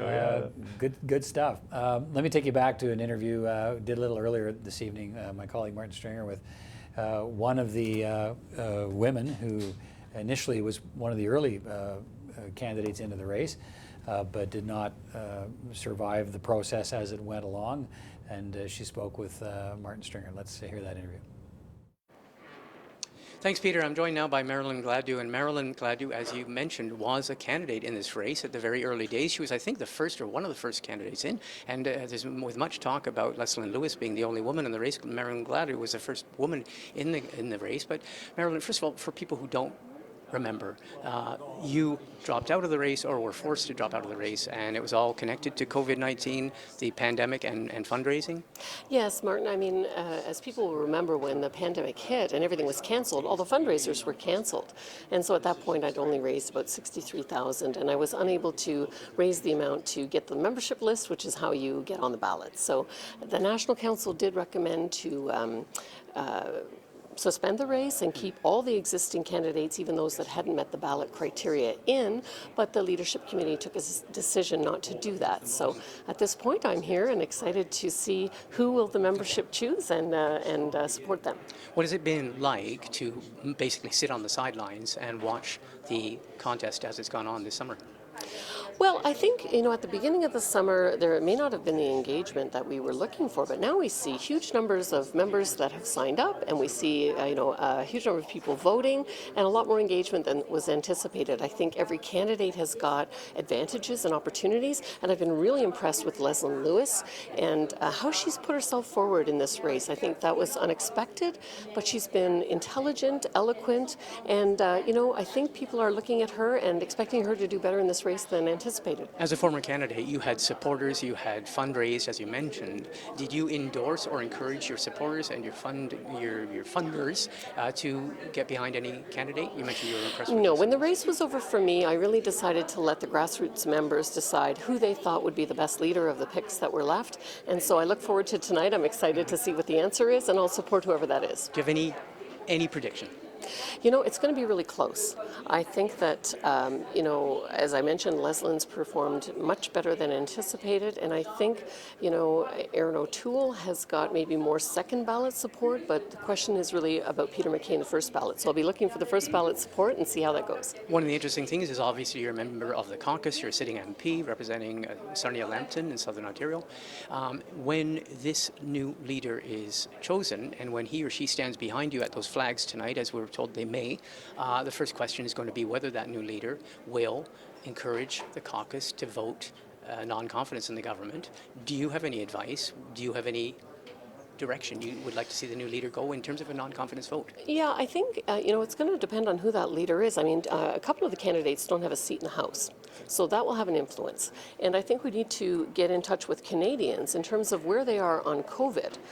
People are sending their children back to school. There's concern about a second wave, and I think that has to be part of the consideration, because I don't think Elections Canada even knows how they would conduct something in a pandemic, although it's been done in other places. So I think those are considerations, and then do we have the numbers? Yeah. The Greens don't have a leader. The NDP doesn't have any money. Will Jody Wilson-Raybould turn turncoat on Justin Trudeau and vote with us?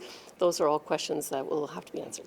Do you think the party, some people will be bullish about a non-confidence vote because they will say, look what you've just done in this time of pandemic in terms of fundraising, in terms of the number of votes people have come out. Some people are going to be bullish and saying, let's go for it. We actually have that organizational advantage over maybe the government. Well, and I think we need to listen to Canadians because they're angry about the corruption that they see in the Trudeau government. They're angry about the fact that all this money's been spent and there's no accountability for it. We see, $10 million for ventilators to an MP that hasn't ever created a ventilator and millions to Quebec companies that haven't produced masks. People are asking questions and they are looking for accountability. And if they don't see that, they're going to want to oust the government. Okay. Marilyn Gladu, thank you very much. Thanks for speaking with us. Have a great night. And Peter, that's Marilyn Gladu, and she is the sitting MP for Sarnia-Lambton in Southern Ontario. But as you mentioned, and as she was discussing, she was also a leadership candidate until COVID-19 hit and had a significant impact on this Conservative leadership race. And then she was forced to pull out due to fundraising problems. Back to you, Peter. All right, thanks, Martin. We'll be coming back to you shortly as we, this is the shot now, the captivating shot of where we are in the Conservative leadership process, waiting for the first ballot results. Still at we're past the 11:30 hour in the East now, with Lisa Raitt, Dan Nolan, the Leadership Election Committee co-chairs, waiting on that set. We're told about I think 10 to 15 minutes from now for results. For the first ballot results, hours behind when we were supposed to get them because of this problem with the ballots. And let's bring in my colleague Martin Stringer, who's down at the Media Centre, which is in the hotel next to the Convention Centre in downtown Ottawa, where the candidates are also housed. Martin, and early on this evening we saw some shots of their hotel rooms, but we haven't seen those for a while. So what can you tell me about the latest? What are you hearing about when we might get these results? Well, Peter, as you are hearing, we've been given a 15-minute warning or a 15-minute heads up. But once again, nothing has been confirmed. That has come out from the organizers. But I mean, this has been several episodes now where they've said that it is imminent. Everyone is still trying to understand what the delay is. I mean, after all, it's been almost 5 hours since the results were first supposed to be coming out, and it's been at least an hour and a half since we had the last explanation of the fact that there were maybe about a few hundred ballots left. So there have been tweets suggesting that some scrutineers may be holding out and asking people to double check and triple check ballots and things like that, but there's been nothing confirmed. So of course everyone is basically twiddling their thumbs. We have seen no candidates. Obviously, they are ensconced, the 4 candidates, upstairs in their rooms, waiting with bated breath. So it's a complete mystery. And when you consider that we were speaking 6 hours ago to set up this, and 5 hours ago, the ballots were supposed to be released. Yeah, I mean, want to get careful, be careful about speculation here, but that's the realm we're now sliding into because of these delays, and we've been seeing some of that on social media. That is I suppose that is some speculation that could make sense, that when we heard the ballot process was moving along, it would make sense that if everybody, the official party people are set to try and give first ballot results, that would seem a possible scenario that the various leadership camps are challenging some of these ballots. As we look at the outgoing leader, Andrew Scheer, we just heard his speech a little while ago. He's back in the area now, so I don't know if that's if he intended to be back there anyway, or this is just outside the room, I think, where the official ballot results are supposed to be relayed. But he's back there. So does that tell us maybe he would? Tim Powers watching along with me. It would seem the outgoing leader would be one of those party officials that might be in the room when the results are being announced. And we see him there, but we're looking for any little sign, Martin, in the hallways of the convention center that tells us we might be getting close. And we had been told by at least 2 different party officials that when we got the 15-minute warning that we could take it to the bank, and we did get that 15-minute warning, I think about 7 minutes ago. So this may be it. And if you see Andrew Scheer down there, I mean, obviously As I say, we've been wrong before, but this seems to be their 50-minute warning. And as you say, I mean, with regards to the delays, I mean, it is totally legitimate within ballot counting that scrutineers can challenge ballots, and that can happen. And so this may be, this may be happening, and it's all part of the process. But of course, coming on the tail end of about a 3-hour delay because of all of those improperly opened envelopes, which caused them to have to basically recount ballots and all that, is just making it a very, very long process. Yeah. It's not conceivable, I think, although it's a night where perhaps we didn't conceive it would happen like this, that you'd bring the outgoing leader down just to have him stand around. To be in shots outside the room. Because you want to demonstrate some respect to him as well. If it looks like Andrew Scheer is hanging around, well, you can see the editorial cartoonist enjoying all of that. So look, he's moving into the room. One must assume, although dangerous to do that, as we know, that that results are coming. The estimate we were given was that 15-minute warning would make it at about 42, I think it was what we were being suggested. So I mean, well, we'll just have to stand by. It's starting to feel. The interesting thing too is that here. You know, I can compare this to, like, there was I had the good fortune to be in southern Florida at one point many years ago, and made my way over to the eastern side of the state. To watch a shuttle launch, and I just happened to be there. And there's a shuttle launch, so my wife and I made it over there. We got out at 5 in the morning, set up our lawn chairs, and the shuttle launch was scrubbed, I think, with 29 seconds to go. And it's amazing. You just watch people fold up their chairs and leave, saying it's not happening today. We're done. This is starting to feel like it's starting to feel like I know we're gonna get a leadership result at some point, but the stops and starts start to feel like it's bringing back that memory to me.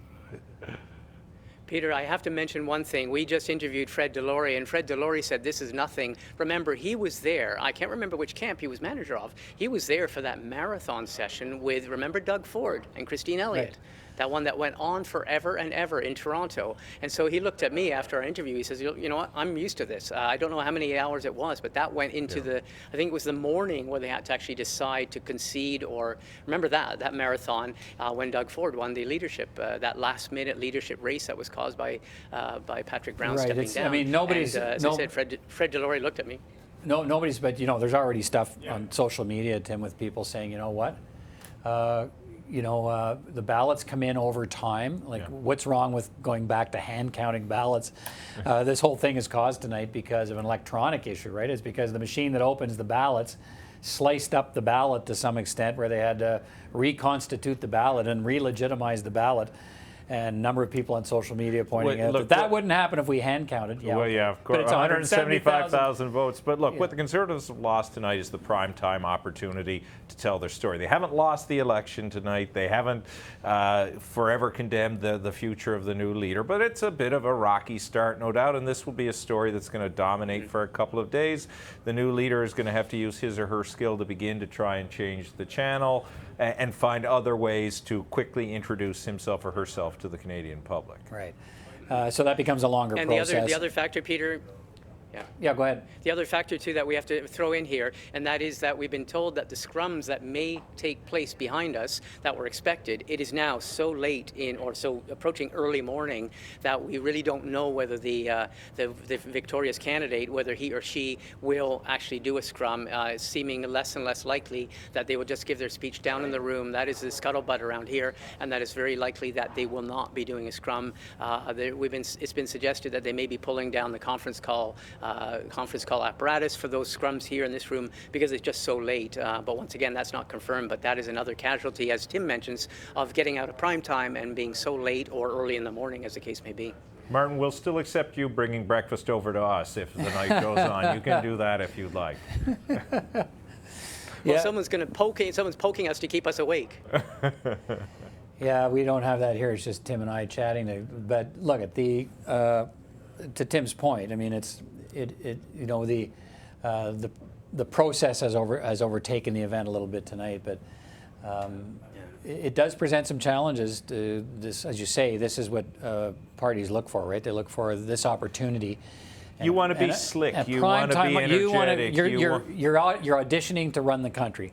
Yeah. And you're trying to get your leadership reveal done properly, and like you say, it's not it's not a defining moment necessarily, but it's one of those things where, come on, you want this to be smooth, and you hope it would have gone better than it's gone tonight.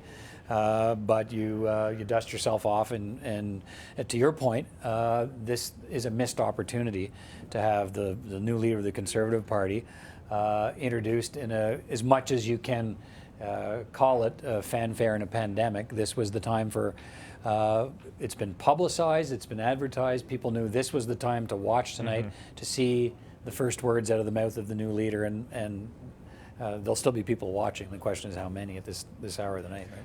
Yeah, it's. Although I would throw one other thing in, I throw another point in, and that is to go back to the go back to the Doug Ford, Christine Elliott scenario. In the panoply or in the spectrum of difficult nights, it could be worse, because what we had coming out of that when Doug Ford won, remember, Christine Elliott's people were challenging the results. So they came out of it not only hours and hours and hours late in the wee hours of the morning, but we came out of it, if I remember correctly, them saying, well, we will wait until tomorrow morning to see if Christine Elliott's people, who were angry and were refusing the results. So hopefully for the party here, they will not have that sort of thing. They will have a simple delay and not a contested situation with a lot of bad blood. One thinks that's probably it's now shifted from who's watching to the number one consideration is let's make sure we get it right.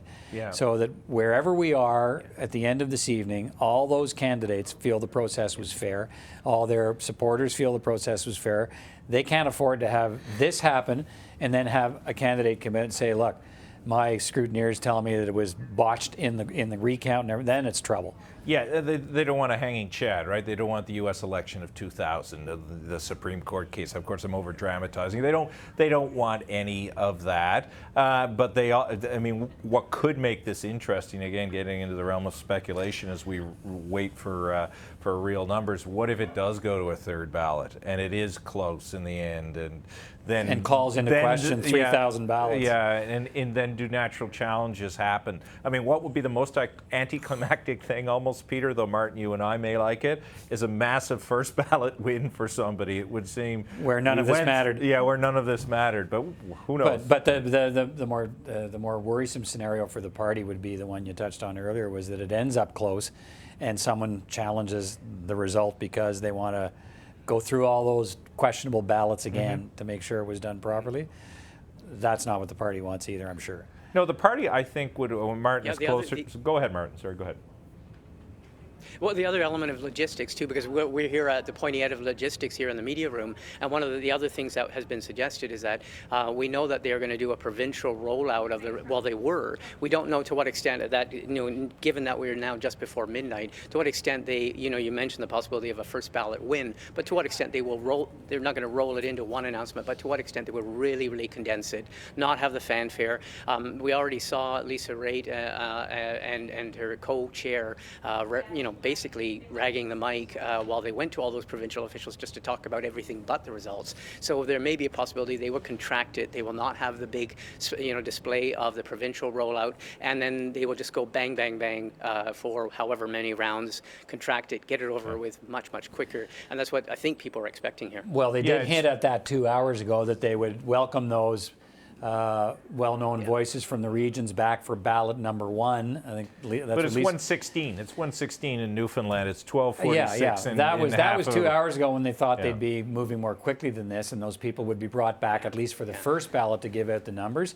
That seems less. I think the first words from Lisa and/or Dan are going to be important, because they get the chance to reframe this. So are they going to reframe this as, look, we went through this whole process.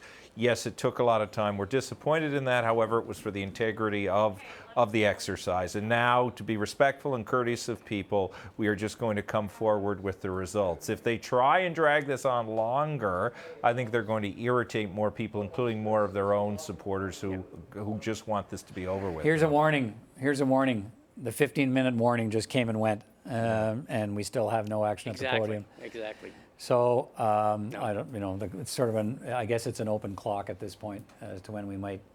We still see officials coming and going from that stage, but we're not getting any indication, Martin. And I know you're not in that room. You're in a different building. No. We're still not getting in. I don't know if the media in the media room are being told anything that it's close or not close, but. The other challenge they have. Sorry, and the interesting thing. I was just going to say, Martin, the other challenge they have because of this virtual setting is, you talked about that. Martin referenced the Ford, the PC Ontario leadership campaign in 2018. You still had crowds. You still had people. You could create an atmosphere for the moment. You can't do any of that. It's still an empty room. It's midnight. It's early in the morning. People are tired. Many people, as Dan Nolan and Lisa Raid pointed out, have been there since 3 a.m. You can't manufacture enthusiasm when people are exhausted. No, that's very true, and people are not used to seeing this kind of convention, right? We're used to conventions where the unpredictable happens, but like I say, you've got a room full of people there. Yeah. There's still energy in the room. There's lots to talk about. There's a lot of people to talk about. There's a lot of, you get a feeling from the floor and the pulse of the room. What do people think of the mishap? And some take it in stride, and some get really angry. But you've got a story to tell when you're there. So we still have a story to tell, but it's a little more complicated when you can't get easy access to the people involved. It's not that kind of setup.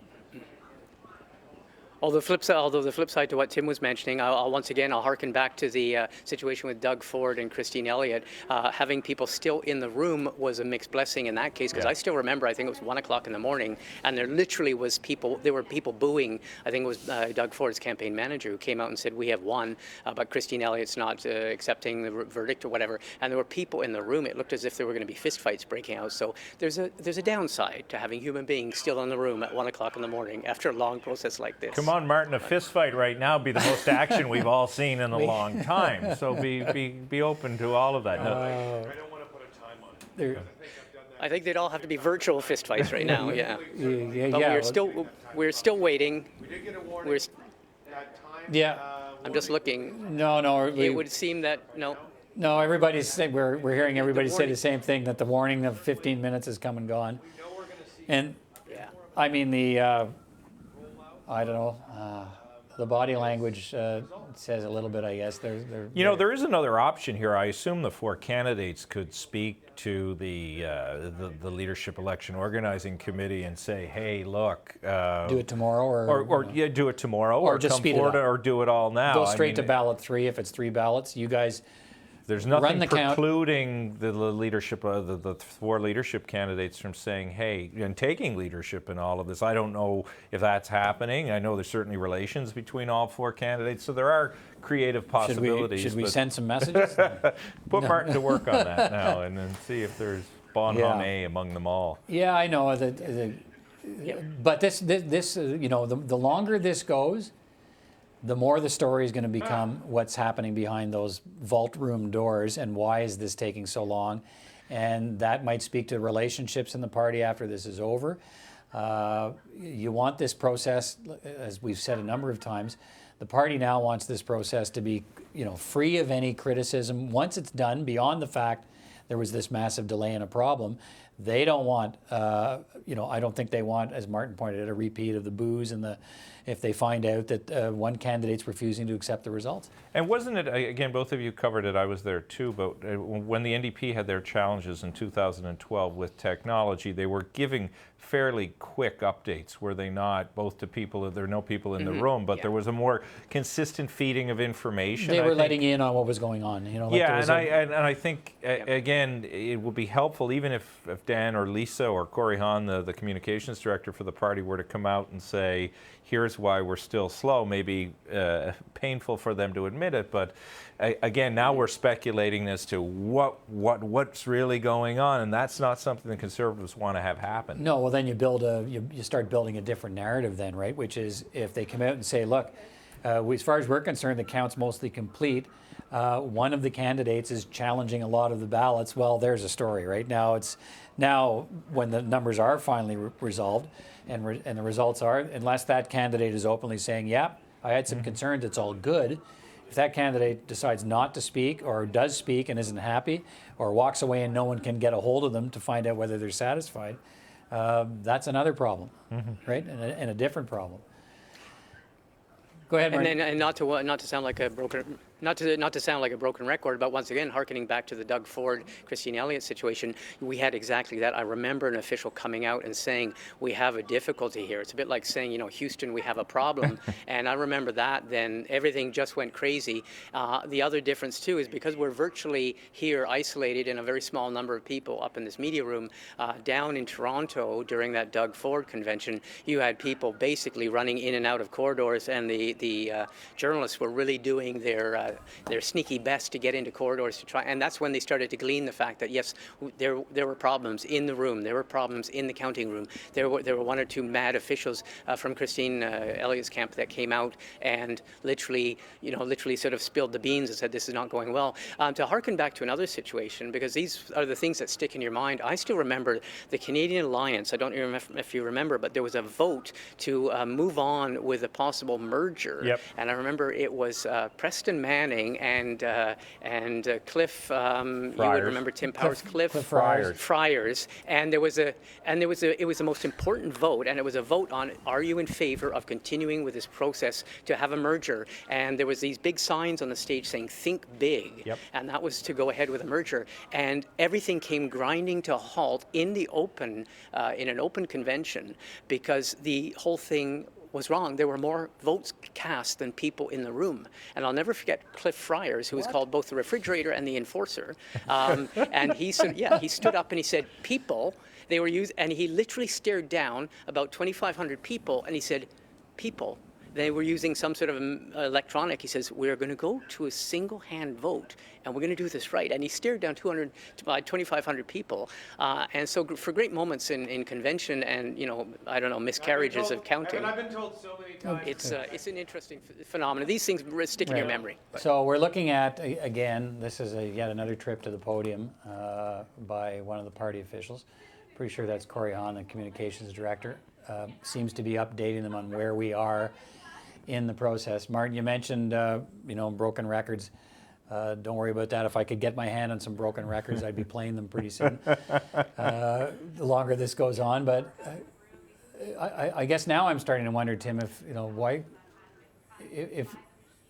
they're updating their own officials on where we are in the process, why can't somebody update all of us trying to follow this story? Maybe they could go to a microphone and say, look, here's where we are in the process. We aren't sure how much, but here's what the problem is right now. That would be useful because now we're clearly people on a set and people are getting irritated, right? Well, there's something going on, but there's no story to tell. And that makes it very difficult. Somebody, you again, both of you will remember this, they've been watching. So there are some viewers out there, which is great. Yes. Keep watching. And it reminded them of an old Nova Scotia Liberal leadership race a number of years ago where you will recall this, Peter, they were doing the voting by phone and it didn't work and they had to delay it for 2 weeks. Right. First one by phone. Yeah. So, I mean, it's this happens to parties. It's an unfortunate thing for the parties at the moment. Sorry, Martin, go ahead. I was going to say, we were watching the evolution. That was really interesting. That was so informative because that was Nova Scotia. As you say, Tim, the first attempt at I think it was telephone voting or electronic voting, and the whole thing came off the rails and they had to do it 2 weeks later. I think the first federal voting, if I'm not mistaken, was the NDP, and we were there for that when the whole thing came off the rails. And Peter, you were killing time where we had about a 2 or 3 hour delay. You could also argue that this is all part of the process. It makes it a lot more interesting than something that runs completely smoothly and without a hitch. It's part of the political process. You could also harken back to Winston Churchill talking about the sausage. The pandemic complicates things, of course, because as we've touched on, when you're on the floor of a convention, you in fairly quick order, you can find out what's going on. Yes. We're finding out what's going on, but we're working social media and working emails and so on, and trying to get some background and beyond what we've been able to loosely establish as some concerns around the scrutineers on some of these ballots. That's as much as we know. That's the holdup. Yeah. That some camp or one camp or more is not happy, or is being very particular about how these ballots are being reconstituted, re-legitimized before they get to be counted. So, this I think is what sort of behooves the party to step up here. If it's something new that's happening now, I know how difficult it would be to tell people there's another problem, but you need to tell people there's another problem. Well, the other reality tonight is get out in front of the problem. Well, but to your very point, most of the viewing public who probably started to watch at 6 o'clock aren't with the audience now. You have a number of engaged viewers who are watching all this. You're not going to lose much more by telling people at midnight what is actually happening. Right. Probably help you more and arrest some of the questions you could potentially get. The other thing I would recommend is take that sign down. Editorial cartoonists, opponents of the Conservatives are just going to love that sign as a backdrop right now. Starting soon. Starting soon. And that's been up there for hours. Yeah.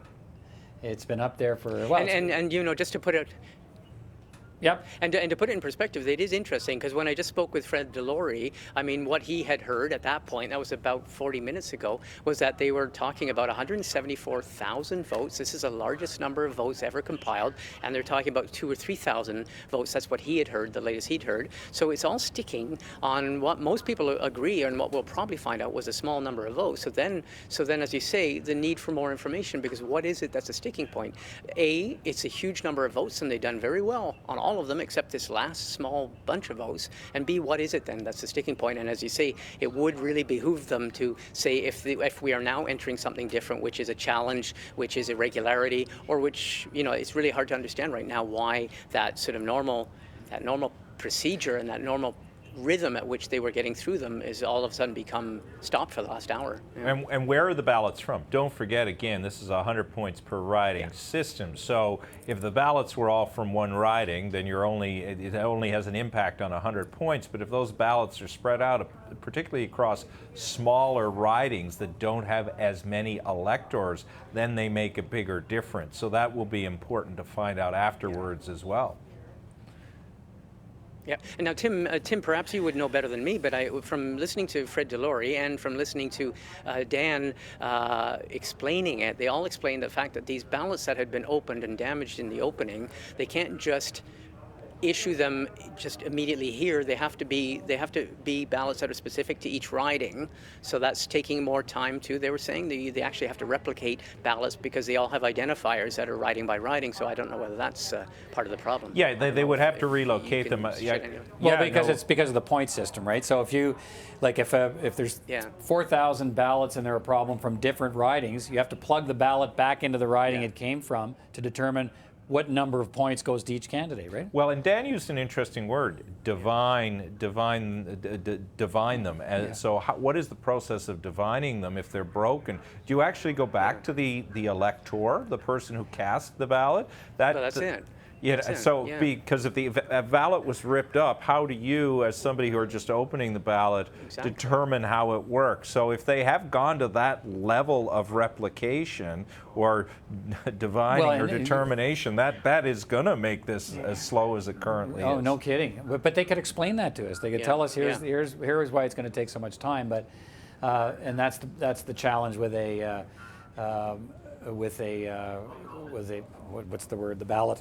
The counting machine. The preferential ballot. Ballot. That's the challenge, because if you've got 4 names and you wanted to mark 1 or more, and somehow the first 2 have been, chopped up by the ballot machine, what was in those boxes? And you have to sort of rebuild that or get back and. If I recall, I voted. I voted, and I recall there were 2 codes that I had. There was I believe that's right. There was a code from the riding my ballot was being regarded in, and another code that identified me. So what happens if those codes got ripped and mixed up? Again, we can go down a rabbit hole speculating on all of that, but one assumes. I know. The reason Dan and Lisa are also doing this role, and Dan in particular, they went through the 2017 leadership race, so I'm sure they ran a lot of different scenarios about how you deal with the integrity of ballots. Again, though, these are mail-in ballots, and they were bigger, too. They were more cumbersome and had more information on them. All right, maybe some good news here. Now we're hearing in the next 5 to 7 minutes. Hours? Minutes? No, minutes, Tim. Stop that. 5 to 7 minutes, which is, it's half as long as the last time we were told to wait. So we're getting closer, perhaps 5 to 7 minutes before we get the first ballot results. And to Tim's point earlier, what we'll be watching for when they begin to lay out what's going to happen next is some indication of whether this is going to stick to the program that they had set out earlier this evening, which was to have voices from every region report the numbers for the candidates from all of those regions through each of the ballots, if it goes the full 3 ballots. We'll be looking to hear if they tell us, no, that's been collapsed now, and we're going to come out and move very quickly through the process. In, you know, the once it starts, one of the ways to salvage this, I think, is to make it happen in 30 minutes max or 20 minutes max. Get the whole thing done, have a leader, get that leader up there, make a speech to however many Canadians are left watching, and at least wrap up.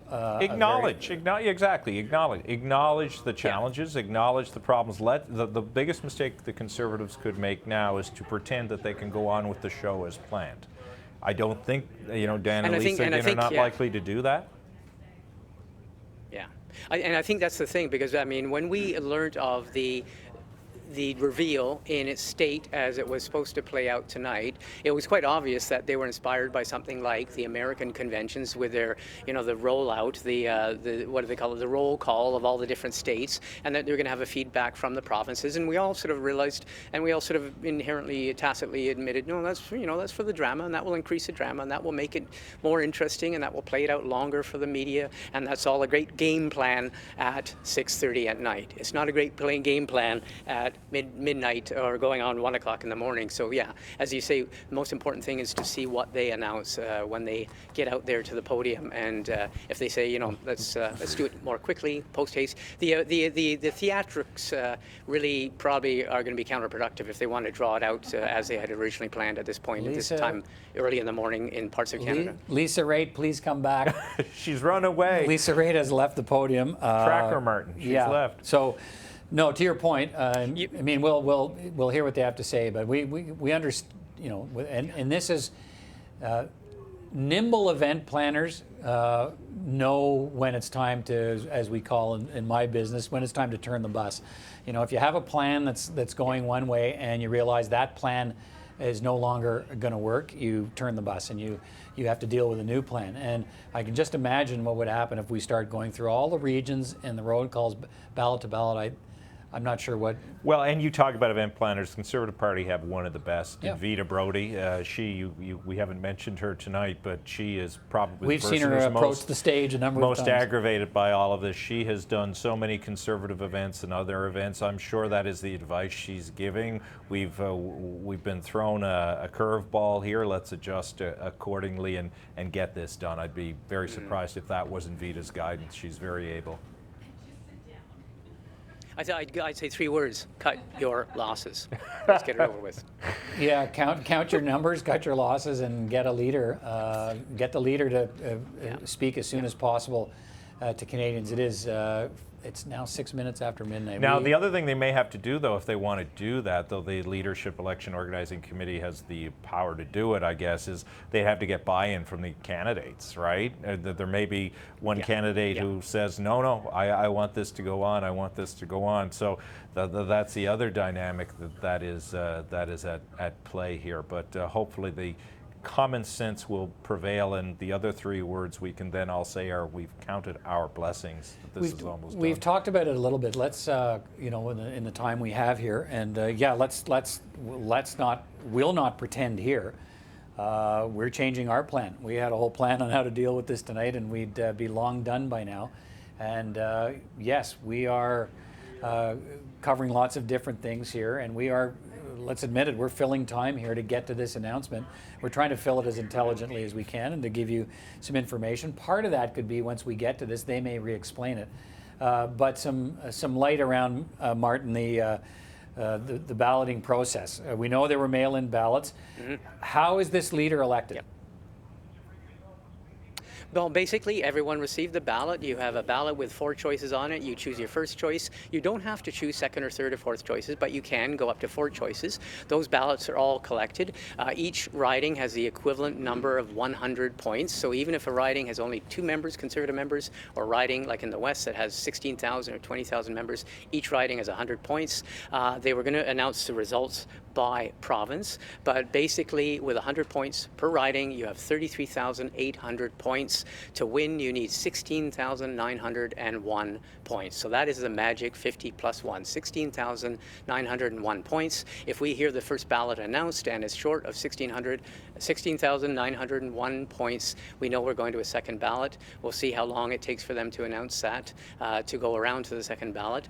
As I said, most people seem to be suggesting, but we can be proven wrong, that even speaking to the organizers, most of them seem to be suggesting, the campaign chairs, that they don't expect a first ballot victory. But you know what? Jack Layton, for example, on the NDP, when he won the NDP, that came as a surprise. His victory was decisive and in the first ballot. So we don't know. We really don't know. But that's basically it.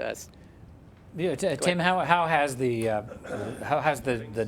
dynamic of the race changed? I mean, very early on, it was all about Peter MacKay. He seemed to be the odds-on favorite. Then it was largely a 2-person race, MacKay and O'Toole. The surge of Leslyn Lewis has people now talking about the role that she could play in all of this. Some people suggesting that she could even win it. But so when we see that ballot, I think we heard Alex Nuttall talk earlier. We want to see something with a 4 in it for Peter MacKay on ballot 1. The O'Toole people say confidently they'll be ahead on ballot 1.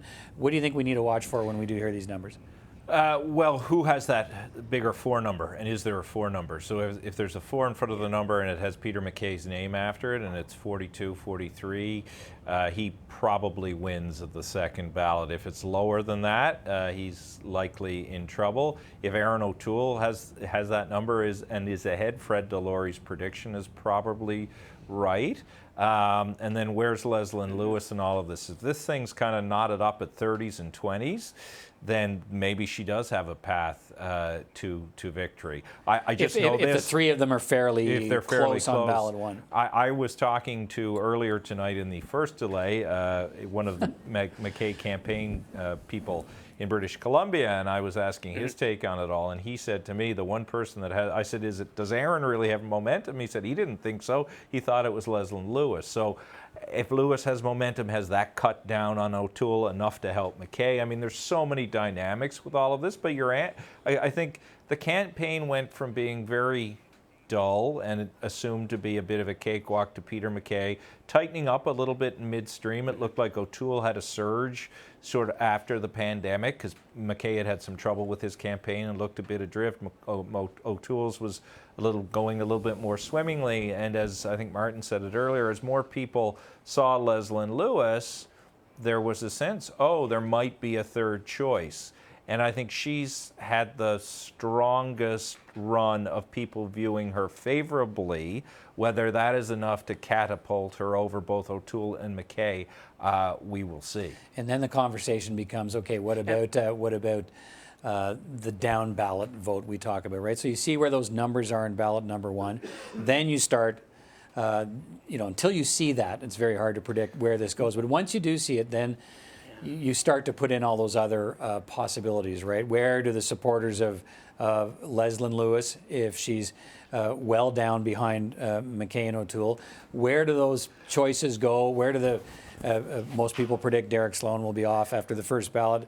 And where his support goes matters, I guess, only if it's a significant amount of support. Well, and on some of that strategic voting, because there is some of that, and there's a lot of people who voted in this system already. I know of 3 people, you would know them if I told you, who told me that they chose Leslyn Lewis first so that Derek Sloan would be knocked off automatically. They didn't want to risk her being knocked off ahead of Derek Sloan. So they went with Lewis first and their first choice second, so that they could make sure Sloan went out. So how much of that gamesmanship went on? And Conservatives, as Martin knows, as you both know, he's covered this for a long time, do go to that level of dealing with this. And this is the 3rd time they've had a preferential leadership ballot. So they aren't new to how this works. So that's also a factor in this. I mean, it was many more ballots in the case of Andrew Scheer, right? It was down to the 13th ballot. But look at how that happened.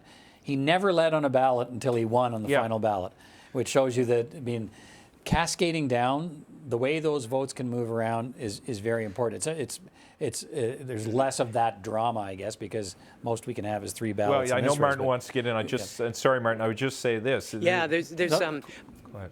Hang on, let Tim finish, Martin, and then we'll... I was just going to say, in the 2004 race, again, Clement, Stronach, and Harper, Harper always planned for a first ballot win. He was determined that he was going to get that because he knew if it got to a second ballot, it would get a little bit dicey for him because there was a sense that Belinda Stronach had an appeal. In the 2017 race, there was no clear first ballot winner. Right. And I think what Scheer's team did well, Hamish Marshall and others, was they gamed the number 2s and number 3s to line up for them. I think O'Toole has been trying to be everybody's number 2 here, and maybe Lewis is cutting into that, and that might have an impact on him. Sorry, Martin. Go ahead, Martin. Well, no, Tim, you set up exactly the point I was going to make. I was going to make it, but also ask you if you sort of felt the same way.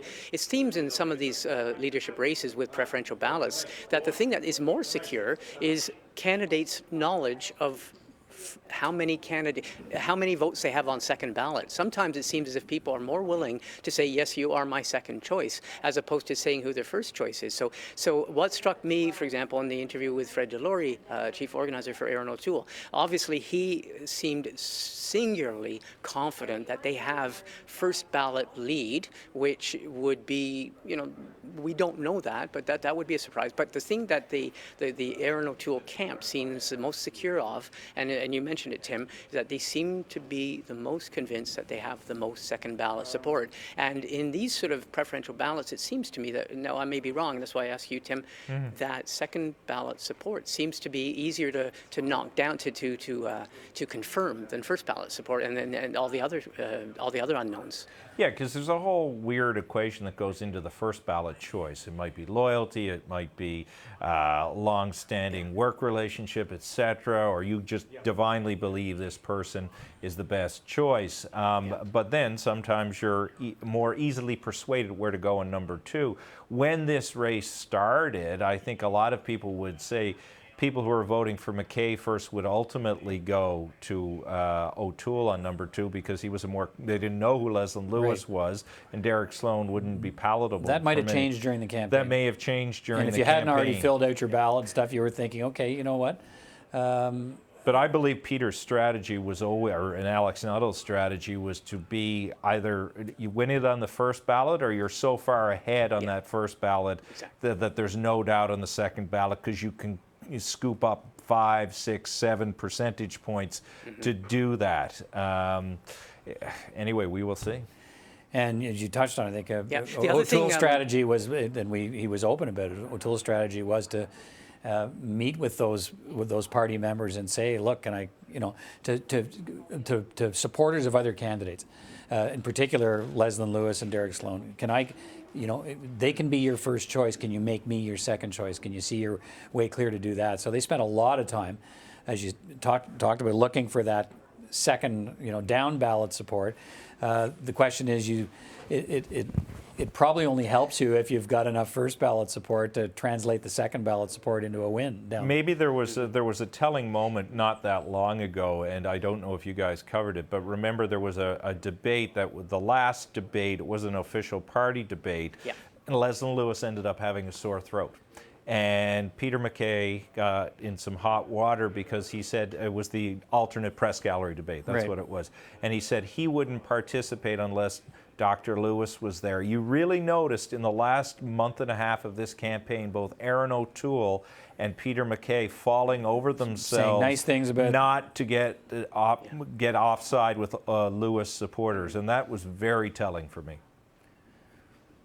And the other thing I would throw in there, and what has changed midway through the summer, and you both alluded to it, is what for want of a better word, the palatability of Leslyn Lewis's candidacy. I mean, we went into this, at least the mainstream media and a good proportion of the political commentators and a good proportion of the party, convinced that the albatross around the neck of the party was social conservatism, and that at all costs the Conservative Party had to somehow persuade people that it was moving away from that, or has purged that, or had cauterized that. Whereas Leslyn Lewis has presented social conservatism in a new way, with a new language, with a new appearance, with also someone who represents obviously a woman candidate and someone who can appeal to racialized minorities, or possibly can. So all of a sudden the whole dynamic that you have a good chunk of the party and then you have the social conservatives, midway through the summer, I think you saw a lot of people saying, well, we don't necessarily find, there's a possibility, as you say, and it's expressed by the possibility of people who now have Leslyn Lewis as their second choice,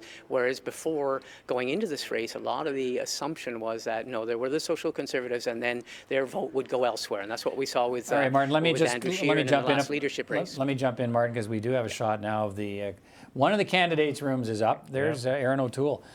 I'm looking at a very small screen, so I believe that is Erin O'Toole, and standing by. A minute and 30. A minute 30 to the results? A minute and 30. Yeah. Okay, so we're being told That's a minute what we've 30. Been told. And, that's just. Okay. Let's hope it was a minute 30, not 1:30 in the morning. Not 1:30, a minute 30. A minute 30. Okay, look, we're starting to see different shots of the room. There's the MacKay room. And we have the O'Toole room. So this is a good sign, I think. Lewis, yeah, and Leslyn Lewis's room as well. So this is a good sign that we're starting to see where the candidates and their supporters have gathered.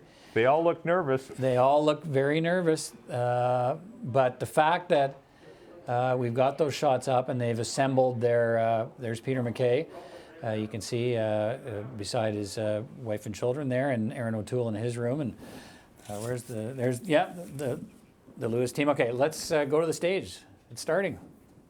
During a pandemic, during a COVID situation, and the integrity of our process is incredibly important for our democracy. And as a result, there are really heroic efforts being taken as unexpected issues come up along the way.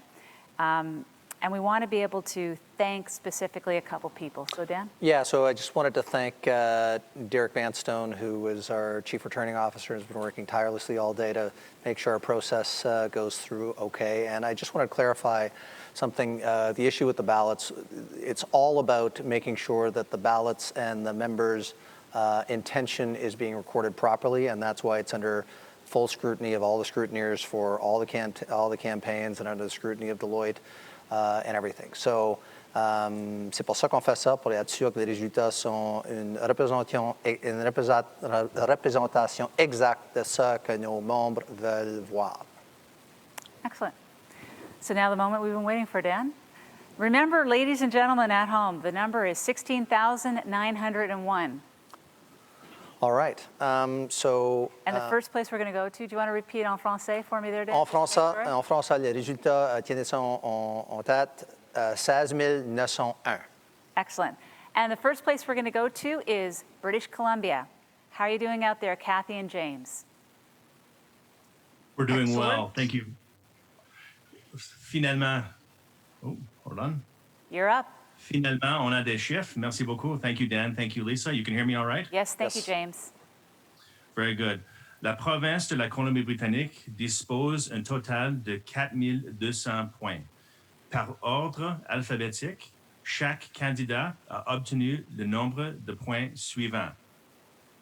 Leslyn Lewis a obtenu 1047 points. Peter MacKay a reçu 1281 points. Erin O'Toole a reçu 1255 points. Derek Sloan a reçu 617 points. So there are 4,200 points available in the province of British Columbia. Leslyn Lewis has earned 1,047 points. Peter MacKay has earned 1,281 points. Erin O'Toole has earned 1,255 points. Derek Sloan has earned 617 points, and that's from British Columbia. Thank you, Kathy. Thank you, James. OK, merci. And now we will go, on va aller à la province, la belle province de Terre-Neuve et Labrador. Judy and Sharon, are you there? And for those of you looking at home, you can see that the British Columbia results have been posted on your screen. Judy and Sharon, are you there to give us the results for Newfoundland? We're here. Excellent. Great. There are 700 points available in the province of Newfoundland and Labrador. In alphabetical order, each candidate has earned the following. Leslyn Lewis has earned 118 points. Peter MacKay has earned 282 points. Erin O'Toole, you got me. Erin O'Toole has earned 240 points. Derek Sloan has earned 61 points. Merci. Les résultats de Terre-Neuve sont les suivants. Leslyn Lewis a reçu 118 points. Peter MacKay a reçu 282 points. Erin O'Toole a reçu 240 points. Et Derek Sloan a reçu 61 points. Excellent. Thank you very much, Dan. Now, we are now going to go to Alberta. So Sonia and Dustin, tell us the results. Well, thanks, Lisa and Dan. And in Alberta, we have a total of 3,400 points. And in alphabetical order, Leslyn Lewis has earned 957 points. Peter MacKay earned 826 points. Erin O'Toole earned 1,084 points. And Derek Sloan earned 532 points for a total of 3,400. Over to you, Dustin. Et en français, Leslyn Lewis a obtenu 957 points. Peter MacKay a obtenu 826 points. Erin O'Toole a obtenu 1084 points. Et Derek Sloan a obtenu 532 points. Merci beaucoup. Thank you very much, Dustin. Thank you very much, Sonia. And there you have the results for Alberta put up in front of you again. Our next place that we're going to be going to is the province of Nova Scotia. And we're looking for Tara and Chris. Hi there. There are 1,100 points available in the province of Nova Scotia. In alphabetical order, each candidate has earned the following. La province de Nouvelle-Écosse dispose au total de 1100 points. Par ordre alphabétique, chaque candidat a obtenu le nombre de points suivant. Leslyn Lewis has earned 160 points. Leslyn Lewis a obtenu 160 points. Peter MacKay has earned 710 points. Peter MacKay a obtenu 710 points. Erin O'Toole has earned 142 points. Erin O'Toole a obtenu 142 points. And Derek Sloan has earned 88 points. Derek Sloan a obtenu 88 points. Thank you very much. And now we will going to Northern Canada to David Connolly. Et maintenant, on va aller au nord du Canada à Monsieur David Connolly. David, are you there? David's going to be announcing, of course, for Nunavut, for the Northwest Territories, and for Yukon. Of course. So the three will be included in one announcement with David. Okay. David, are you there? Yes, I am. All right, go ahead. Good evening from the north, and thank everyone for their patience in hanging in there this evening. There are a total of 300 points available from the combined three northern territories of Nunavut, the Northwest Territories, and the Yukon. Leslyn Lewis has earned 90 points. Peter MacKay has earned 111 points. Erin O'Toole has earned 65 points, and Derek Sloan has earned 34 points, I correct. 34 points. Pour les trois territoires du Nord, le Nunavut, le territoire du Nord-Ouest et le Yukon, disposant ensemble de 300 points. Leslyn Lewis a obtenu 90 points. Peter MacKay a obtenu 111 points. Erin O'Toole a obtenu 65 points.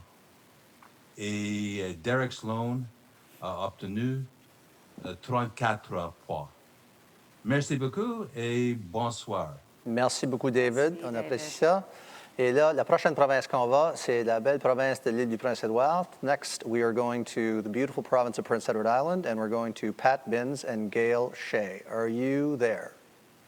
We are, and there are 400 points available in the province of Prince Edward Island.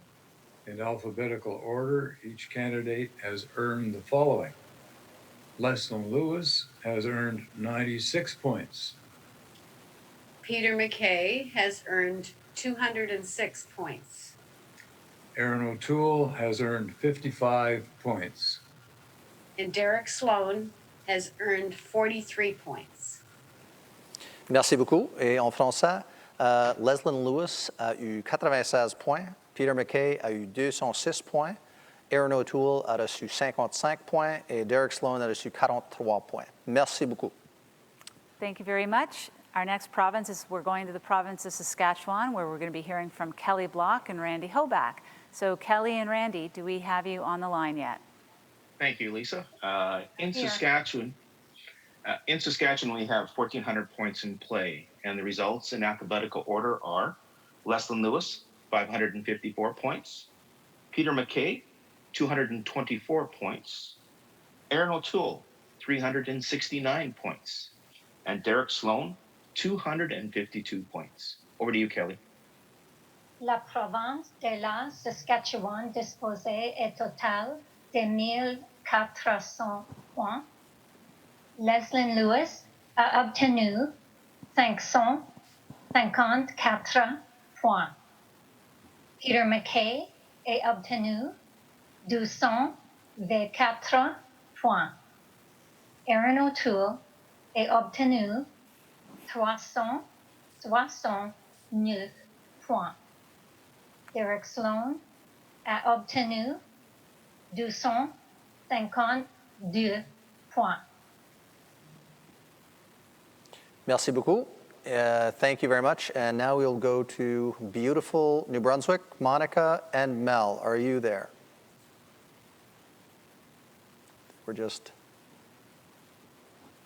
We are just getting them.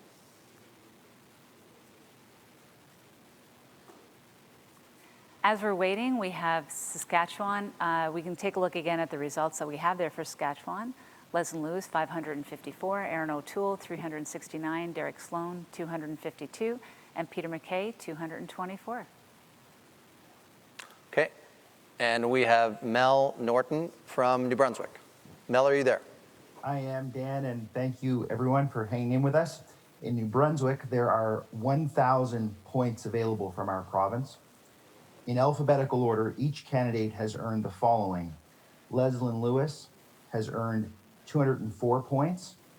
Peter MacKay has earned 533 points. Erin O'Toole has earned 153 points. And Derek Sloan has earned 110 points. All right, thank you very much, Mel. Et en français, Leslyn Lewis a eu 204 points. Peter MacKay a eu 533 points. Erin O'Toole a reçu 153 points et Derek Sloan a reçu 110 points. Great. And our next province, as we take a look at those New Brunswick results one more time, our next province is we're going to Manitoba. And there we have Candice Bergen and Heather Stephenson. Thanks very much, Lisa and Dan.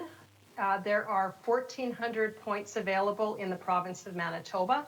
In alphabetical order, each candidate has earned the following. Leslyn Lewis has earned 360 points. Peter MacKay has earned 414 points. Erin O'Toole has earned 373 points. and Derek Sloan has earned 253 points. OK, merci beaucoup. Et en français, Leslyn Lewis a reçu 360 points. Peter MacKay a reçu 414 points. Erin O'Toole a reçu 373 points. Et Derek Sloan a reçu 253 points. Et là, nous allons au Québec. Alain et Marie-Josée, êtes-vous là?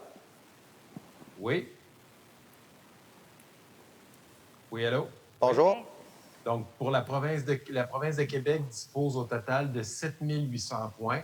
There are 7,800 points available in the province of Quebec.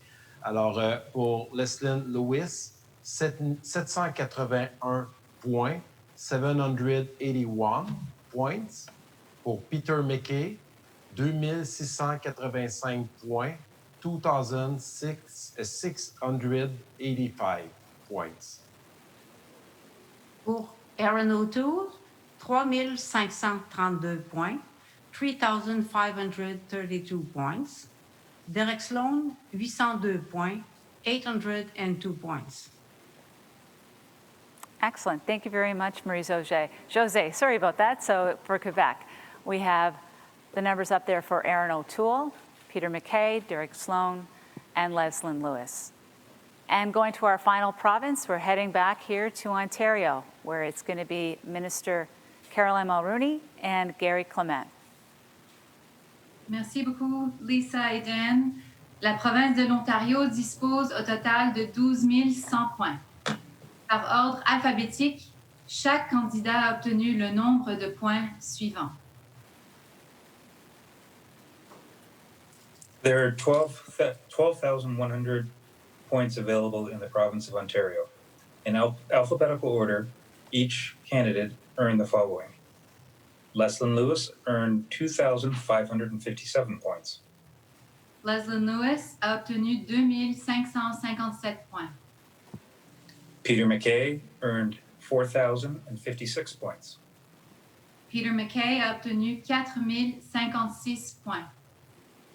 Erin O'Toole earned 3,414 points. Erin O'Toole a obtenu 3414 points. Derek Sloan earned 2,073 points. Et Derek Sloan a obtenu 2073 points. Thank you very much. Appreciate that. So in Ontario, Peter MacKay, 4,056, Erin O'Toole, 3,414, Leslyn Lewis, 2,557, and Derek Sloan, 2,073. And we are going to be able to see a live shot from the candidates' suites. And we're going to pull that up for you as we announce the results for the national vote. So, Dan, over to you. OK, les résultats pour le premier scrutin. Peter MacKay, 11 328 points. Erin O'Toole, 10 681 points. Leslyn Lewis, 6 925 points. Et Derek Sloan, 4 864 points. Ça veut dire que M. Sloan est éliminé et on aura un deuxième scrutin. So, on this national ballot in English, Mr. MacKay, 11,328 votes. Mr. O'Toole, 10,681 votes. Ms. Lewis, 6,925 votes. Mr. Sloan, 4,864 votes. Mr. Sloan drops off the ballot, and we move to a second ballot.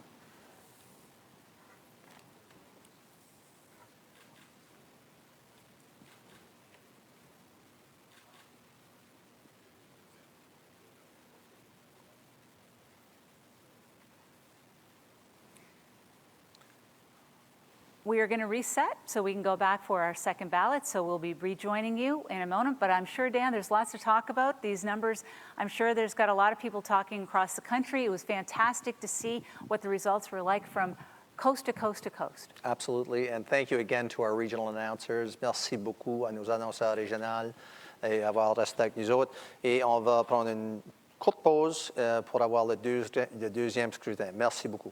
We'll be back. Thank you. All right, Peter Van Dusen watching along with you. Finally here at 12:36 in the morning, we have the completed first ballot results, Eastern Time, and we don't have a winner on the first ballot. Going through the numbers again, The magic number, 16,901. Peter MacKay at 11,328. Erin O'Toole, 10,681. Leslyn Lewis, 6,925. And Derek Sloan, 4,874. Nobody yet at that magic number of 16,901. So they're back to recalculate, retabulate, redistribute Derek Sloan's ballot numbers and so on. And we'll see with choices now where those down ballot votes now go. Tim Powers watching along with me. What do those numbers tell us? Well, we know we don't have a winner on the first ballot, and we're going to a third ballot. If you, unless Derek Sloan was all of those points, 4,874, all went to Peter MacKay. It's quite the other first ballot choices stay on, do they not? After all of this, so yeah. So we're going to a third ballot, I suspect, barring some odd happening. But if you keep your first one all the way through, so we may as well just go to the third ballot. Well, that's that would be great, but they're going to have to retabulate. You see, I guess the question. Sorry, I would say this. I guess again, it's hard to imagine that all of Sloan's ballots would go to Lewis, but if they somehow did, because people may also spoil their second choice ballot, and they don't even have to make one. Yeah, then he could leapfrog, or Lewis could choose to drop off now as well too. Remember, that did happen previously, and they could rerun it. So there's a few scenarios to watch for, but you can see it in Peter MacKay's room. He knew he had to get a bigger number. He is not very happy and is very concerned. O'Toole also seemingly a bit guarded, because we heard Fred Delory on. Martin had talked to him. He was predicting victory in Ontario and bigger numbers out west. They haven't done as well as they would have expected as well. So we won't have 13 runoffs, Peter, but we do have a close race. We do have a close race. What's you talked about Peter MacKay. What else surprises you in these numbers? We were watching as we came in, and after talking about how long the process might take, it's actually some benefit to hear the regional breakdown as you go across the country. There were some surprises. For instance, Peter MacKay in Saskatchewan. Yeah, I mean, he and Leslyn Lewis won Saskatchewan. The one province she won was Saskatchewan, right. And with 554 of the votes out of Saskatchewan, she won it to Peter MacKay's 224 and Erin O'Toole's 369. It's impressive. And Peter MacKay finished fourth in one province. It was that. Yeah, Derek Sloan had 255. That province. Yeah, Peter MacKay used to have a lot of political allies in Saskatchewan. Maybe O'Toole's argument worked there. The appeal of Lewis. Saskatchewan tends to be, and again, Martin spent a lot of time out there doing the various CPAC roadshows over the years, but Saskatchewan tends to be heavily influenced by social conservative voters. It tends to be a more socially conservative region. That may explain Leslyn Lewis's appeal out there. You look at these, the body language in these candidate rooms, and right now we're looking at, we've got three of them up there. It's quiet in Leslyn Lewis's room. They have to be happy, I think, with the first ballot numbers. Testimony to how hard she worked in the last couple of months of the campaign and how high her standing went up in the party. The Erin O'Toole room, you see, looks like some sort of, I don't know, how would you describe this? A little bit of cautious optimism. He looks like he's in the game and happy to be.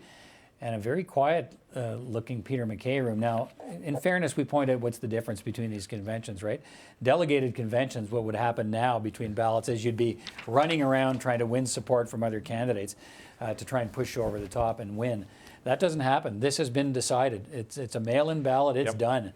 So all you can do at this point is wait. And who knows what the outcome's going to be, but I think you're correct in suggesting these numbers tell us we're on our way to a third ballot. And that again, without an overwhelming winner on the first runoff, that means whoever wins tonight has got a lot of work to do. As Andrew Scheer had a lot of work to do, this leader is going to have a lot of work to do, because there isn't at least an overwhelming choice that Conservatives have said, we want this person to be the leader right now. So again, MacKay had hoped he would be that overwhelming choice on the first ballot. He may still win in the end, but clearly there's going to have to be a lot of work done among all of the camps to find harmony and accord and direction once this runoff is completed this evening. Yeah, again, the magic number 6,901 to win 50% plus one of the points out of all of these 338 ridings across the country. And we don't certainly have that on ballot 1. And again, the mechanics of this are interesting to me because you, there aren't even sort of advisors hanging over the shoulder talking to the candidate. It's nothing you can do now. It's a bit of a different scene than what you're used to seeing when you get these full-on delegated conventions. Martin Stringer's been watching along as well. Martin, you've heard these numbers. You've been following the campaign closely. What do you make of these first ballot results? Well, I agree with Tim. I mean, first of all, one of the things that's impressive is that this really is a tight race. Second of all, for all intents and purposes, I think we can expect a third ballot. Third of all, there's no surprise in Saskatchewan. Every single high-profile commentator was saying that Leslyn Lewis would probably take Saskatchewan. And as you were mentioning, very, very strong roots of social conservatism. Remember Brad Trost and a lot of the people out there. Leslyn Lewis, she has delivered the goods in terms of being in a very strong position. If you're really mischievous, one could even say it's a three-way race. It's, as Tim says, it's very unlikely to see people are not going to change their first choice vote. So one of the things that struck me was, as you mentioned, the optimism in the Erin O'Toole camp. Both, it's humbling for Peter MacKay because he is in dangerous territory now, but also the optimism in the Erin O'Toole camp where they were predicting, a cakewalk in Quebec. Well, it was still close in Quebec for both Peter MacKay and Erin O'Toole, even although Erin O'Toole did manage to take it. Peter MacKay is solidly taking some of the places he was expected to take in New Brunswick, Manitoba. Leslyn Lewis coming second in Prince Edward Island. So she has become one of the big stories of this night in terms of the strength of her finish. And as Tim referenced, where do Derek Sloan's votes go? Good chance many of them will go to Leslyn Lewis, but we can't predict anything. There's a lot of assumptions that we'll have to see in the second ballot. Yeah, what do you watch for in the second ballot, Tim? Where do you think we watch for movement here? And again, we've talked a number of times about how unpredictable these mail-in ballot, preferential ballots can be. But how much of the Sloan vote does O'Toole pick up? How much does the stinking albatross comment hurt Peter MacKay with those supporters? Erin O'Toole, as we talked about earlier on the program, has worked the Sloan camp and the Lewis camp pretty hard.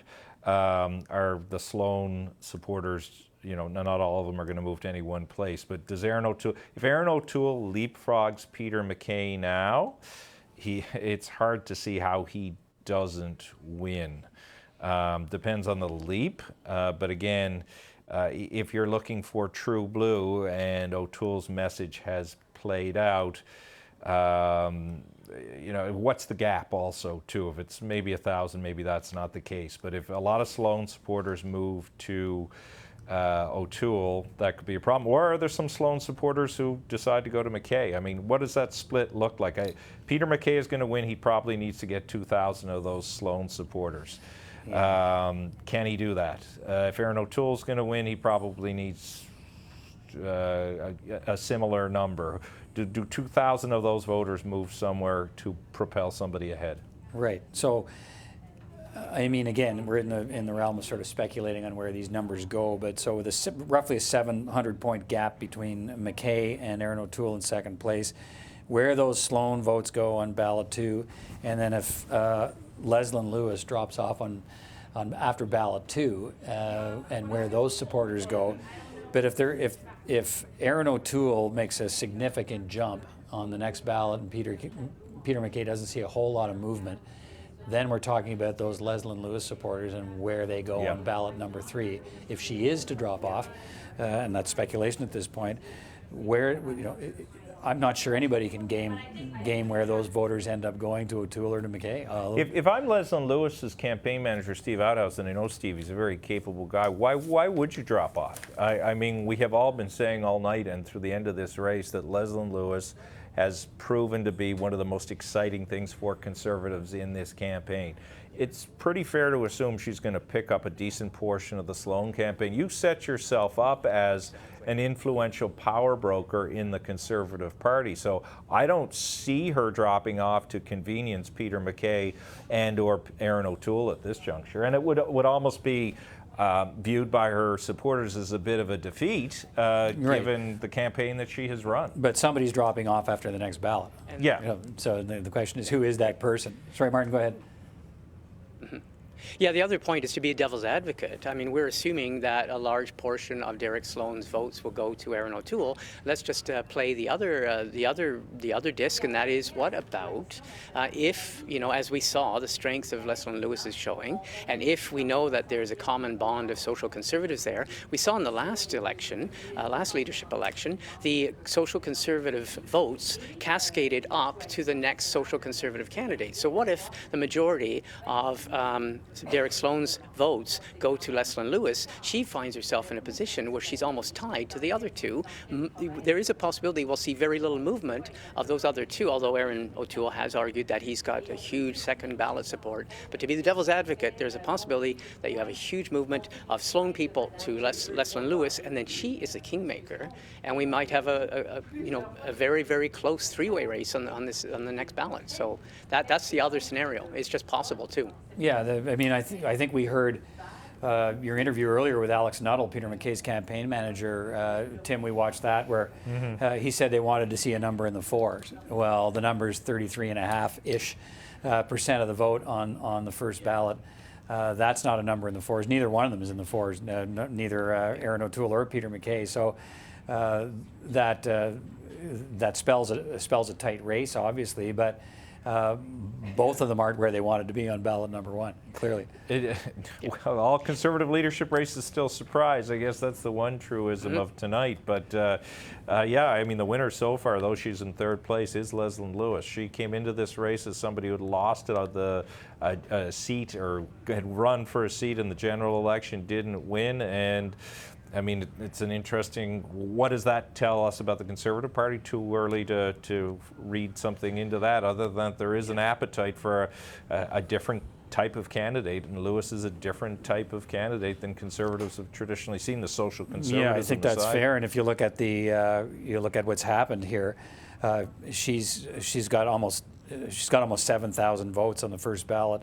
3,000 behind O'Toole and 4,000 behind MacKay. That's a better performance than I think most people would have predicted.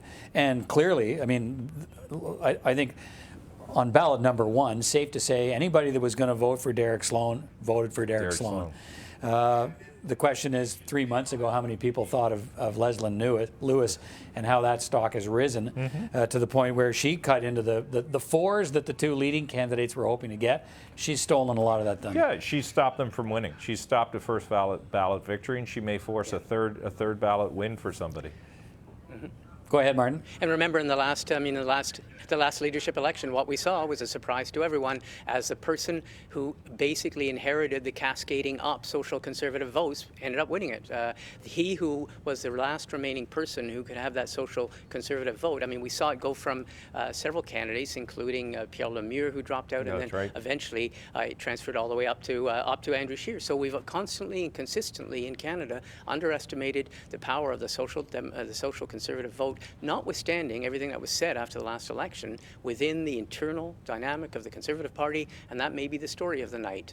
You know, we try and write a story, but it really will be interesting to what story writes itself, and we may see, as I say, everyone's watching Derek Sloan's votes and Leslyn Lewis on the next vote. As you say, everyone has to worry when the two leading candidates are both weaker than they would like to be. That's clearly what's happened, and which is why we've got the race we've got tonight. 5 hours later than we thought we would be talking about it, but here we are as we look at those shots of the campaign rooms where candidates and their supporters have gathered. That's at the hotel next door to the convention center.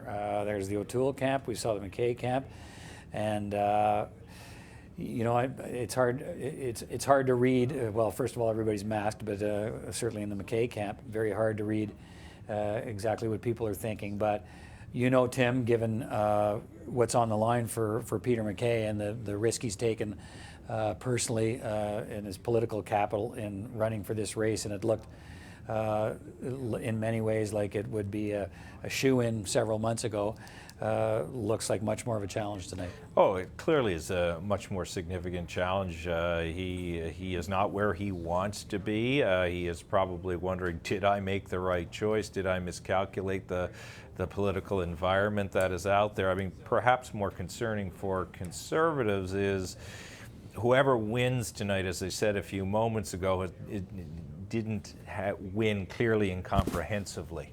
It took a bit of a process, and that presented problems for Andrew Scheer. I think maybe there's something to be read there about where Conservatives are on the identity of their party and what they want to see happen. Competitive race is great and it's important, but I think the challenge Conservatives are going to have as they head into the next election, regardless of who wins tonight, is how much latitude will that leader have determining what the party looks like and what kind of comprehensive vision can he or she embark upon if they have a tough win.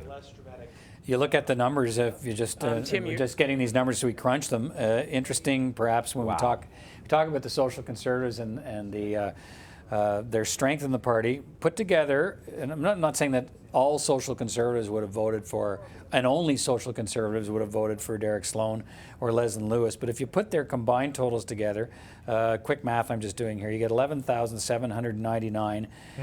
Those votes combined are more than either of the two front runners. Now I get that's only significant to the point that I'm trying to make, is that if those two candidates were largely buoyed by Social Conservatives, that's the power of that voice in those two candidates. 12,000, almost 11,800 votes more than MacKay or O'Toole. Well, and Derek Sloan, it has to be said, did better than many people. Sorry, Martin, I was just saying Derek Sloan did better than many people thought he would. I don't think people viewed him getting nearly 15% of the vote. That is a good showing, and there were a lot of messages that Sloan was driving that many people who would who may be looking for a political alternative to the Liberals won't welcome. And as you say, Peter, the fact that he's gotten 14% of the vote, you can see the Liberals appropriating that quite quickly to their advantage to say this isn't a Conservative party you should look to support. Another challenge for whoever the new leader is. We are standing by for the second element. Okay, Martin, hang on. We're standing by for the second ballot results. So the way this process works is we got the first ballot. They go back, and because the mail-in ballots are already there, the choices have been made. They now retabulate those second choices, move those numbers around, and we'll get the second ballot results. They promise those in fairly short order. Let's hope that's the case compared to what's been happening over the course of the night. And I'm not sure whether we're going to come back and run through all the provinces again to get those second ballot numbers. At this point, you know what? It wasn't so bad. When it finally happened, it was kind of fun to go through the process and hear how the candidates did in each province. So either the moderators will do that or the election co-chairs, or we'll be back in the provinces getting those numbers province by province again. Sorry, go ahead, Martin.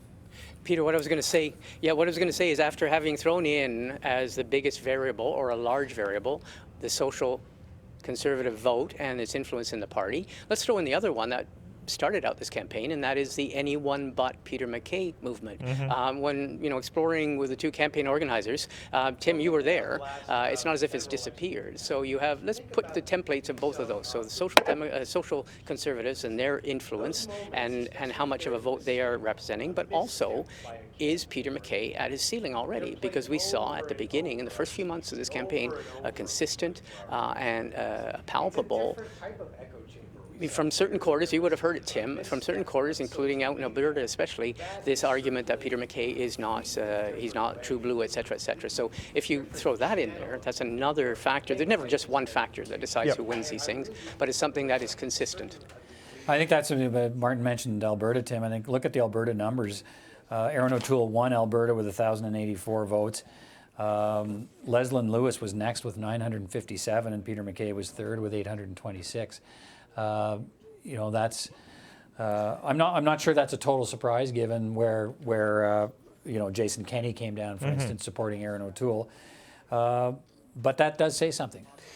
Yeah, well, it also says something too that Erin O'Toole didn't run away with it either, even with the endorsement of Jason Kenney, and Jason Kenney is a powerful political machine. I mean, he just nipped out Leslyn Lewis in Alberta. Yeah, well, that's what makes me wonder again whether her performance isn't a surprise in Alberta too. Yeah, for someone again who is largely an unknown when the race and I think it reflects some of the tension you're seeing in conservative politics anyway, the rise of Wexit and the like. There is no Stephen Harper or Jason Kenney-like figure that appeals to Albertans. These are all four of these candidates come from Eastern Canada, and I suspect they're looking at this and thinking perhaps they don't understand the challenge and the dynamic that we have in Alberta, and that's what Wexit is looking to play off of. Yeah.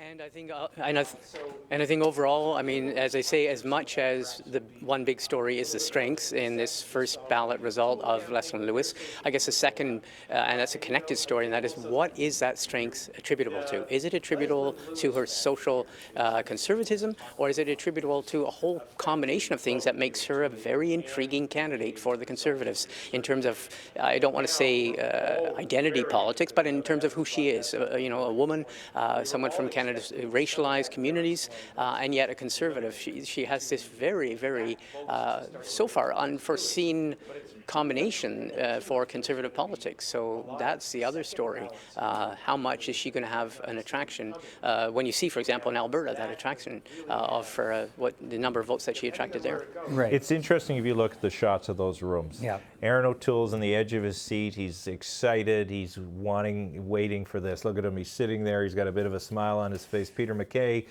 looks gutted. He's leaning back. He looks like, there he is, like he wants it to be over, very close to his wife and one of his sons. It's a tough night for him. And Leslyn Lewis, a bit pensive there, but seemingly recognizing she's not going to win, but knowing that she has some influence. I mean, those shots tell it all.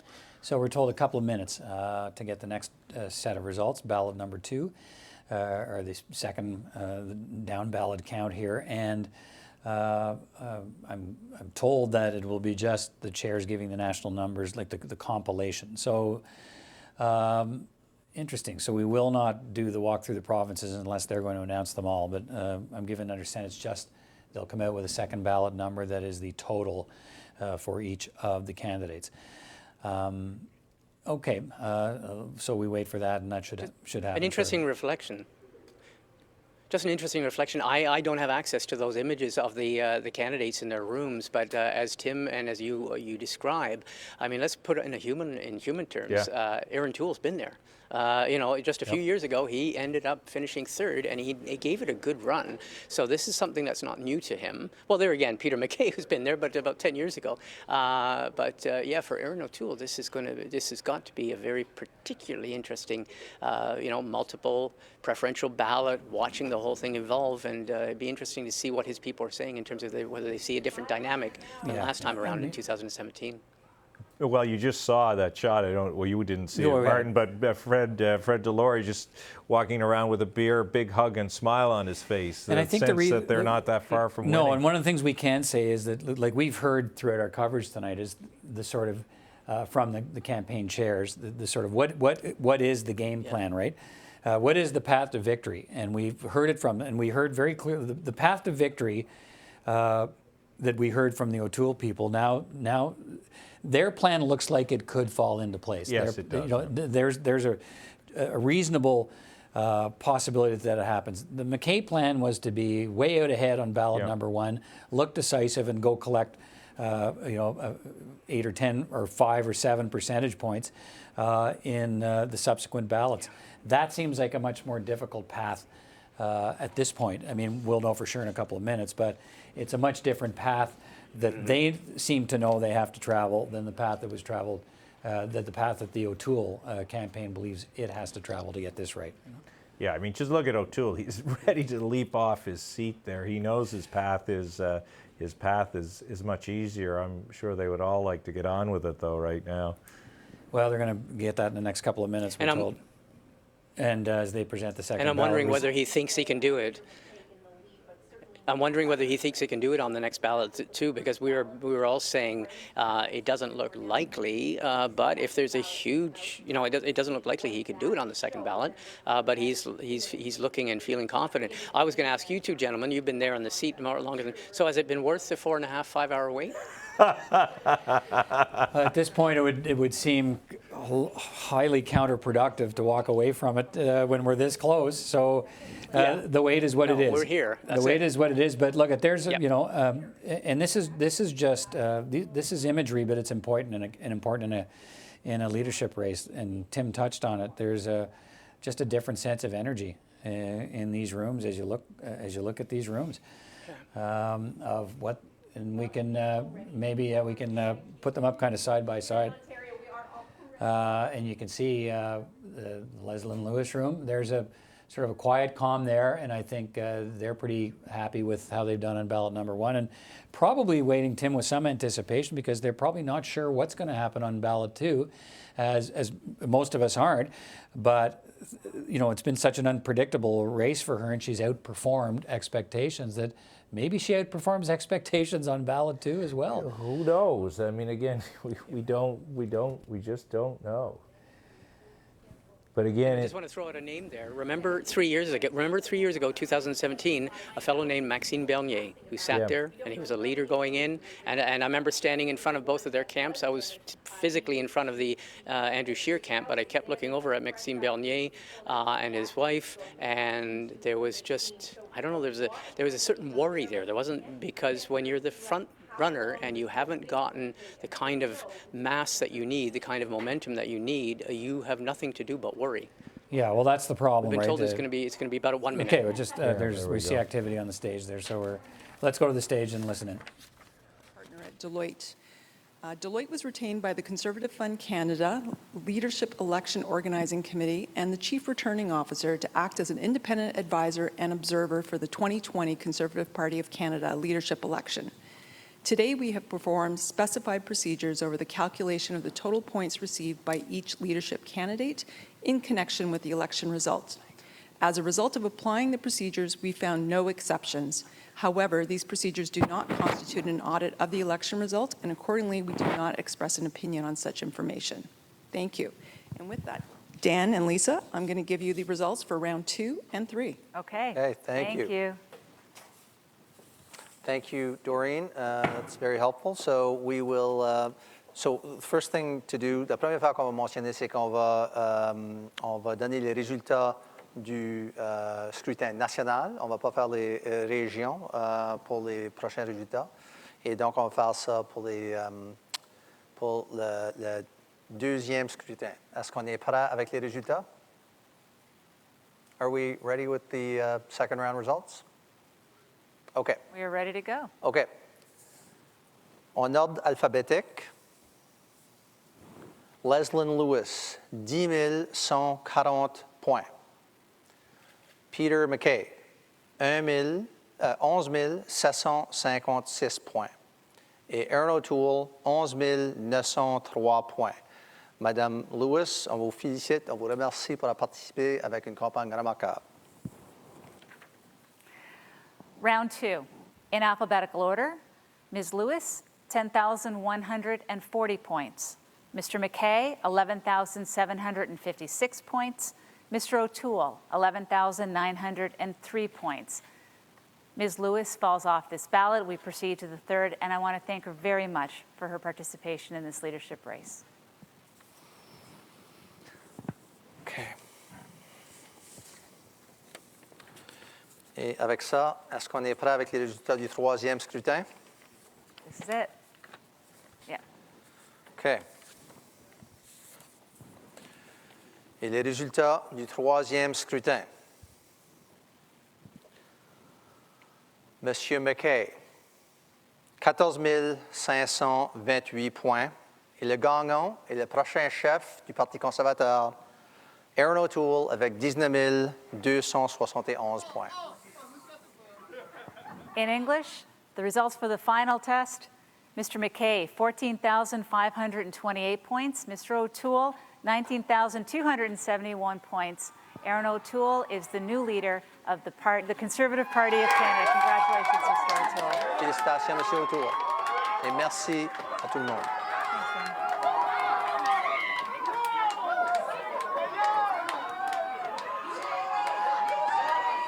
All right, after a long evening of delays and ballot issues and some surprises as we went along, there you have it. Erin O'Toole has been chosen by Conservative Party members as the new leader of the Conservative Party of Canada, eclipsing Peter MacKay by almost 5,000 votes. On the third ballot, it required the maximum number of ballots to find a winner. Leslyn Lewis dropping off after the second ballot. And if you look at it, I don't know if it's that simple, Tim, in terms of math, to say that it looks like most of her supporters traveled to Erin O'Toole to put him over the top. And what do you think this means?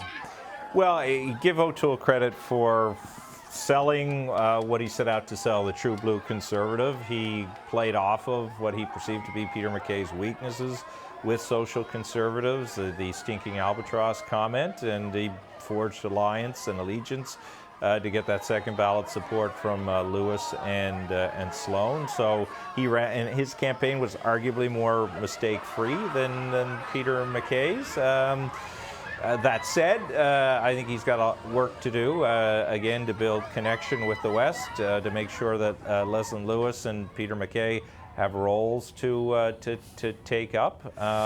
But he's won, and it looks like they're celebrating quite vigorously there, Peter. They're celebrating vigorously. I think the feed's down from the MacKay room in short order. What does this mean for Peter MacKay? Well, Peter's got to be gutted. I mean, look, let's go back to when all this started. I mean, there were big names floating around this race. Jean Charest, Ronna Ambrose, all touted as potential candidates. Brad Wall, they all bowed out in part because they were uncertain of how they may connect with some elements of the party. And in Ronna's case, she just stepped away from it all. They assumed MacKay, there was assumptions made that MacKay would pick up a lot of their support.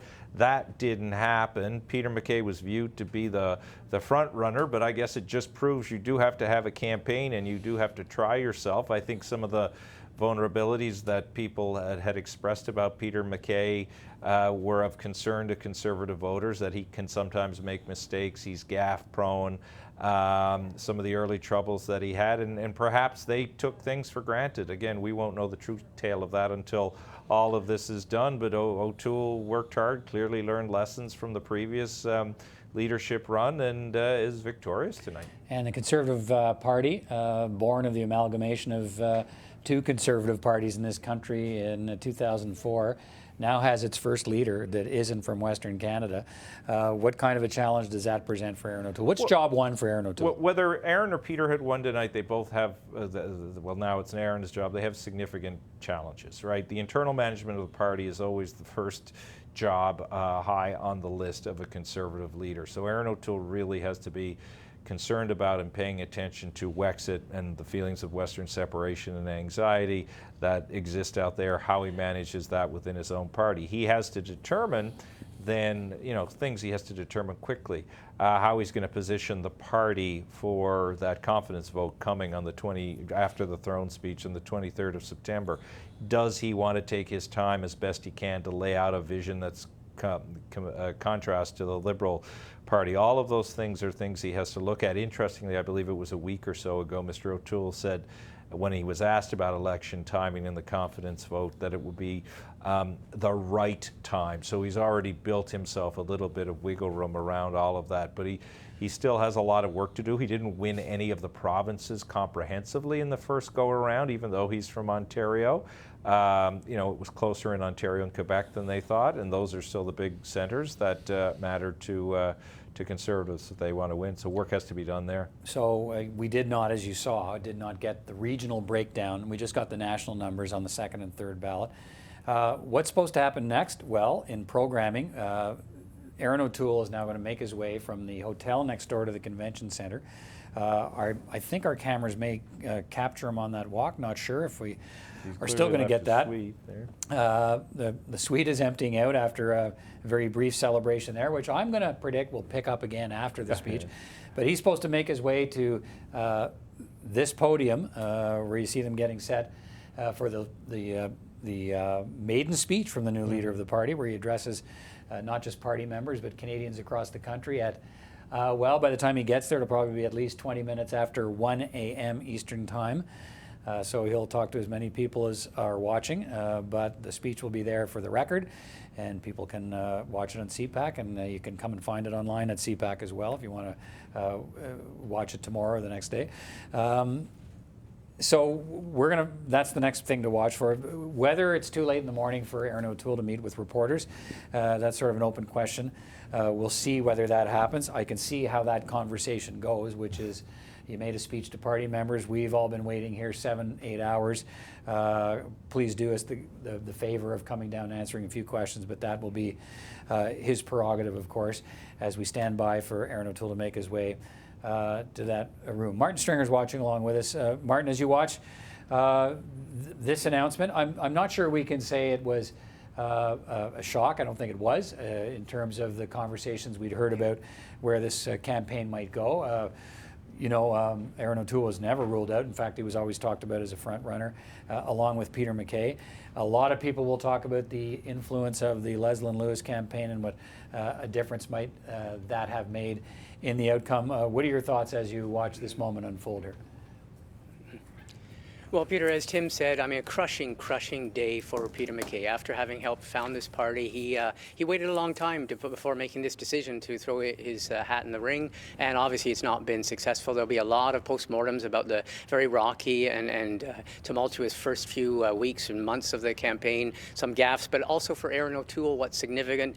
This, for the party, holds the promise of the 905 belt of suburban voters and maybe even of downtown voters, the downtown cores that they were completely shut out of in the last election. And also it's worth noting that Erin O'Toole is not known as a social conservative, and he's not known to hold very socially conservative values. So although he wooed all of that support, he's not going to go into this election with baggage like, and if you want to call it baggage, but with what Andrew Scheer had to defend himself against. So obviously the party's deciding that Erin O'Toole is the way of the future, and probably a lot of it is Ottawa, is Ontario, is urban, suburban, and a more moderate look. Well, let's talk about that, Tim. Some of the overtures that Erin O'Toole made to social conservatives during the campaign. What do you think happened? I can see his first news conference where reporters are going to ask, just as was the case with Andrew Scheer, it seems like the social conservative vote helped elect you as leader of the party. What do you owe social conservatives in the Conservative Party? How does he deal with this? Or do you think that becomes an issue for him? I think it's always an issue for a Conservative leader, and particularly a new one, because it's generally an approach that is made after a leadership like this when you see the numbers that you saw from social Conservative supporters. I think one of the things one of the ways he may be able to respond to that, Peter, is what he does with Leslyn Lewis, because again, I think Leslyn Lewis created for people a comfort in finding accommodation between her faith and broader political issues. If he's smart, he'll play off of all of that. I think where he can perhaps find a chord is, to use that word again tonight, is speaking to what his priorities would be, and following where there could be some mimicking of Stephen Harper is in issues of conscience and how he chooses to attack those. Erin is a better communicator than Andrew Scheer was. I think he's more seasoned that way, so it's unlikely he's, having seen recent examples, given it a lot of thought. So I imagine he's prepared for any landmines that will be laid out there, and will try and navigate a path that Stephen Harper, at least in this realm, would have navigated. Yeah, can he say to social conservatives in the party, we're not reopening the abortion debate, we're not going to deal with that, those are closed issues? Is he going to be able to answer those questions to shut that debate down? And I don't mean it that way, but to say that this is not something that Canadians are going to hear about from an Erin O'Toole-led Conservative Party. Can he say that? I think he can say that they won't be issues of prominence and priority, and I think social conservatives understand that. I think they recognize that if there are victories to be had on the issues that matter to them, they're in different places. I don't think there is any social conservative who threw his or her support behind Erin O'Toole today who thinks with good conscience that somehow Erin O'Toole is going to undo same-sex marriage or reconstitute anything related to a woman's right to choose. I mean, certainly not anything Erin O'Toole has indicated that he would do, and he would know that broader political appeal would be limited, if not burned to the ground, if that were a choice he took. Yeah, so we're this is a hallway shot outside. It's the link, I think, between the hotel and the convention center, where we will expect to see Erin O'Toole in the next few minutes here make his way down to deliver this speech. And beyond that, like I say, I'm not sure he'll meet with reporters to take questions or not. It's really late. He may decide to defer that to tomorrow or the next day. We'll find that out, obviously, when he makes his way into that room to speak for the first time to Conservative Party members and to a wider audience of Canadians, however many of them are watching at almost 20 after 1 in the morning. I see flash bulbs going, so that tells me he's coming. Let's just watch this moment. There you see the candidate with his family and supporters. Well, not the candidate, pardon me, the new leader of the Conservative Party. Mick? Mick? Clear the shot. Mick? Clear the shot.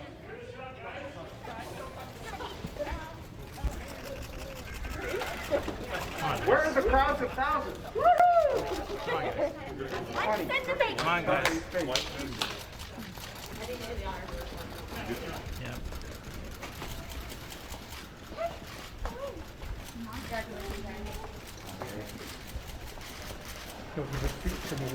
Maybe we should walk slower for them. Some well-deserved sleep.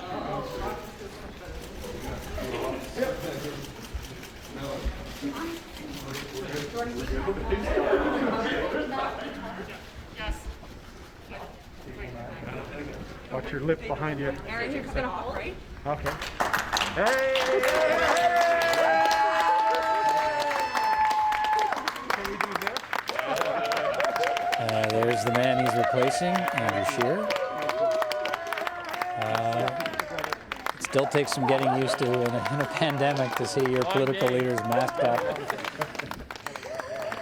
There are many who may want to see Conservatives masked up, but I'm sure Mr. O'Toole is going to rip his off now and give us a version of what to expect under his leadership. Formidable. Formidable. Excellent. Merci. I see these are all parties. The one thing I'm wondering is whether we'll see any of the other candidates. I doubt at this time of night. I mean, They're just to pop by and congratulate him and walk out, but normally they all come up on the stage and there's this great show of unity. Who knows? Yeah. And get the tape out. Yeah. Oh. Where's the blue? Is he going to make a speech? One of his aides there, Tasha Michaud, put his speech up on the lectern, so I suspect he will in a moment. You know, until you see it. Yeah. No, I mean, chatting with some. Dad's data, right? My dad was solid. There was a couple of surprises tonight, but the one we really had difficulties. He was driving all over the calls, the telephone calls. It's a very difficult process. You didn't think gratifying. I will tell you. Yeah, it's interesting to hear Evan Solomon use the empty. I think listening into the conversation here, you hear Erin O'Toole talking about some of the results in the provinces were a bit of a surprise. I don't know if that was positive or negative. Talking about the effort the party put in to the campaign in the last little while in the province of Quebec, where Erin O'Toole won Quebec, certainly on ballot number 1 with 3,500 plus votes to Peter MacKay's 2,685. That at least tells part of the story of the result, because he won that province. He lost he fared less well in the province of Ontario compared to Peter MacKay, but he won the province of Quebec. Well done. Well done. I'm not sure they realize the mics are as live as they are. That's fine, don't tell them. I No, heard they know Mr. that- O'Toole say to Mr. Scheer, I saw somebody talking about the empty room analogy, and I didn't hear the rest of I what think he it was said. we had chatted about it, about the sense of the body language in the rooms right after the first ballot result, but there is, this is the empty room. He's going to be the new leader of the party, Oh, well, and they just called him up to make the speech. So Yep, we're good to go. He's going to do it now, yeah. So I can take this off and go on. You can take it off. Vita, you can take it off. In this part of the production, they probably don't want shown, but welcome to politics. yeah, and no, the pandemic. that's why we have the cameras there That's with right. everybody's full knowledge to be able to, as much as possible, give you what's happening behind the scenes. And here he is, Erin O'Toole, first speech as the leader of the Conservative Party of Canada. What an honor. Thank you so much. Conservative members across this country have been patient throughout this leadership race, as Canadians have been through COVID-19, and Conservatives were patient again tonight. So thank you for being patient throughout this leadership race. But I want to start by thanking my friends, Leslyn Lewis, Derek Sloan, and of course, the Honourable Peter MacKay. Thank you for stepping up for our country. Congratulations for the campaigns you have run, for the ideas you have put forward, and for the Canadians you have recruited to our cause. Thank you for putting your name on the ballot, for leaving your family for weeks to travel all over this great country, whether on the ground or in a room of your house for hours of Zoom calls. Thank you for talking to Canadians about our country, our party, and ideas for a stronger future. Thank you for valuing the grassroots members of our movement. I want to thank my incredible campaign team from coast to coast to coast. We have built a passionate team of patriotic Canadians, and your hard work led to this victory. Mes amis, cette course montre que le Parti conservateur est un parti d'idées et de principes. Les débats positifs avec Leslyn, Derek et Peter prouvent que notre mouvement est en santé. Merci à vous trois. On va continuer le travail ensemble. Durant cette course, j'ai été fier de voyager à travers la belle province. J'ai rencontré des centaines de Québécois à Montréal, Trois-Rivières, Québec et dans le Saguenay. Merci de m'avoir reçu chez vous pour parler d'économie, de santé et d'agriculture.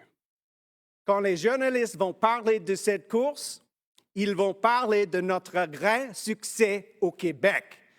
On a bâti une équipe incroyable qui fait honneur au deal de deux peuples fondateurs. I also want to thank the volunteers for Peter, Leslyn, and Derek. You worked incredibly hard, and I look forward to all of us working together to build a stronger country with more opportunity for our children and our grandchildren. I would also like to thank Andrew and Jill Scheer and your family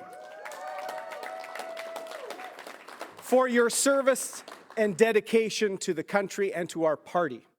We will continue to work together for Canadians.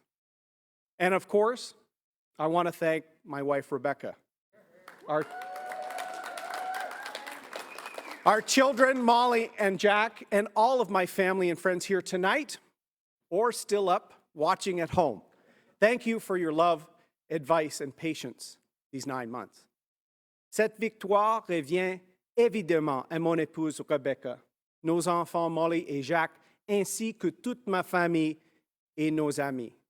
Merci pour votre amour, votre patience, et vos conseils. Most of all, thank you to the tens of thousands of Canadians from coast to coast to coast who voted for me. You put your faith in me to lead this historic party, and I'm honored and humbled. I promise you, I will not let you down. Today, you have given me a clear mission to unite our party, to champion our conservative principles, to show Canadians what we know so well, that Justin Trudeau and his team are failing our great country.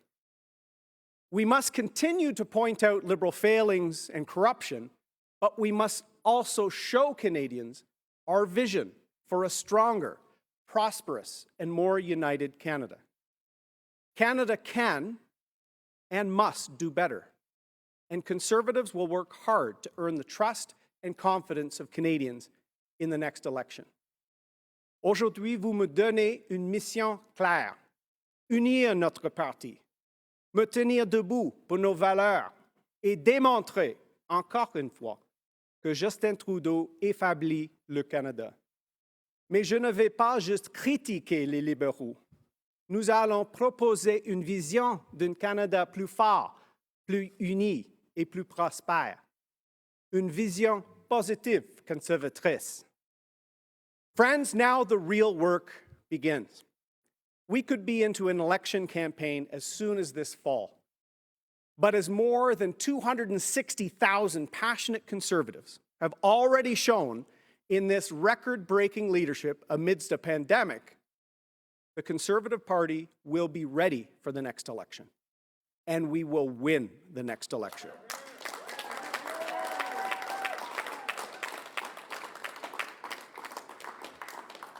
To the millions of Canadians that are still up, that I'm meeting tonight for the first time, good morning. I'm Erin O'Toole. You're going to be seeing and hearing a lot from me in the coming weeks and months. But I want you to know from the start that I'm here to fight for you and your family. Il y a des millions de citoyens qui me voient ce soir pour la première fois, mais on a beaucoup en commun. Je suis né à Montréal et j'ai grandi en Ontario. J'ai appris mon français dans les forces armées canadiennes. Et oui, je parle comme un anglo, mais un anglo qui respecte les francophones et qui est fier de français dans notre pays. Je suis en politique pour me battre pour tous les Canadiens et nos deux langues nationales. Like many millions of Canadians, Rebecca and I have been juggling a lot of jobs lately. With our kids at home, COVID has made us appreciate teachers more than ever before.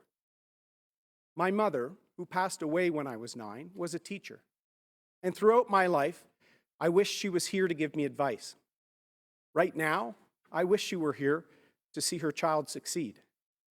But I know she is here tonight because I can see her in my daughter who shares her name. Thankfully, I've also had my stepmother, also a teacher, to guide me to this very day. I'm thankful that she and my dad are here with me tonight.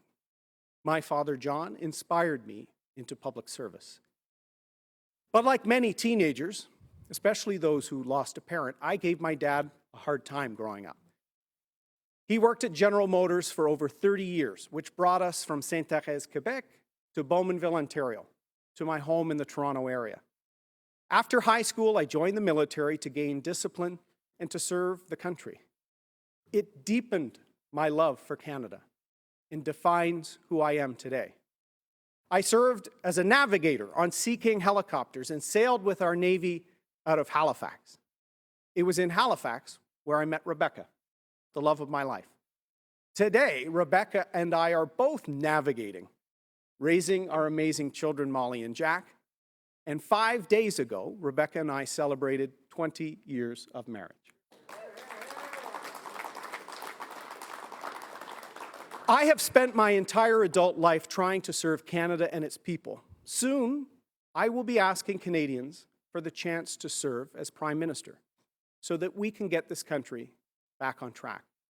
I love this country, and I'm very worried about the course we are on. When I launched my campaign in Calgary in January, I said that the stakes were high. They are even higher today. Our country is currently facing its most serious economic challenges since the Great Depression. Capital and jobs have been leaving Canada, and large deficits were being run before the COVID crisis led to record debt and deficits. Des centaines d'entreprises familiales sont près de la faillite. Nous voyons les tarifs sur l'aluminium augmenté et aucun accord pour le bois d'œuvre canadien. Warren Buffett a annulé son investissement de plusieurs milliards dans le Saguenay à cause de blocus illégaux. Avec les libéraux, le Canada est devenu un pays risqué pour investir. Il faut redonner confiance aux employeurs, aux PME et aux innovateurs. Il faut leur rappeler, c'est possible pour le Canada d'être un des meilleurs endroits au monde pour faire des affaires. Mais surtout, je vais me battre pour tous les oubliés. Ces gens qui se lèvent tôt pour nourrir leur famille. Les hommes et les femmes qui travaillent fort et qui sont fiers de travailler. Ils peuvent compter sur moi. Our country is more divided than it ever has been in my lifetime. People are losing faith in Canada because of the ideological and out-of-touch policies from the Liberals. We just emerged from the first wave of the largest health crisis in our history. Premiers across our country have shown real leadership amid the COVID-19 crisis. They were looking out for you. Justin Trudeau, Bill Morneau, and the Liberals showed once again that even amid a national crisis, they were still interested in looking after their friends. We can rebuild our great country while protecting Canadians from the ongoing threat of COVID-19. We can get Canadians back to work, be proud of the things we grow, build, and produce in Canada again. We must have a government that will keep us safe and ensure that we are never ill-prepared again. To do that, we need a leader with real-world experience and someone who is not afraid to make the tough decisions.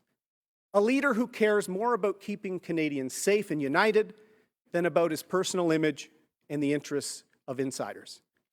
We need a leader who puts Canadians first and will stand up for Canada and our interests in a challenging world where we've lost the respect of our friends and allies. The world still needs more Canada. It just needs less Justin Trudeau. Why should I be that leader? Because I believe that whether you are black, white, brown, or from any race or creed, whether you are LGBT or straight, whether you are an Indigenous Canadian or have joined the Canadian family 3 weeks ago or 3 generations ago, whether you're doing well or barely getting by, whether you worship on Fridays, Saturdays, Sundays, or not at all, you are an important part of Canada, and you have a home in the Conservative Party of Canada. Maybe you have voted for a different party your whole life, or have never voted at all. Maybe you feel that as a union member, you should not vote for our party. Maybe you feel let down repeatedly by politicians. Maybe your family came to Canada for better, but you are still waiting for fair treatment. Maybe you run a small business and work all day only to be called a tax cheat by your own government. It is time for many Liberal and NDP voters to socially distance themselves from those out-of-touch parties. It is time for more Canadians to look at the Conservative Party again.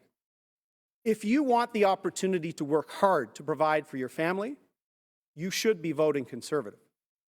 If you want to stop insiders from getting ahead while you are falling back, you should be voting Conservative.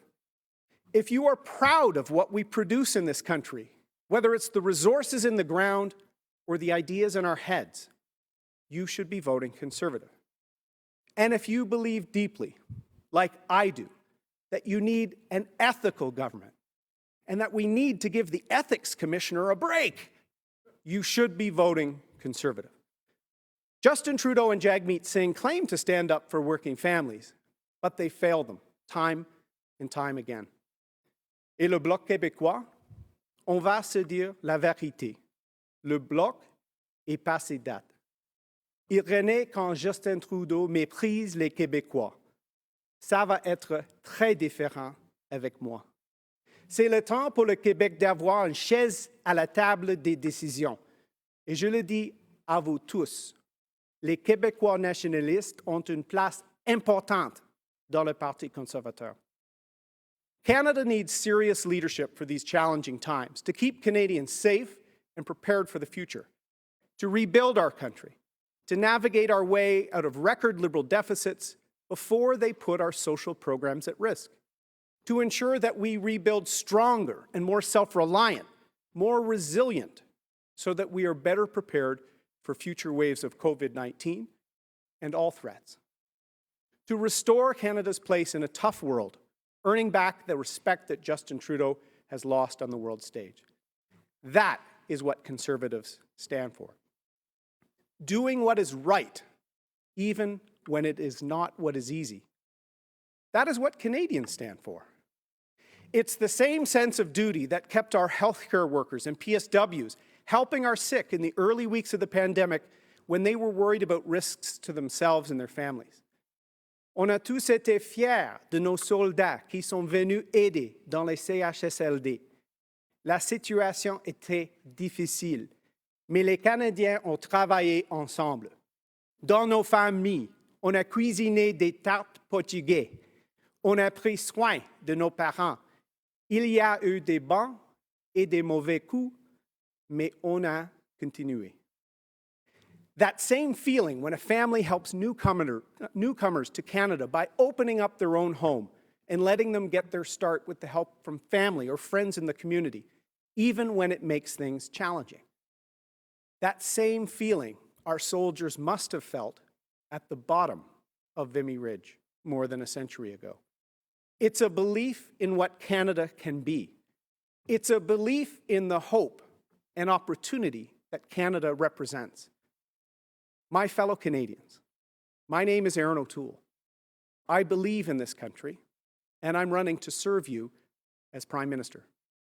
Thank you, and good night. You guys come up. All right, Peter Van Dusen watching along with you. The first speech from the new leader of the Conservative Party of Canada, Erin O'Toole. You heard him pivot pretty quickly from thanking Conservatives for the victory tonight and speaking to a broader audience of Canadians about what to watch for from a party-led, and there you see the first of the candidates, there they all are. We wondered if they would be there, and there's Leslyn Lewis, Peter MacKay, and Derek Sloan. Let's just listen into this. He's calling up his family, I think, in a room where there's still distancing taking place, just a handful of people there affiliated with the party in that room for this announcement tonight, for this process tonight, and for Erin O'Toole's first speech. And normally you would see at a full convention, you would see all the caucus members, the defeated candidates, all in a show of unity. So we've got that partially with the defeated candidates on stage with Erin O'Toole to congratulate him, along with the outgoing leader, Andrew Scheer.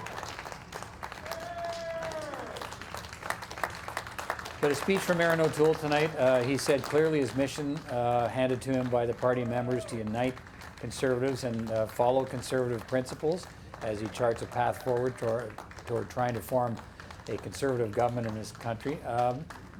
We must show Canadians our vision for the country, and that's going to be one of the questions he'll get asked a lot when he does meet with reporters. And along his travels is, okay, it's fine to oppose, and Conservatives have been doing that pretty effectively, most people would say, during the pandemic. But what's their vision for Canada under a Conservative government? He talked a lot about his personal story in his speech to attempt to introduce him to however many Canadians are watching at this early hour of the morning. And a speech to that wider Canadian audience about what, okay, let's see if he's getting any questions here from our pool microphone, and whether he's going to be meeting with reporters. We have been told not necessarily to expect that, but we'll see if he makes his way to that media room to be questioned. I don't even see, do we still have the pool up in the media room, or has that been, it's gone. So that tells me that he's not going to be taking questions tonight, but may meet with reporters tomorrow, I'm hearing, or perhaps the next day. Tim Powers, soldiering on for us tonight, hour after hour. Conservative commentator, political observer, for our coverage tonight. What did you take from Erin O'Toole's speech about some of the themes he touched on? I was encouraged by it. I think a lot of Conservatives have been saying, look, you need to talk about whoever the Conservative leader was going to be, and now it's Erin. You need to talk about something more than just a critique of the Liberals, and Justin Trudeau is not worthy of the job. I think there will be many Conservatives who were pleased to hear him say there needs to be a vision, there needs to be a plan laden with that vision. So that was a key message. I also saw him try and roll out his story, and he has a pretty interesting personal story, the military service, the work on Bay Street, the family, and his commitment to his family. I think unfortunately for him, the fact that it was at 1:30 in the morning that he was delivering it is a hard one. He joked about all of that. He'll have to find a time to do all of that. And the other thing I think I would notice, Peter, a marked difference too from the Erin O'Toole on the campaign trail and the Erin O'Toole we saw tonight, as Susan Smith was talking about so many hours ago when we began. Right. You saw an angry Erin O'Toole in the campaign. This was more of the Erin O'Toole I know, more positive, more optimistic, more engaging, and I think he recognizes that disposition he needs to show more to the broader public if he hopes to get their trust. 47-year-old lawyer. He's a year younger than the Prime Minister, Justin Trudeau. He's the MP for the Ontario riding of Durham, has been since 2012. Former Veterans Affairs Minister in the Harper government, former member of the Canadian Forces, as he talked about, finished third in the leadership race in 2017 to the man who eventually won, Erin O'Toole and Maxime Bernier. And he's described himself, he has said rather in his campaigning that Social Conservatives will have a seat at the table in an Erin O'Toole led party. And so now, now, as he said in the speech, Tim, the hard work really begins, right? And that's not to sell himself to Conservatives. He's done that. He's won the leadership. It's to sell himself to Canadians and to have a message that can try and not just win them the popular vote as they did last time, but win them enough seats to form government. And what's his biggest challenge there? Well, I think introducing themselves to Canadians without too many bumps along the road, along the way. And, the first opportunity now probably is going to be that press conference he gives tomorrow. That'll probably get a national audience of sorts. It'll certainly get aggregated out. I think he's got to watch for the pitfalls and the traps that sunk Andrew Scheer. I think, he's both benefited and challenged by not having the same level of name recognition as Peter MacKay. So though he did serve as a Veterans Affairs Minister and he came in after Julian Fantino's rough go there and did very well, many would argue, in that role, he's still not really that well known outside of Conservative circles. So he's got to get off smoothly, effectively, and use every opportunity he has not to slip and fall. I mean, he did have arguably the campaign with the least amount of mistakes of the two high-profile candidates. He'll need to replicate that, and he's going to need, as we said earlier, to bring people like Leslyn Lewis and others on board and in key roles to help broaden the appeal of people to vote for the Conservative Party. And there's the O'Toole family as they leave, the new leader of the Conservative Party of Canada. I think, can I just add one thing, Peter? Sure. Sorry, I think I said this, but I want to hit it again. He's a markedly better communicator than Andrew Scheer was, and that proved to be a downfall for Scheer. And as you and I both observed during his speech, his French has gotten better too. It's going to have to get much better to be more appealing to those in Quebec, but like Stephen Harper used to do, where again there's a useful comparative, he spent a lot of his time speaking to how he understands and connects with Quebecers, which is going to be critical for him if he wants to have success in the next election. And the big challenge for the party is, they won the popular vote, but they didn't win the seats where they needed to win them in urban, particularly in that belt around Toronto. That's where Erin O'Toole lives. He's got a seat in the GTA. So, that's probably where he starts very quickly to try and build a broader support network for the Conservative Party. And again, what's the challenge there for the party, and can Erin O'Toole break through that? Simply by, and again, it's got to be the vision thing. He's got to put something in the window, and it's going to have to be pretty soon, one would think, to compete against what the Liberals are going to put in the window in a speech from the throne, which is going to be, one would think, a very elaborate plan to bring Canada back from the pandemic, to carry us through it, to have the economy recover. He needs to have a response to that that isn't just we got a better idea, because people are going to say, well, tell me about it? Well, conservatives struggle with millennials, and conservatives struggle with different cohorts of female voters. In the larger urban centers, there are obviously more millennials, and there are obviously more of the different cohorts of female voters. He's got to speak to issues that resonate with those particular voters. Conservatives do well with older voters.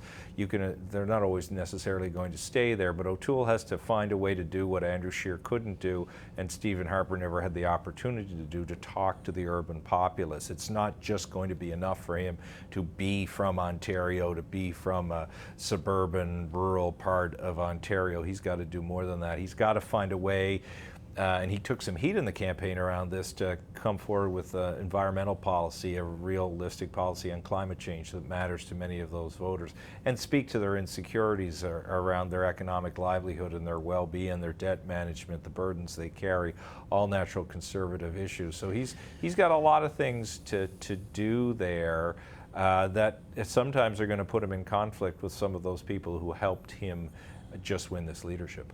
All right, Tim Powers, been a long evening, and and the lightning has started again. Are we getting more? Yeah, we just had a bolt. All right, well, be careful when you leave then. So that's the headline tonight. Erin O'Toole has been chosen on a 3 ballot, so it went the full distance. He's been chosen the new leader of the Federal Conservative Party of Canada, with a pledge to unite the party and to make it a party that's going to draw supporters away from Liberals into Democrats, with policies he says will help every single Canadian family. All of that still to be seen as he works his way into that job, and we hear more about his vision for the country in the days ahead. That is all for our coverage tonight from Ottawa. Again, thanks to Tim Powers, thanks to CPAC's Martin Stringer for all of his coverage earlier in the evening. Susan Smith, Robin McLaughlin were commentators with us earlier, and for all of the CPAC team working behind the scenes as they do with such commitment when these events go much longer than they're supposed to go, and we're certainly used to that around here. But we thank all of them for their hard work and being able to bring you this story tonight. So thanks for watching, and we'll see you next time. Take care.